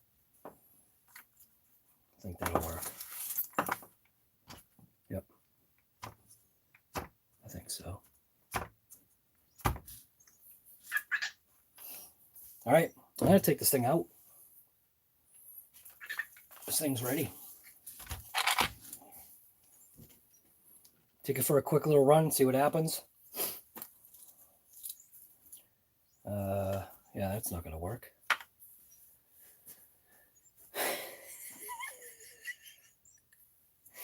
The old triple adapter. Because I don't have many 2S packs. That's the problem. All right, there we go. Laying in there. GPS is there. Think both fans are working. Yep, both fans are working. Took out a ton of weight off of the front end of this thing. Off of DragRock. Put the body back on. See what the front wheels look like now that they're tucked just a little bit. And I still have the rears I can tuck as well. It's not a huge amount. I might want to... What's going to happen now, I think it's going to hit the body. So I'll have to see what happens. I might have to put limiters on there. But the front wheels are tucked a little bit better. Just a little. Should have it like a gasser, though. Bam. You know what? I have an idea.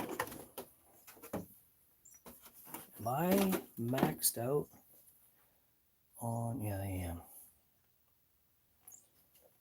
So I can't really, unless I had,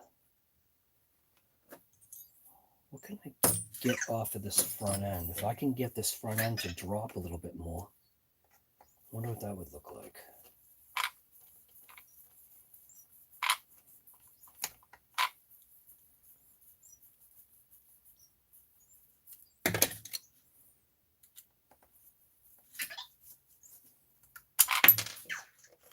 Yeah, it could. So I could definitely get that to drop more. I need a longer shock. All right. What do I have that's a longer shock here?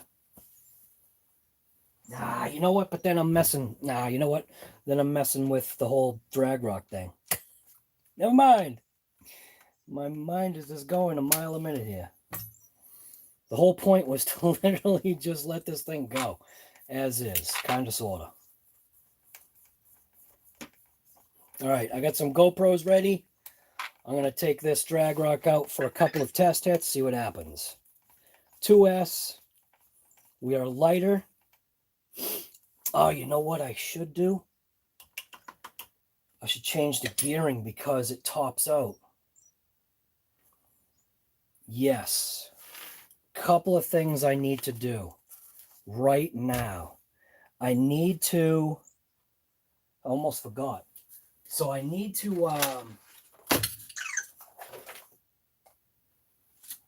put the program card in here to change my punch, because I want to put my punch all the way down to 1. Because I think I put it up to 4. So put my punch all the way down to 1.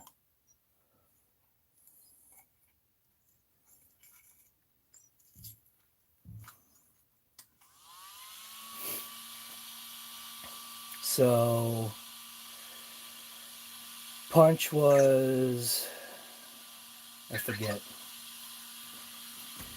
Was I on the back thing here? Let's see how many items we got. So I got 5, 5, and 11. So how many settings on here? 2, 3, 4, 5, 5. So starting break mode.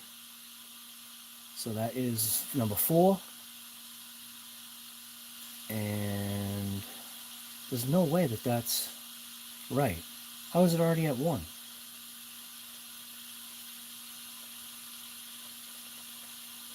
Wait a minute. I had changed it, I thought, to 4. So 1. Running mode. Oh, this was that one that... This is the one that the table's wrong. So the table was wrong on this. So whatever is punch setting... Oh, crap. Alright. So number 2. Let's just check values. So there should have been 5. This is probably it. Yeah. So I think for this particular thing here, I'm just going to press OK. See what happens. Although it could have been 3. Ah, crap. Oh, no. I'm messing everything up again. All right, let's just see what happens. Let's see what I changed. I don't even know what I changed now.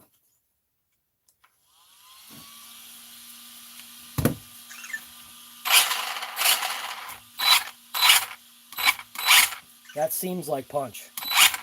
Because that, yeah, that seems like it was right.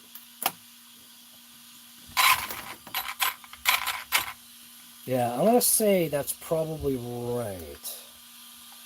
Crap. Let me see. I can't look it up because I'm on my thing here. Riffraff. Guy. You've got your big rock.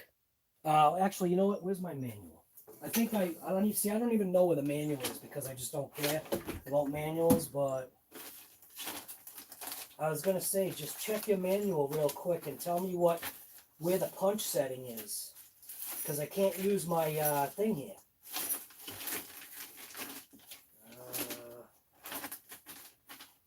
Yeah, I don't think I've got it, man.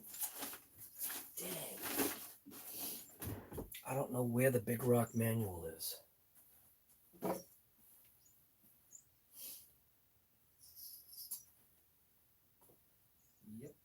I have no clue.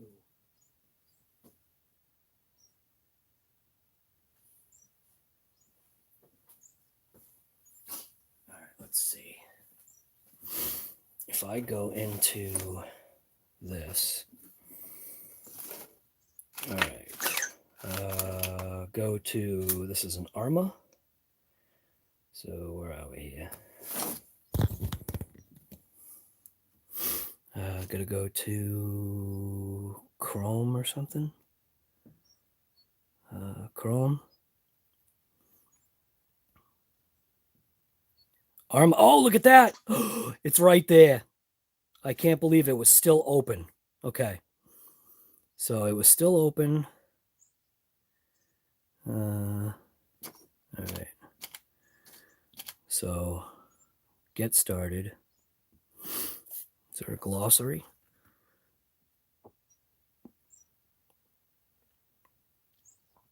Contents. Electronic speed control, 15. All right, so 15. So where are we right now? I don't even know what page we're on.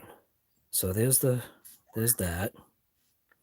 There we go. Okay, so punch setting was 2. So what the heck did I mess with? Did I mess with the right one? All right. So put that in there somehow. There. So I had it punch level 4 for item 2. Wait a minute. Yeah, okay, so I did do it right. So yeah, so I changed the punch down to level 2. I had it at 4. Pretty sure. Brake strength 4, that's the same. Running mode should be 1. Yep. And motor rotation should be reversed. That's right. Number 1, lipo. Yep. Okay, cool. That should be it.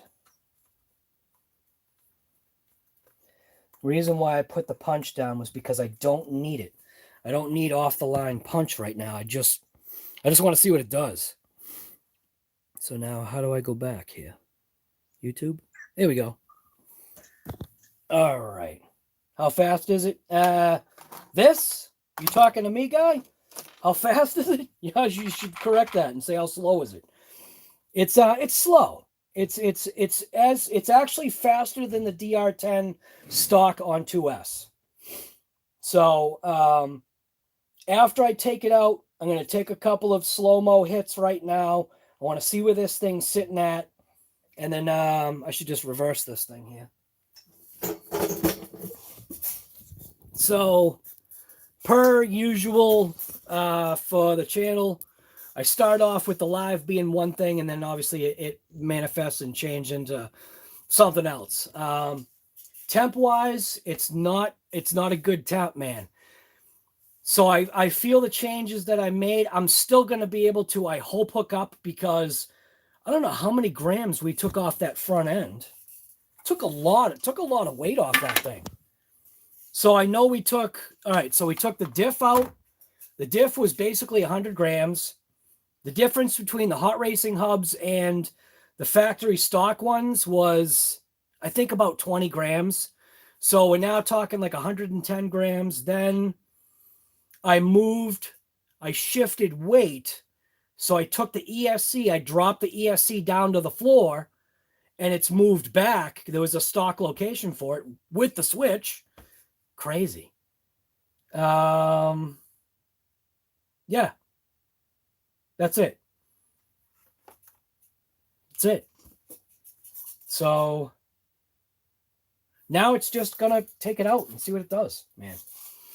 You know, like I said, Big Rock, RC Guy Garage, Big Rock Drag Challenge, or DragRock Challenge. So it's looking good, man. When you put the body on, it's not perfect, but if you see how it's together, I mean, you'll understand why it's not like absolutely perfect, but it's so close. It fits good. It actually fits very well.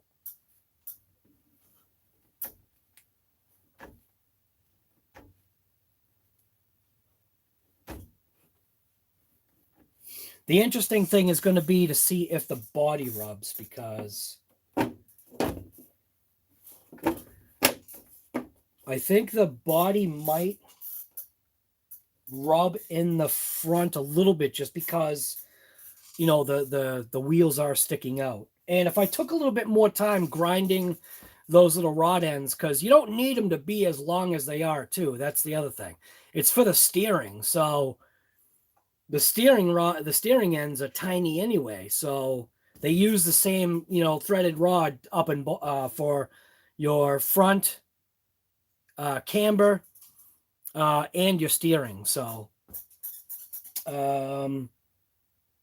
yeah, it's ready. DragRock.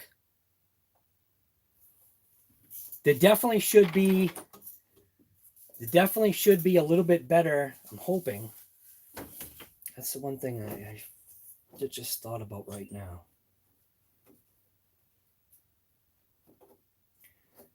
I think I might get too much. So I'm thinking about this, because obviously now there's going to be a change in weight transfer and everything about this thing right now. And taking those shims out, not sure if that was wise in the back. The only reason why is because I have nothing to stop the body from colliding. I have nothing to stop the body from colliding with the tires. If I maybe raise up the body a little bit, that might help. Yeah.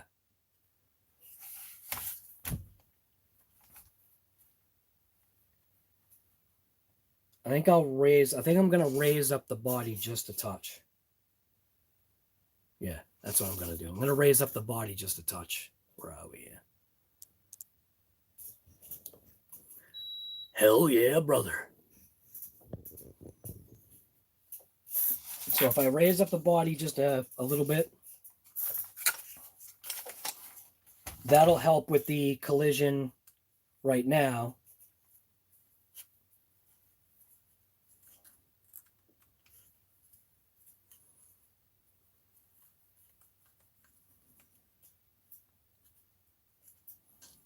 Dude, you've been here for 3 hours? Were you out of your mind? Dude, I've been here for 3 hours. My beard has grown.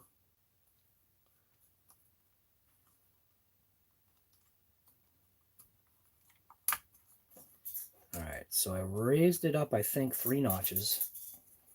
We'll see how that looks. It's just to keep it away from getting mangled.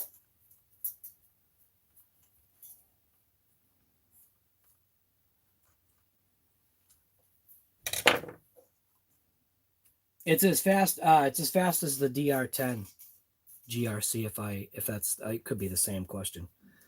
I don't even know.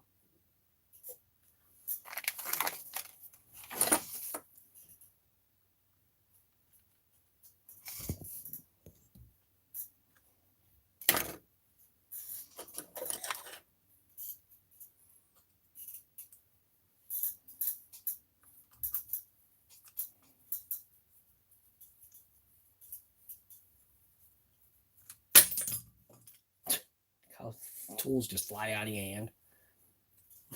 All right, let's see how this looks.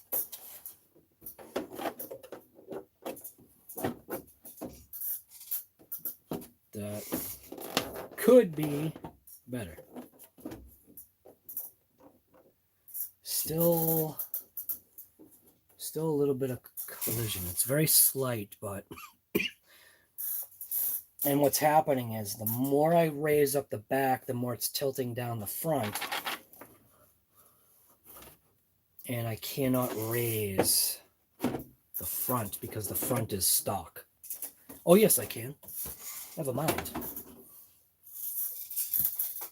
I don't know if it can raise.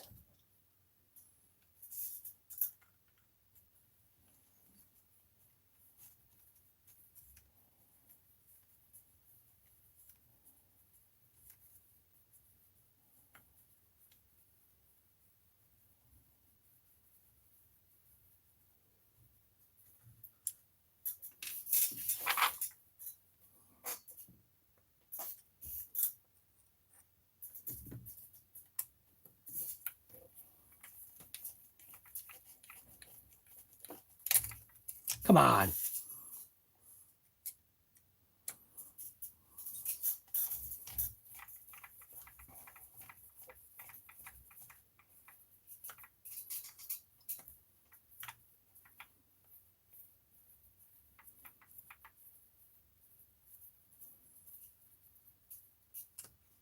All right. How much can this come up? Watch be nothing.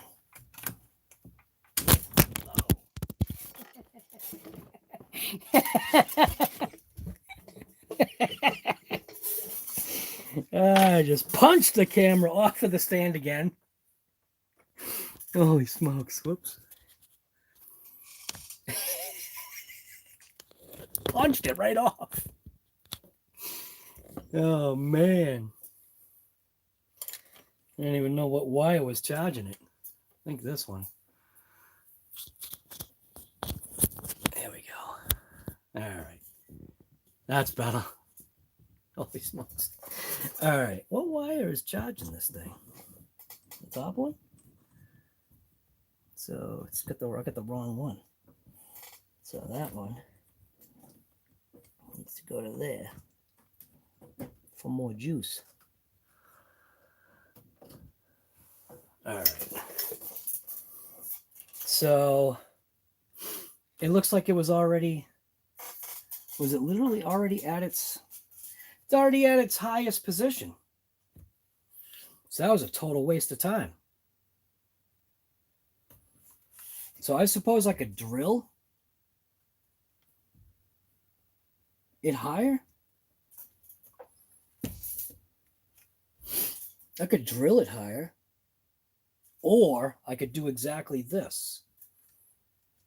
Can I just literally install the screw right in the hole and the body won't go any further down?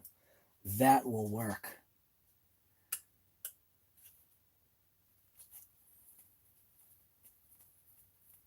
That works. Yep.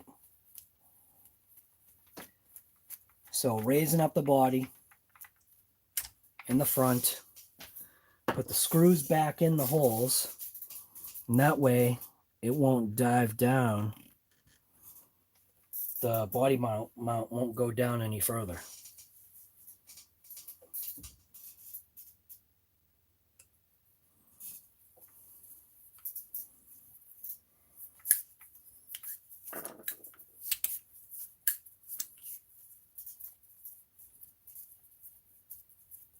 Because it's not like the body's it's not gonna come flying off, that's for sure.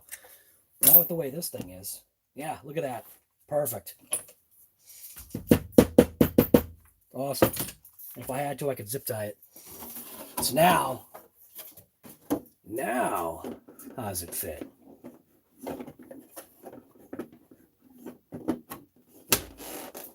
Oh, nice, dude. Yes, that's the ticket right there. That totally just fixed it. That just fixed its front end. Crank that body all the way up. Perfect. Absolutely perfect. Yep, now it doesn't even hit the body. Sweet. All right, rear body pins are going in because this thing's going out for a ride.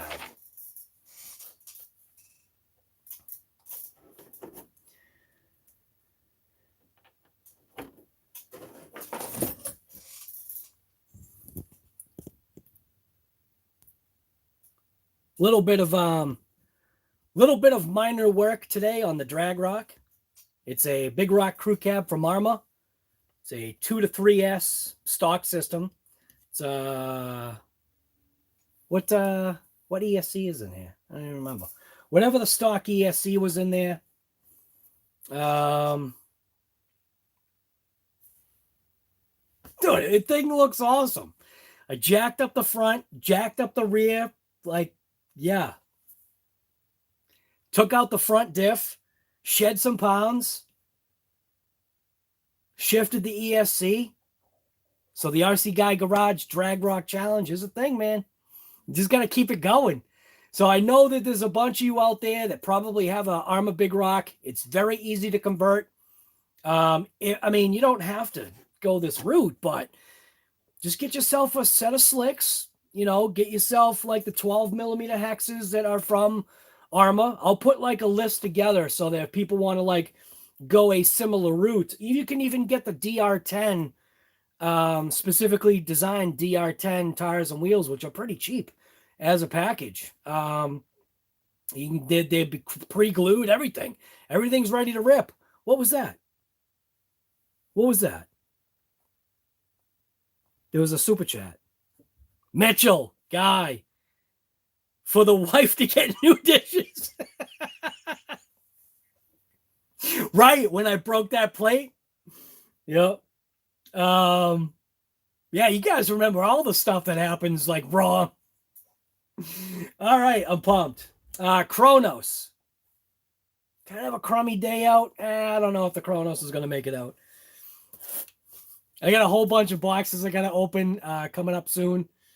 Yeah, this thing's ready to rip. So, yeah, keep an eye out for another slow-mo video from RC Guy Garage. Basically, all it is just showing the difference between what it was when it first went out. The tires did lift. So that I don't know if the right front lifted, but the left front did lift, which showed even at that point in time that it was hooking up. The difference in temperature, though, I think we're talking about a solid 10-degree difference in temp. And that is going to make a difference because at least before, the pavement was warm. So the sun was warming the pavement. The temperature was warmer, made things more supple, made things more, whatever, supple. This is fun. See the smile on my face? You could have that smile too. If you have an Arma Big Rock, enter the RC Guy Garage DragRock Challenge. You could just literally just pull your drive shaft and rip.